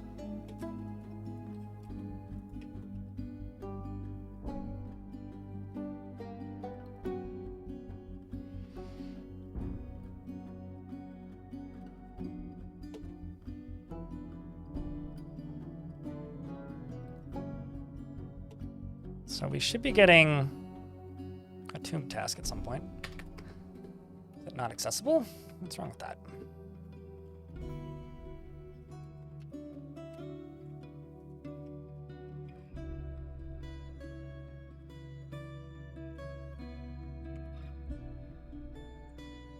I mean, the comparison that I always come back to is it's kind of like trying to compare Minecraft and Terraria. Like, do they have similar concepts? Certainly. Are they very different games? Absolutely.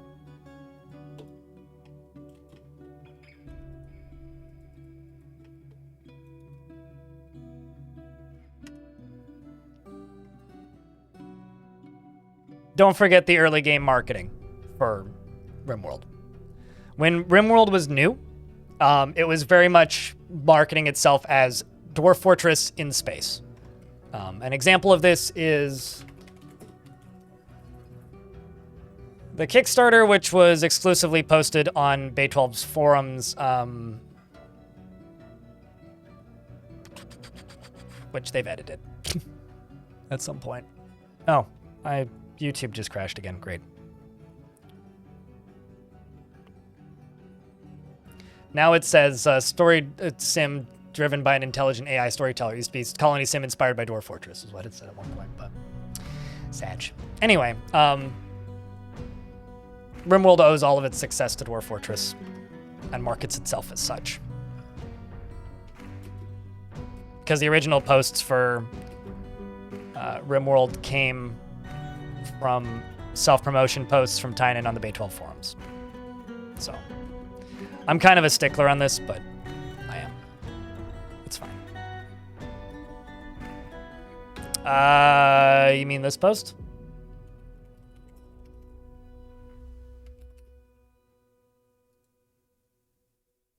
I need to find it. Also, there is many posts about RimWorld in the Bay12 forums. Some of them are direct self-promotion posts and some are not.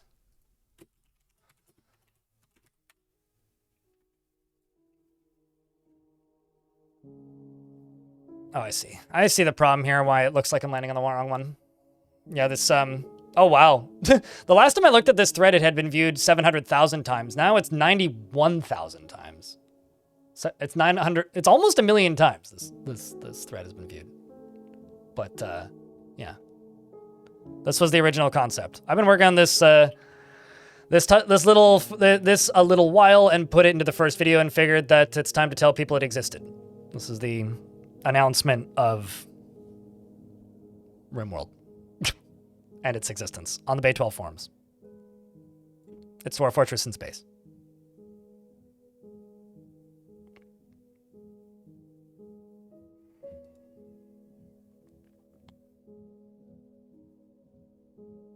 This is the original announcement for it, and it was posted by Tynan. And my favorite thing about this post is the first response. Obligatory. Creating an account and commuting your first post as an advertisement for your game is seen as rude in this community post. And it was like, actually, it looks kind of cool.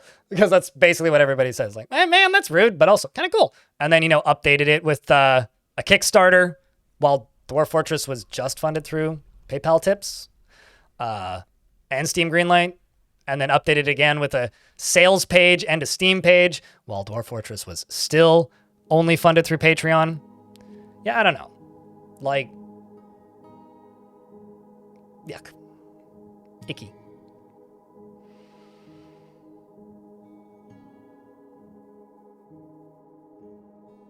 Because he had no marketing whatsoever, no reputation, and no real fame or interest in his game when he first released the demo? I mean, how else do you get traffic on things? There's also a Reddit thread, which is very old, that was posted around the same time as this. I don't think he's ever posted again, actually. Outside of, like, responses to this thread.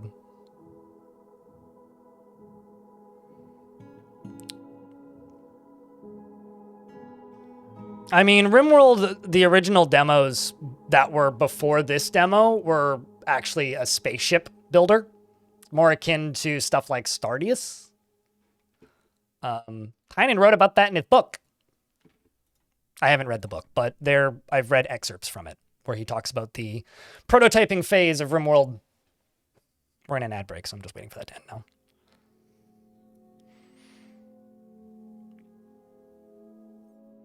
Sure, Sword Death, but Minecraft didn't market itself entirely as inspired by Dwarf Fortress. It was more of an offhanded comment that Notch made at GDC, and then a little Easter egg on the main menu. Whereas, like, this was a couple years ago now, but around 1.0 of RimWorld removed Dwarf Fortress from its Steam description. Like here, it used to have colonnade sim inspired by Dwarf Fortress, and that used to also be on the main menu. I haven't launched RimWorld in a long time, so I don't know if it's still on the main menu. But like, it used to state it right here. They've replaced it now with intelligent AI. And now at this point, like, from what I can tell, there's like no mention of Dwarf Fortress anymore. Aside from here, there's inspired by Dwarf Fortress, Firefly, and Dune. Sure. I don't really see the Dune in there very much. I guess there's a little bit of space feudalism, but setting-wise, sure.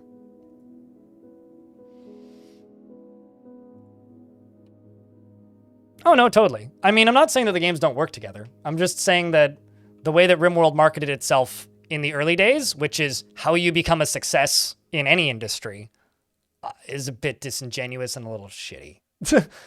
That's all that I'm criticizing. Both of the games are very cool. I don't know. I just have icky feelings. Don't know about intelligent. Although AI ain't that intelligent either, so maybe it's accurate. What was I looking for? Tomb. Why no tomb put away her? I want Donut's corpse to go into a tomb so that I can burn all this shit.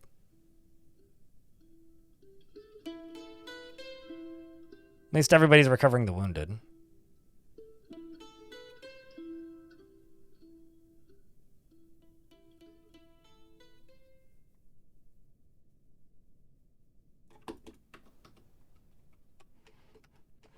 What if I unmake and remake the tomb?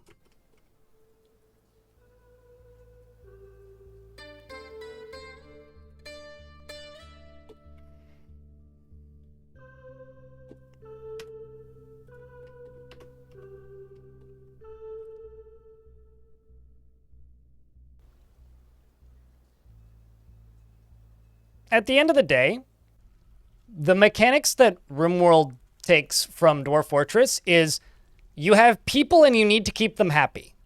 That's kind of where the similarities end. RimWorld's a very important game, and I'm sure a lot of Dwarf Fortress's success these days is thanks to the existence of RimWorld. But the number of times per day the number of times per day that I see comments complaining that you can't do RimWorld mechanics in Dwarf Fortress and that RimWorld is a better game because RimWorld does things that Dwarf Fortress doesn't do is due to the fact that RimWorld has marketed itself so heavily as being like Dwarf Fortress. And that is frustrating, which is where my complaints come from. But this is complaints about marketing and business model, not complaints about the games themselves. They're great games in their own right. If anything, Dwarf Fortress is a 10 out of 10 for me, sure. RimWorld is like a 9.5. I did play like 3,000 something hours of that game. So. RimWorld doesn't even have stairs. That's funny. What was I looking for? Tomb. All right, that's it. You're not getting a tomb, Donut. You're just gonna get a slab.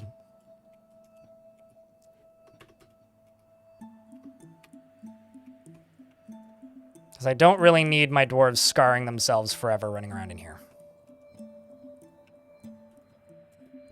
Although, these dwarves should get rescued. Are we still recovering wounded?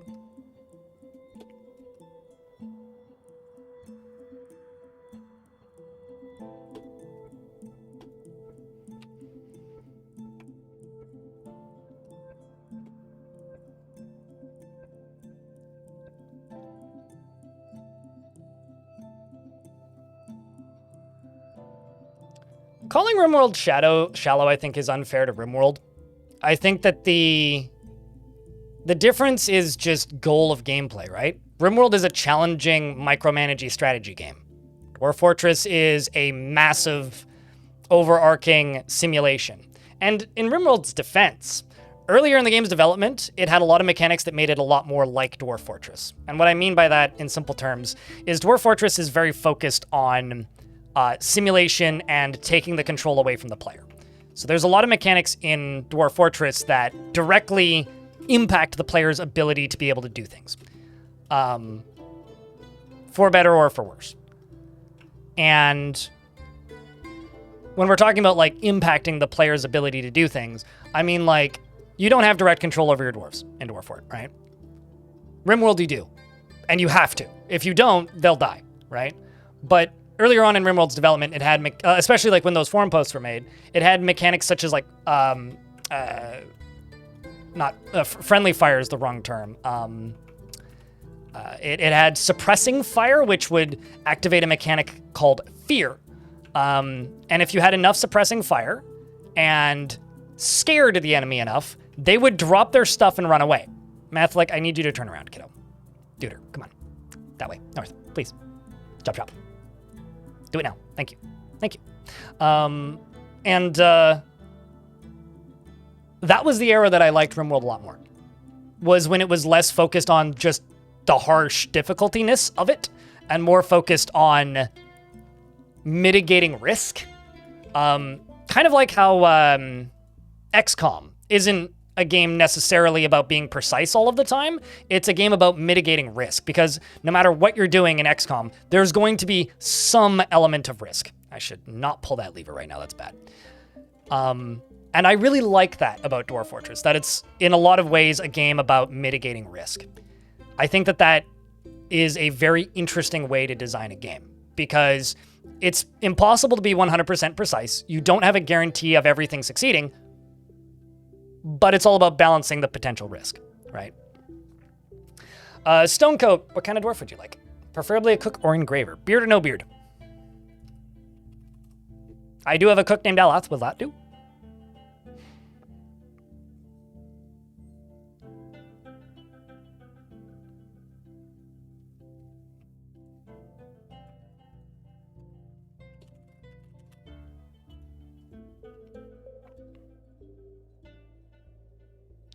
The reason I got burnt out on RimWorld, because I did stream a lot of it, right? The reason I burnt out on RimWorld was because every time I blinked, the cool thing that I just figured out to min-max and micromanage and defend in an interesting, creative way to make a self-sustaining little colony was then usurped by a new mechanic that was added that just made the game less fun. And eventually there was just so many of those that I didn't want to play the game anymore. And for a certain kind of person, see Adam versus everything, that's great. That's infinite gameplay. For me, that is infinite annoyance and frustration. It would be like if Dwarf Fortress removed drawbridges because they're too powerful, you know? It would be like if Dwarf Fortress made it so that items could not fly out of minecarts. But Dwarf Fortress, when there's a weird bug that players like, Tarn tends to either embrace it or make it so that it stops crashing the game. And I much prefer that style of balancing from the get-go. I think that in a world where RimWorld went more in that direction and less of the, oh, people are getting around this mechanic I like, so I will patch that. I think I would probably still be playing RimWorld. And the DLC kind of turned me off because then suddenly the cool mods got broken by a DLC coming out and then the DLC added more of that. Anyway, she is shameless and absolutely unfazed by the thoughts of others, often is sad and dejected, and doesn't focus on material goods, and does not go out of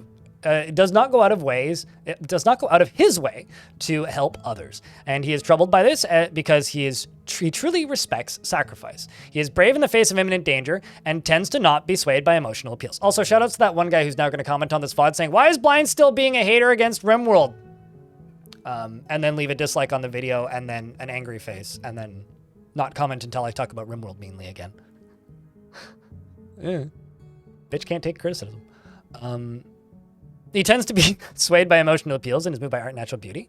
And he is troubled by this since he dislikes the natural world. He prefers to present himself modestly and tries to do things correctly each time. Could be considered rude, and he finds the rules of etiquette to be valuable in the abstract. And he generally acts with an narrow focus on the current activity, has a tendency to go it alone without considering the advice of others, and rolls his eyes when he's exasperated. He needs alcohol to get through the working day and does not mind being outdoors at least for a time. He doesn't really care about anything anymore and dreams of raising a family, and personally views decorum as a high ideal and is deeply offended by those that fail to maintain it, has a great deal of respect for the craft store ship and sees competition as reasonably important and values sacrifice. Because at the end of the day, the dev wants to tell a certain story and you're going to be stuck within those rails. You're looking at you, Mass Effect. I mean, Dwarf Fortress kind of has that with the going too deep in the mountain home stuff.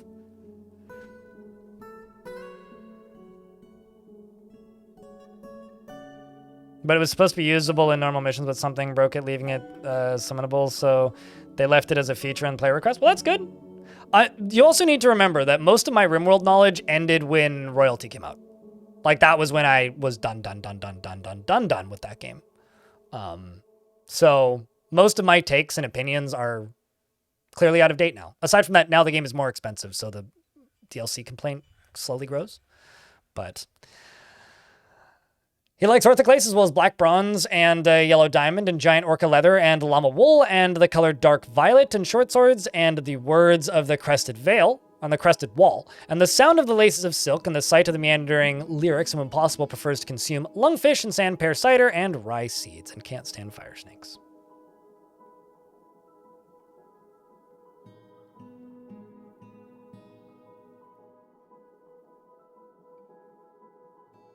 Yeah, I mean, like, that is the strength of RimWorld at the end of the day, Retrospective Ghost. I really want to just throw unnecessary shade, but I don't want to annoy people, so I won't. I was going to compare it to Bethesda games being bad RPGs, and so the hollow clone of Dwarf Fortress is just a modding sandbox, but at the end of the day, the modability of RimWorld is what makes it great, truly. To build and inhabit an interstellar colony ship? I mean, do you, mate? The Skyrim, it kind of is though. Viewing, like, I wouldn't even say that is throwing shade. Also, your name is Viewing Shades, which is funny. But like, I don't even think that's throwing shade, right? Just saying it's the Skyrim of colony sims is, I think that's actually a very fair take, kind of. Because it's like, nobody plays the base game. Come on. If you're just playing, who's playing vanilla Skyrim in 2025? I mean, am I right?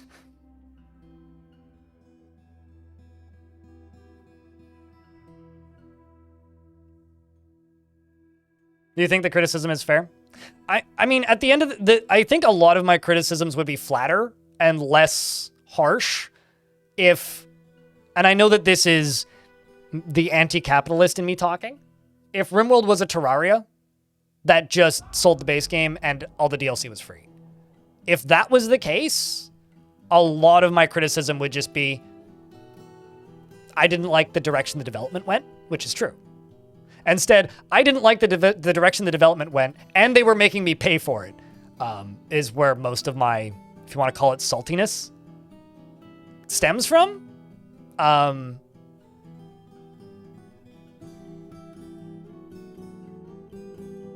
Could be the Starfield of.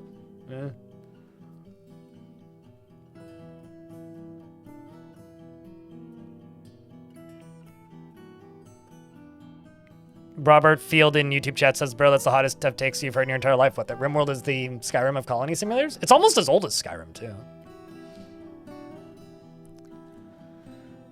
Also, you have a pet tortoise and 2 friends, by the way. And you worship the god of oceans and the wind.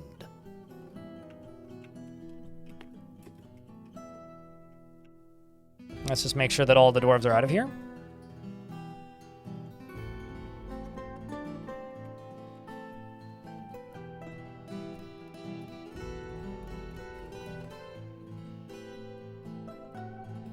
All of it? Well, there you go.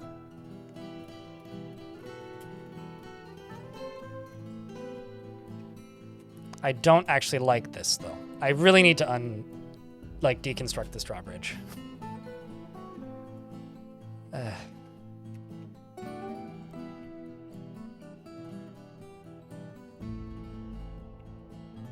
Let's just dump this.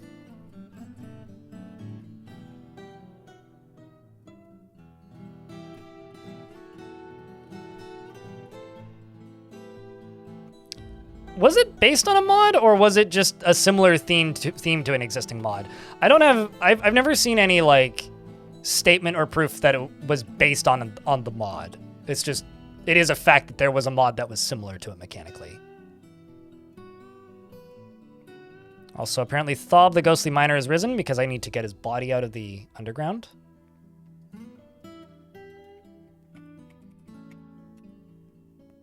I feel like I should just get rid of this.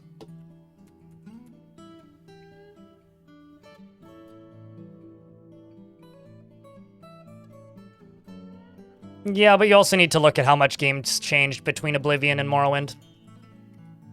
I know that people love to make that comparison, but games have gotten a lot more expensive and complicated to develop.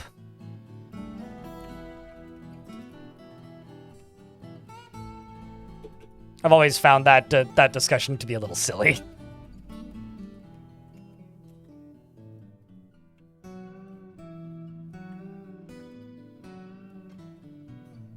And there we go.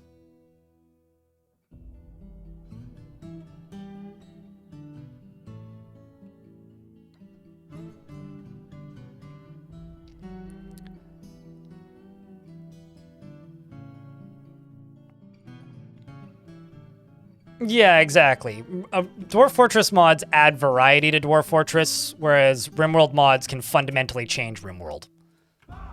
And the mod support for Dwarf Fortress is pretty great, but it is a very different thing to something that's, you know, running on Unity. But I will also state that while that is the case right now, Dwarf Fortress is also moving towards the, as you said, more Bethesda style of modability. That's just something that will happen with time, you know.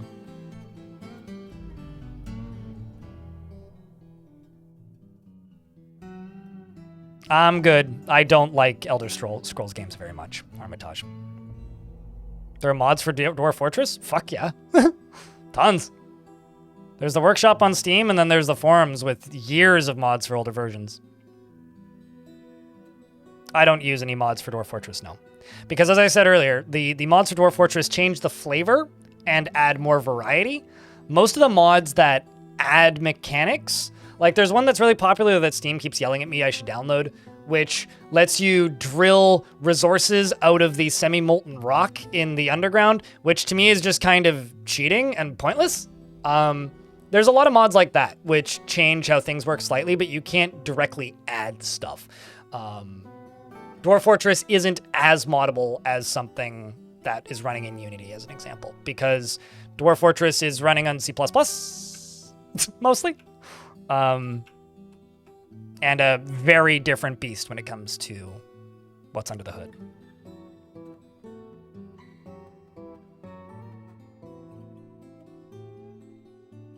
But no, it's got nothing to do with the community. It's like just a straight up modability. Like you could go add a new faction to Dwarf Fortress by editing a notepad file.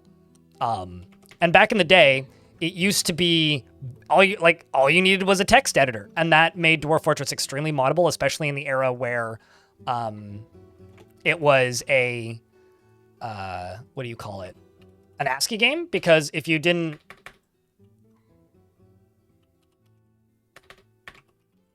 There you go. I was spelling donut wrong. Especially back in the day when it was ASCII, you didn't need any sprites. So a game that you could mod that you don't need to make assets for makes it extremely moddable. The issues are kind of arising now with the more modern version where in order to mod it, you also need to do sprites for it. So the modding community is admittedly a lot slower now. But back in the day, like there was hundreds of mods. There's total conversion mods too. Yeah, again, that's just a small little aesthetic thing, which could be added into the vanilla game. So they're not actually modding anything. They're just adding in a sprite that the game is calling for, viewing shades, that the game doesn't actively have. Yeah, no, I've made mods for Dwarf Fortress. Like added creatures and stuff. It's literally just you add in the parameters, you say how aggressive it is, and you say what it is and you write a description. Done.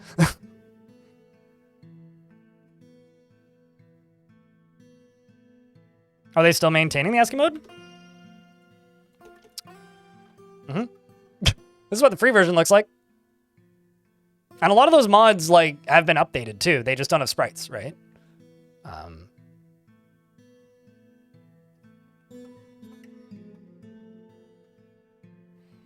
You had to do 20 races for your mod and you cannot be bothered to do the 1,000 plus weapons and armors graphics? Jesus.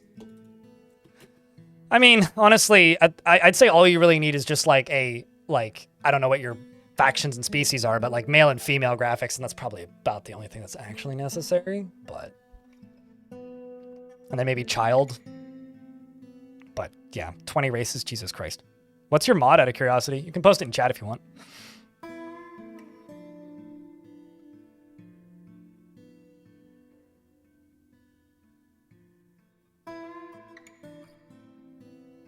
And also, I'll state why I don't use mods generally in Dwarf Fortress. The reason I don't use a lot of mods is this is a game where there isn't a lot of people making content for it.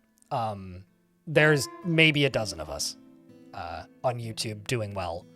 And on Twitch, there's dozens maybe. And a lot of them are new, like very new to the game consistently. And because of this... For me, because the mods just add more of what already exists instead of adding a lot of new, I am very hesitant to mod the game because I want to be very quick on explaining vanilla features and showing vanilla features to people who tune in who are new, right? Like how many people watching the stream right now started playing the game in the last 2 weeks? On either chat, just say me, show of hands. Because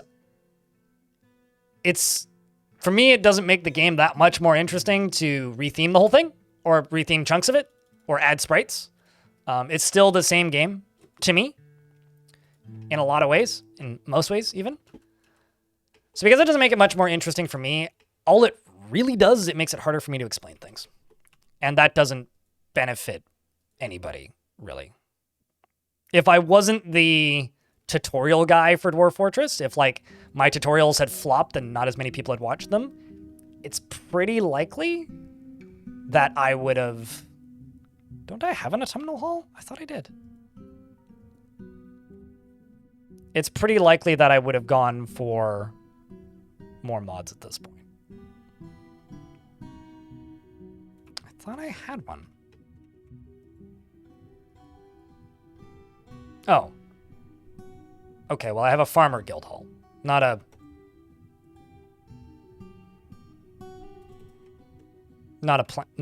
planter.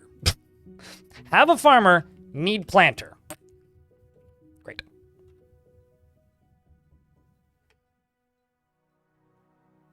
How about I place it up here?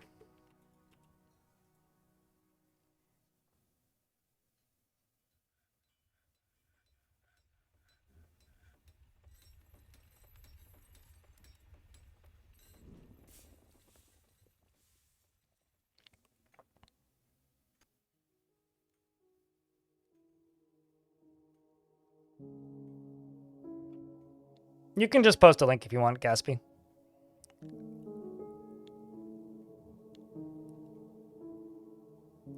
The current era of ASCII commands are very clunky, I agree.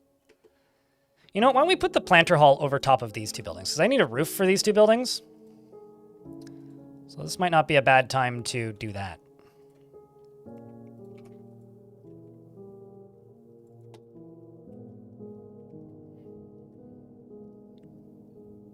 And sometime in the next hour, we'll be swapping over to Star Sector.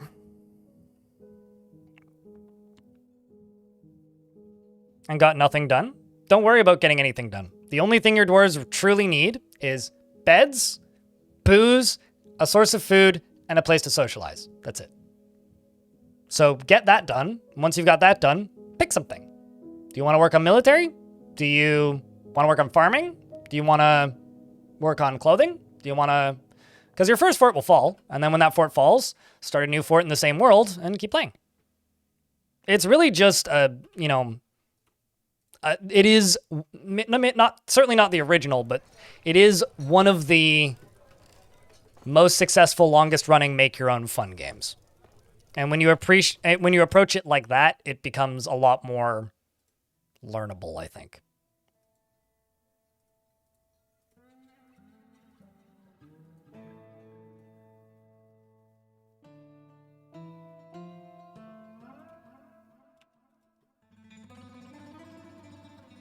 Fail and go again? Sure, yeah.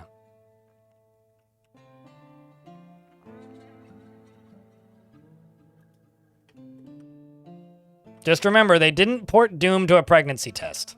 They used the pregnancy test as a screen to play Doom. So very commonly misreported happening.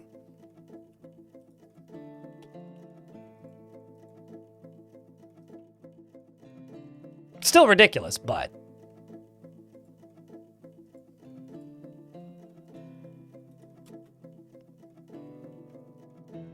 yeah, it's running on a Pi. It's not running on a pregnancy test. I do love that story, though. It's a good story.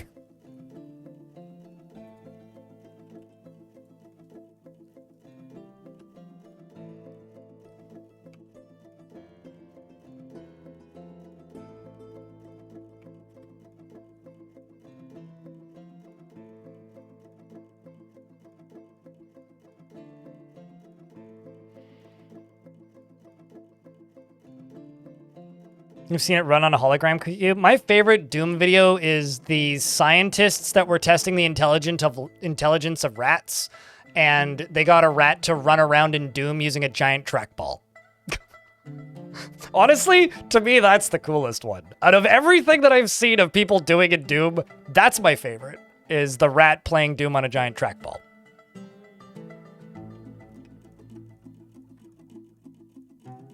Like, hold on, let me just find that video real quick, because it's great.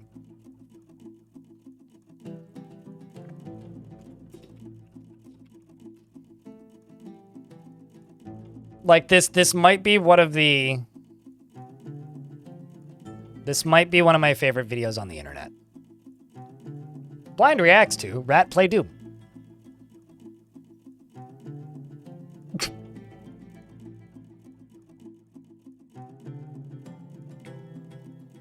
Look at this dude. He's like, huh. Eh. Of course, it's a custom map where he's just running in a straight line, but like... and they're giving him food. So he like, realizes he gets food if he just runs in a straight line. And then stops there and more food pellet come out. And then he runs in a straight line. No food comes out. And then when he goes through another door, food comes out. It's great. Like... what'd you do today at work? He's kind of playing Doom, yeah.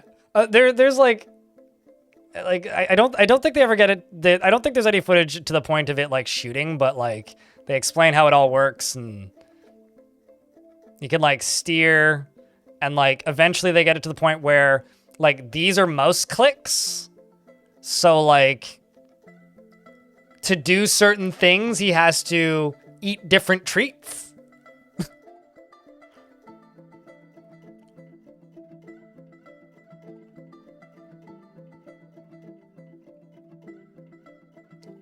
I love that video. It's phenomenal.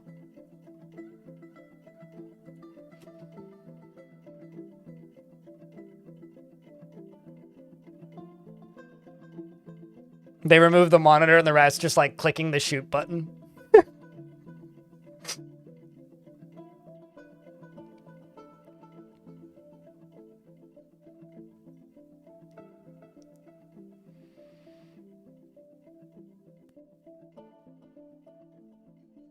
Meanwhile, Brian in YouTube chat, I paid for Dwarf Fortress to get auto update. Yep, no, that checks out.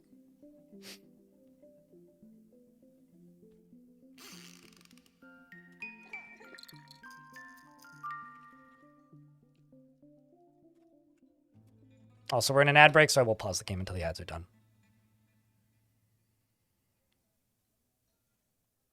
Well, cheers, Retrospective Ghost. Thanks for hanging out.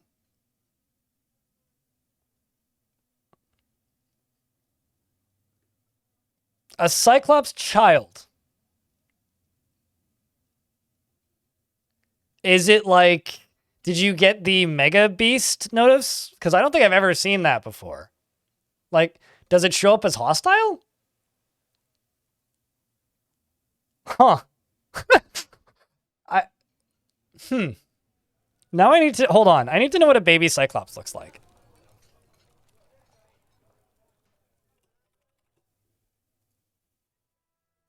Oh my god, it's just like a short, fat Cyclops. Look at this lad. Oh wait, is it the crawling one with the soother, or is it the post-diaper Cyclops?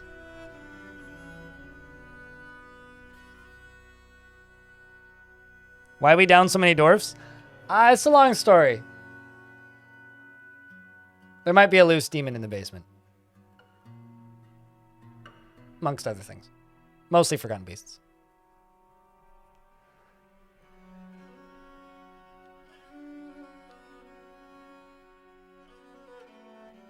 That's so funny.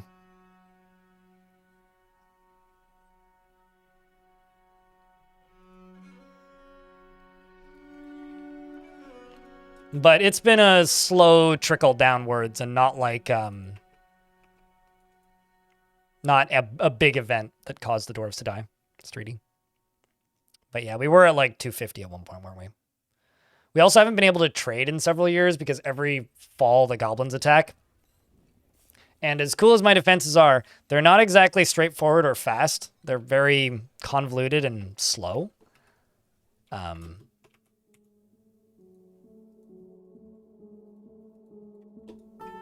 Which does kind of lead to stuff taking longer to clear.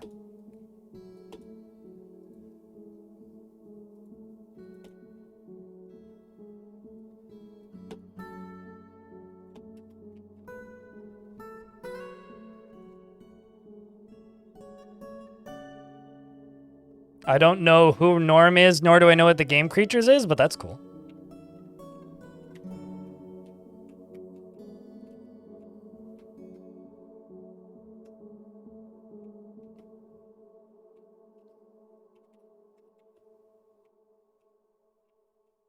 Here come the dwarves to pull the levers.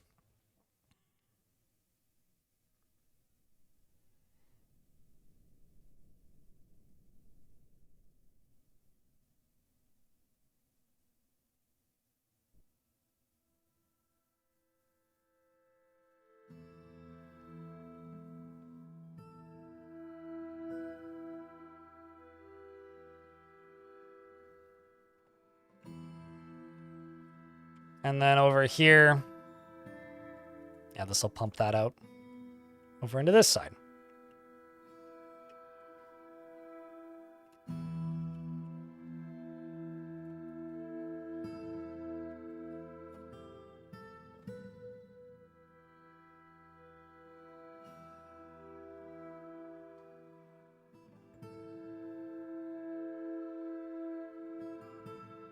Genetics Simulator and Tamagotchi. That seems like a lot. I don't know what game this is, but it seems like a lot.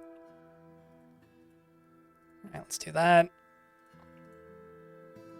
And to this.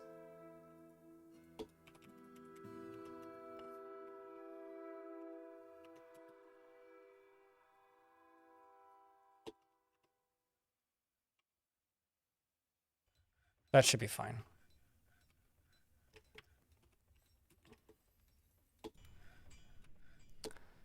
And let's accept this planter guild and just queue this up as a planter guild.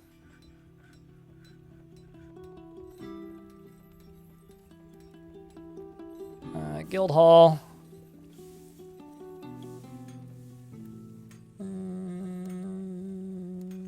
Farmer milker, planter.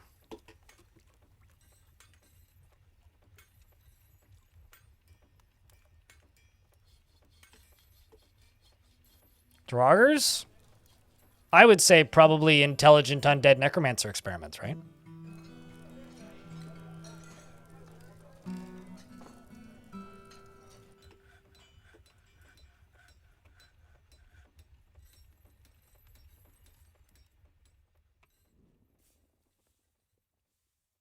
As I'm understanding what Draugrs are. Or assuming I'm understanding what Draugrs are.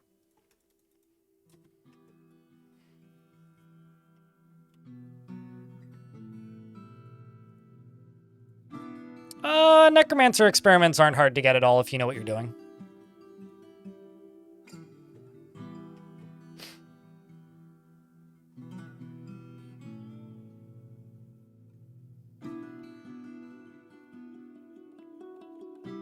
Also, you don't need a goblin and a pressure plate. You know, if you want infinite switch flipping at random, Pig and a pressure plate. Any animal on a chain that doesn't need to graze and a pressure plate. I don't know why you need a pressure plate, but that is the way to do it.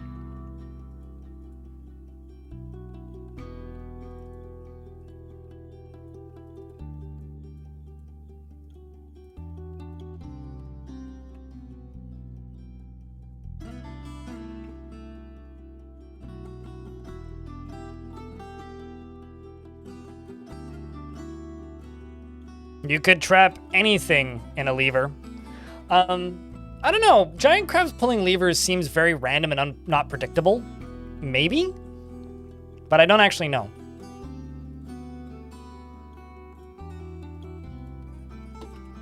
Like, in my experience, like, they do it, but they don't do it with any sort of logic behind it. You would have to test it. I certainly didn't think to test that when I had giant crabs in my fort. Also, not crabs. Giant crabs, specifically.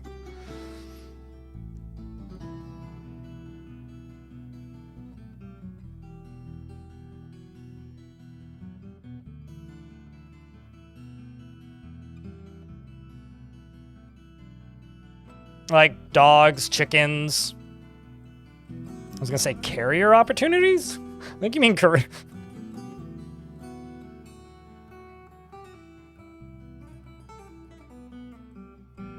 These dwarves are trying to take real odd ways out of the fort here.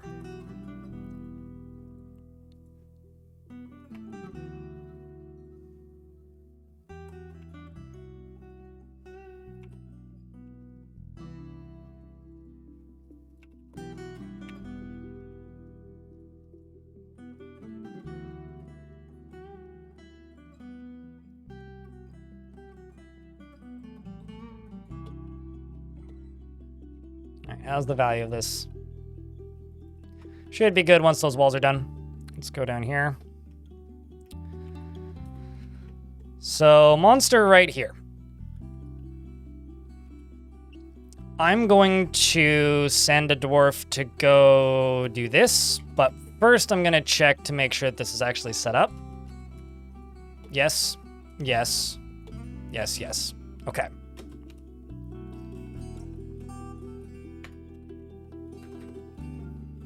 So now I need a dwarf to run all the way down here and dig that. Ognet the Miner is the brave volunteer.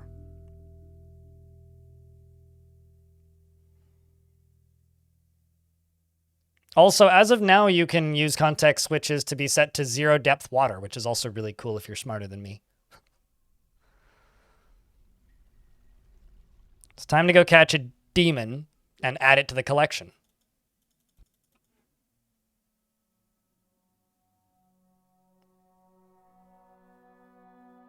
Which is going to be a little bit awkward having it here, but we'll see. Oh, for fuck. Forgotten Beast said me. A great one-eyed scorpion. It has a knobby trunk and it squirms and fidgets. Its carmine exoskeleton is leathery. Beware its poison sting. Wear it, though? Oh, boy. Oh, boy.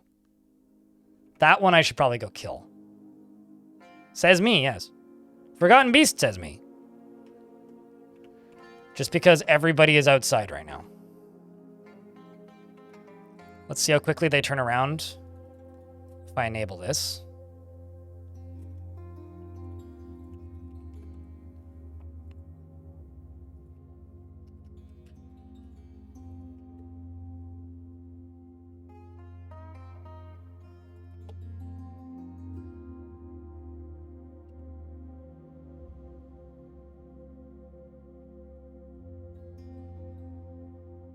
By the way, this little, like, person image cancels the task, but it doesn't delete the job. So a lot of jobs that can't otherwise be canceled can actually be canceled by hitting this button, such as putting item in a stockpile or collecting gear. Also need to check on that strange mood.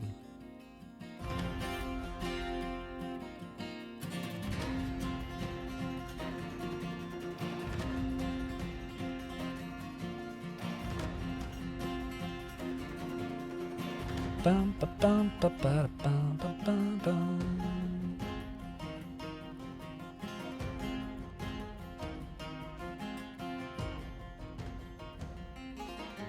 talking about this earlier. No. Red Fogel. No, there is not. Also have a bunch of demands I need to deal with.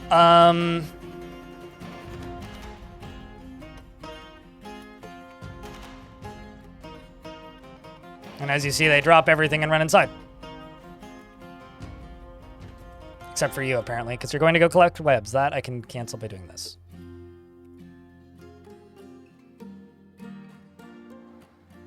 I really hope that Forgotten Beast ain't moving too fast.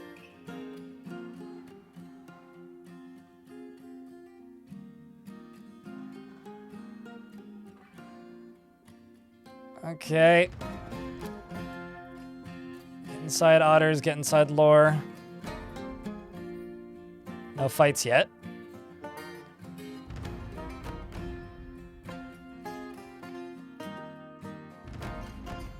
Oh, come on.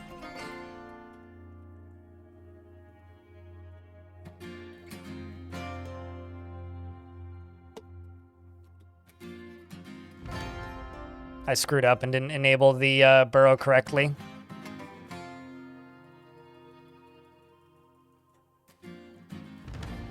I thought I had it enabled, but I didn't. So I actually have to do this a second time, which kind of sucks.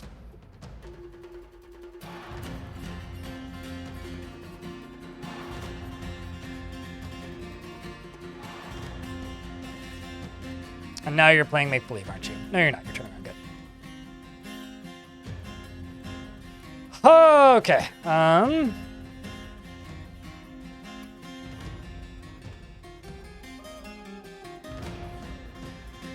What are you doing?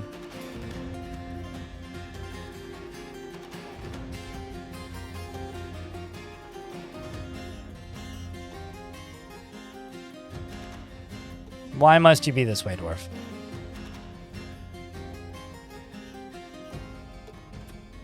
There you go. Sweet, so that's closed. Where's the beast? Running around at the speed of sound, clearly.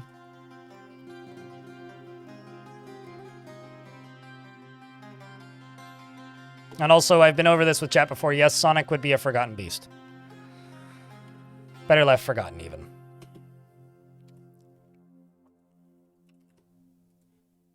He'd be a gigantic blue hedgehog. Beware his rapid pace. Or hunger for warm blood, which it does just make them faster. All right. Wish us luck, said me, chat. I need a round of beers for good luck that this truncated scorpion goes where I need it to go. Beware its hunger for warm chili dogs, sure.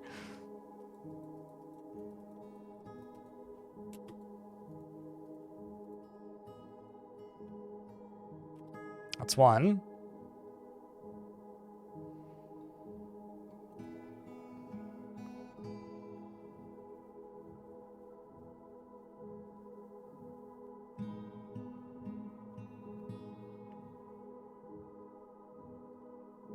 You can kill a bronze colossus with silver bolts.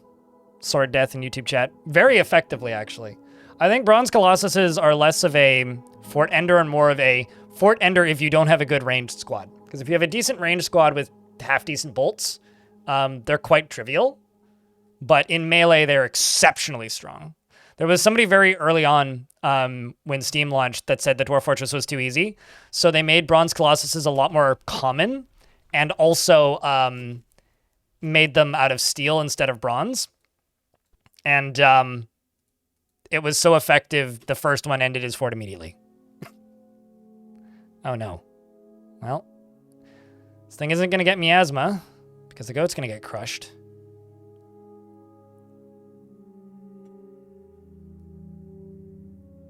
Duh.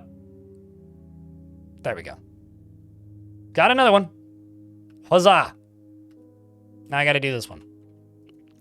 But I got to say, I think we've made some pretty good progress today.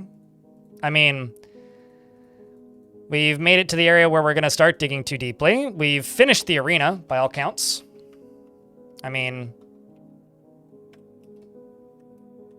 I think the only thing that I really want to do now is dig underneath it. So we're almost done with the arena. I mean, we've got the entry and the exit, or the two entries done for the arena. It's completely sealed up, so nothing inside can escape. I do need to, well, actually, no, I've already hooked these up to a lever. Cool.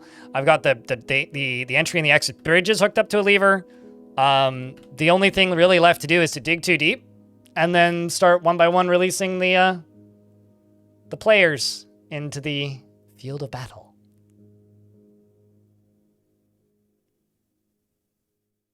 Strangely, the caverns for the 3 forts in a row have been rather empty of normal beasts. You know, every now and again, something changes in Dwarf Fortress that just breaks something unrelated. As an example of this, there was no trolls in Dwarf Fortress for a really long time because something was broken that, like, wasn't realized by the devs, and it took over a year for it to get fixed. Same with vampires being blue for a really long time. I'm starting to think there might be an issue with caverns and creatures appearing, because I've had the same thing. Like, anybody who's played in the caverns recently, have you seen any Crundles? Or, like, troglodytes in a while? As I was just presuming it was just this fort, because I'm settled in a really weird spot. So I've been presuming it's this fort. Okay, now the next question I have. Do you have Cavern Invaders disabled? Strippers and Pandemonium? No. I wonder if that's it. Because I do. Because I mentioned to Tarn a while ago that Cavern Invaders stop creatures from appearing. Oh, they stay in your fort where they're disabled? Well, I mean, spiders don't count. That's vermin. Vermin are their own code base, but I do wonder. It could also just be a weird world. Like, this could just be a weird world. But I am starting to wonder. You have Crundles and... Okay, well, that's good. Crundles and...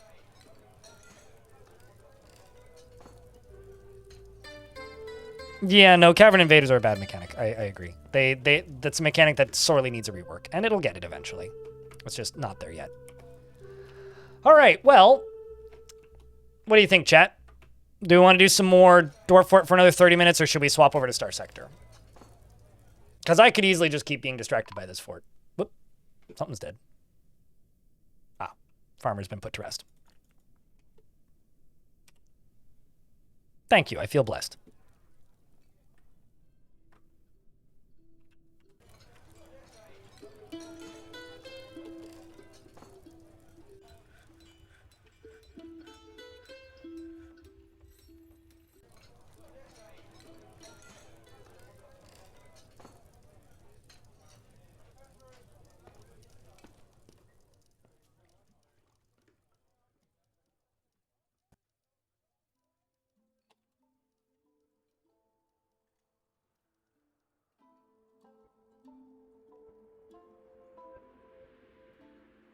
It's going to be one hell of a dining hall, let me tell you.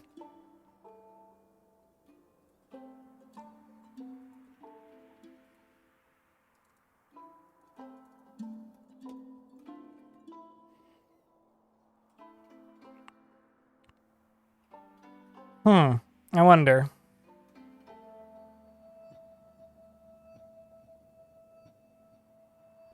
Aren't going to smuggle themselves. How about this? I'm going to go grab my sandwich, and we'll do some chill construction and finish up a few final things. And then we'll go play some Star Sector. And mess around with that. I will be back in a sec.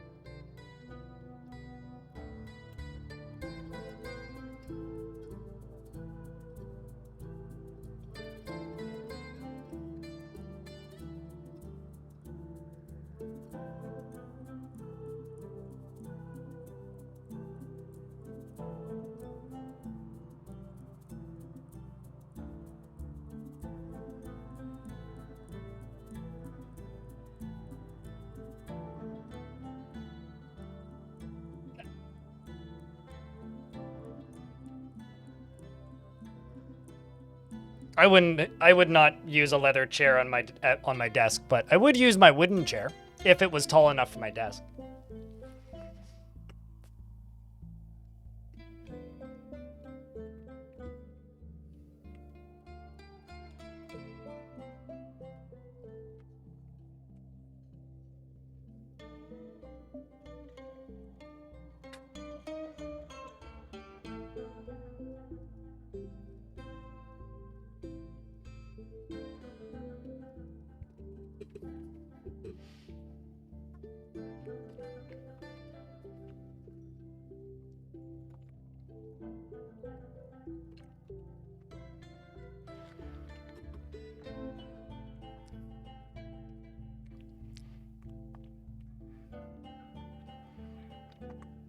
Yeah, the Cavern Invaders are a bit busted. I mean, Tarn's suggestion right now on what to do with the Cavern Invaders Sword Death was to mod them out of the game. His quote, delete the RAWs that enables them. So, if that says anything about the state of Cavern Invaders, I don't know what else will.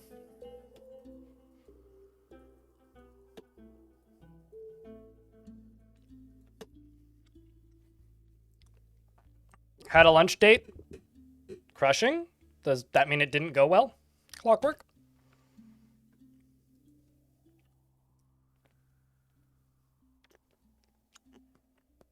Tarn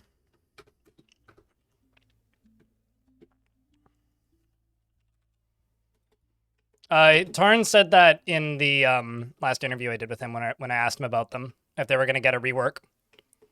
And he said, yep, that's something we need to address right now. I would just delete them from the RAWs. All right, let's jump down to here and get this sorted now. Oh, wait, actually, I gotta actually have a spot to put them. Is it possible to see how your peeps are doing, your two dwarfs? Just let me get these bridges connecting to levers, yeah? And then we'll do it.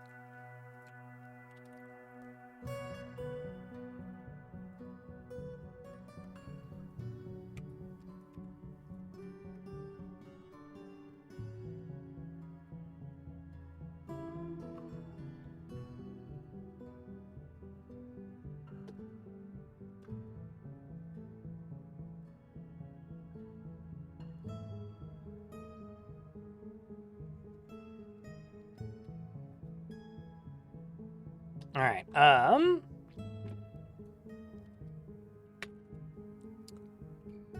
Mathlick is kind of pissed, but Mathlick the second is doing great. You're currently unconscious in your bedroom snoozing. You want to be with family, be with friends. You have a beautiful bedroom. You have no friends is actually a really big problem for you. Maybe I'll just remove your tasks and let you go spend time. Take care of your needs, because you want to pray. You also want to acquire an object. You want martial training. You need to eat a good meal. You seem to have acquired plenty of clothing, so. Meanwhile, a giant named Tutstong has come. Kudos let. Susas Pular. A gigantic creature resembling a human, almost unparalleled in size.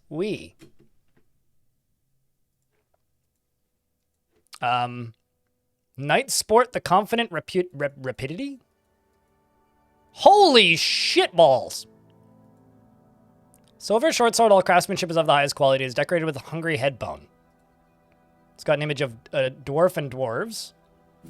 Olon is surrounded by the dwarves. The artwork relates to the election of dwarf Olon to let ourselves to the position of mayor of the patterned ceiling in year 1. Dude, he is strapped.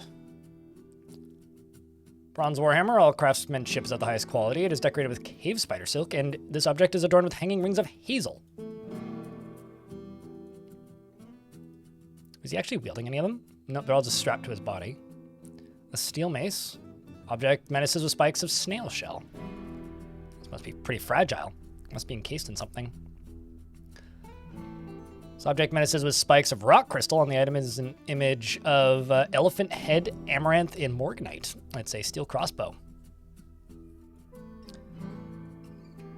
Well, My dwarf is still locked on the ground, yeah? Yes. I should be able to do this. Yes, I can.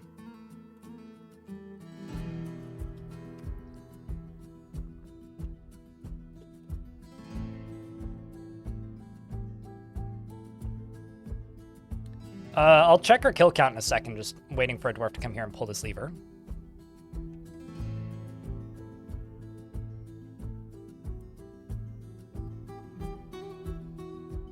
It's actually kind of useful sometimes to just watch a dwarf walk around for a bit, because it'll give you some really good ideas on like where things are shittily optimized and where problem staircases are, because if you see a lot of dwarfs stacking up in a particular spot trying to go down some stairs or something, that's usually a thing that you want to fix.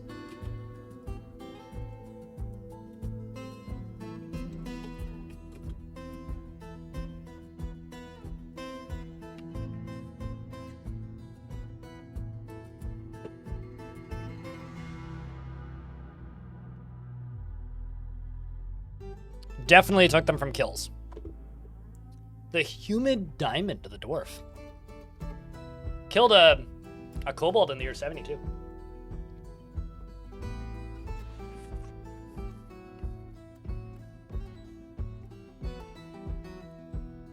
You know, looking at these,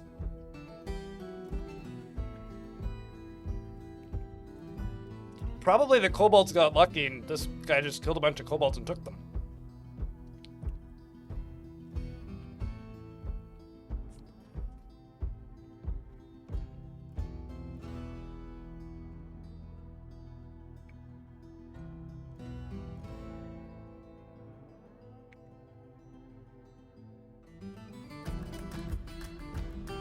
If something startles the dwarf, or if they suddenly need to run away from something, yeah, they'll fall off of staircases. If there's nothing on the edge.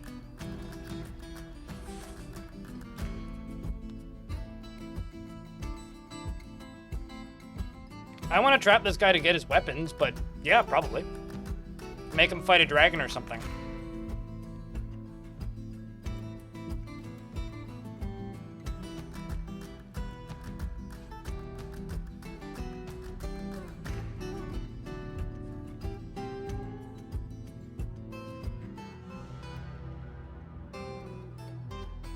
So this dude's dual wielding a sword and a hammer?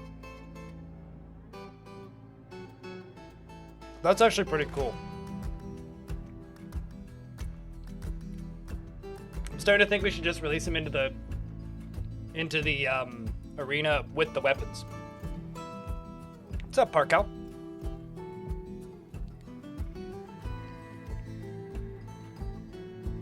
Fungus trees are still trees. If you stay within their requirements, they'll have, over the time will allow you to cut down more trees every year.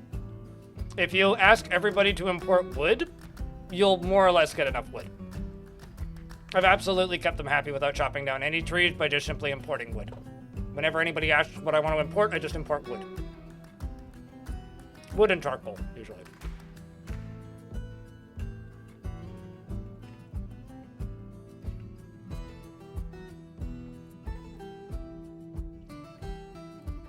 You know, now I kind of wish that there was a, like, Titan or Giant equivalent that was just Goro from Street Fighter with 4 arms. It's like, you've heard of dual wielding, what about quad wielding? Wielding, not wheeling.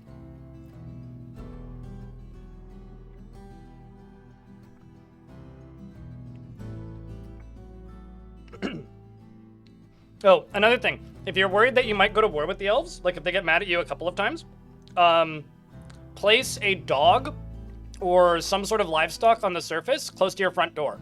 Because elves don't siege like normal people. They ambush, so they will...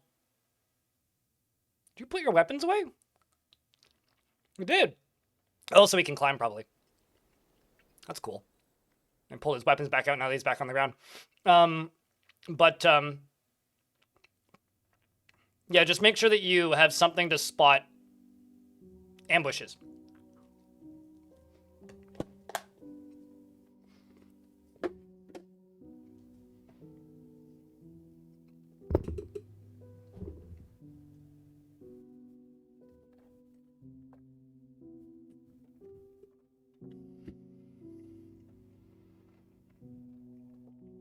Oh yeah, General Grievous. I wonder if that Star Wars mod from back in the day had a General Grievous. It had, like, other various evil Jedi and, mean characters of that sort from Star Wars. I wonder.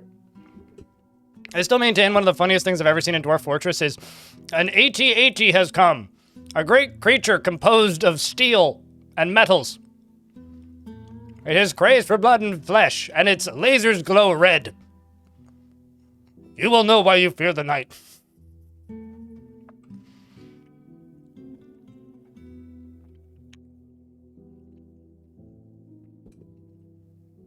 Once upon a time, I played the Star Wars mod for older Dwarf Fort, which made you play as Jawas. It was pretty cool.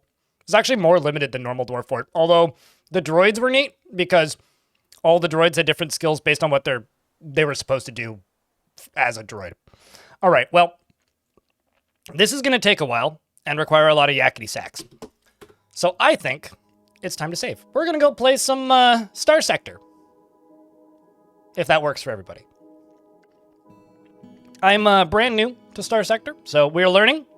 I think I finished the tutorial yesterday. So, let's go float around in space, shall we? Oh, is Goro in Mortal Kombat? Shit. Well, that's awkward. Isn't there a four-armed guy in Street Fighter? I know I said Street Fighter, but, like, isn't there a four-armed guy in Street Fighter? Oh, well. You can tell how much, like, fighting games I play. Lots, clearly. Batman's in Mortal Kombat, right? I mean, to be fair, Terminator is, so. But apologies. Thank you for the correction.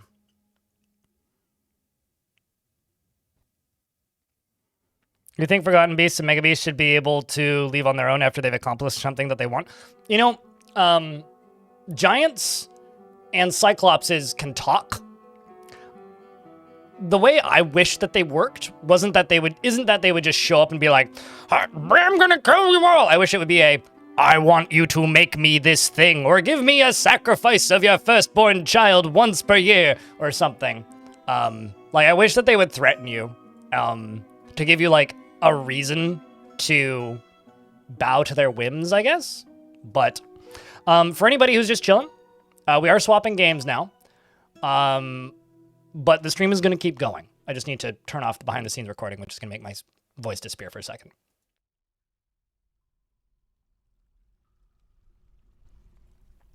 But the stream is going to keep going. So if you're interested in watching some Star Sector, I hope that you stick around. It's kind of like Kenshi in space. I'm terrible at it. So if you know the game, please stick around and tell me what to do, because I need the help. I'm just updating thumbnails and stuff.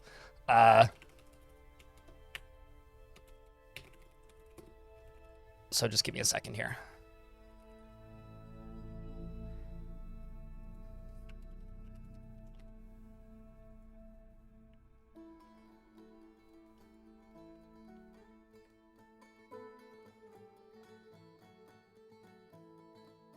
How's the fort? We were just moving over to Star Sector, but Fort's pretty good. We just had a very stacked giant show up with a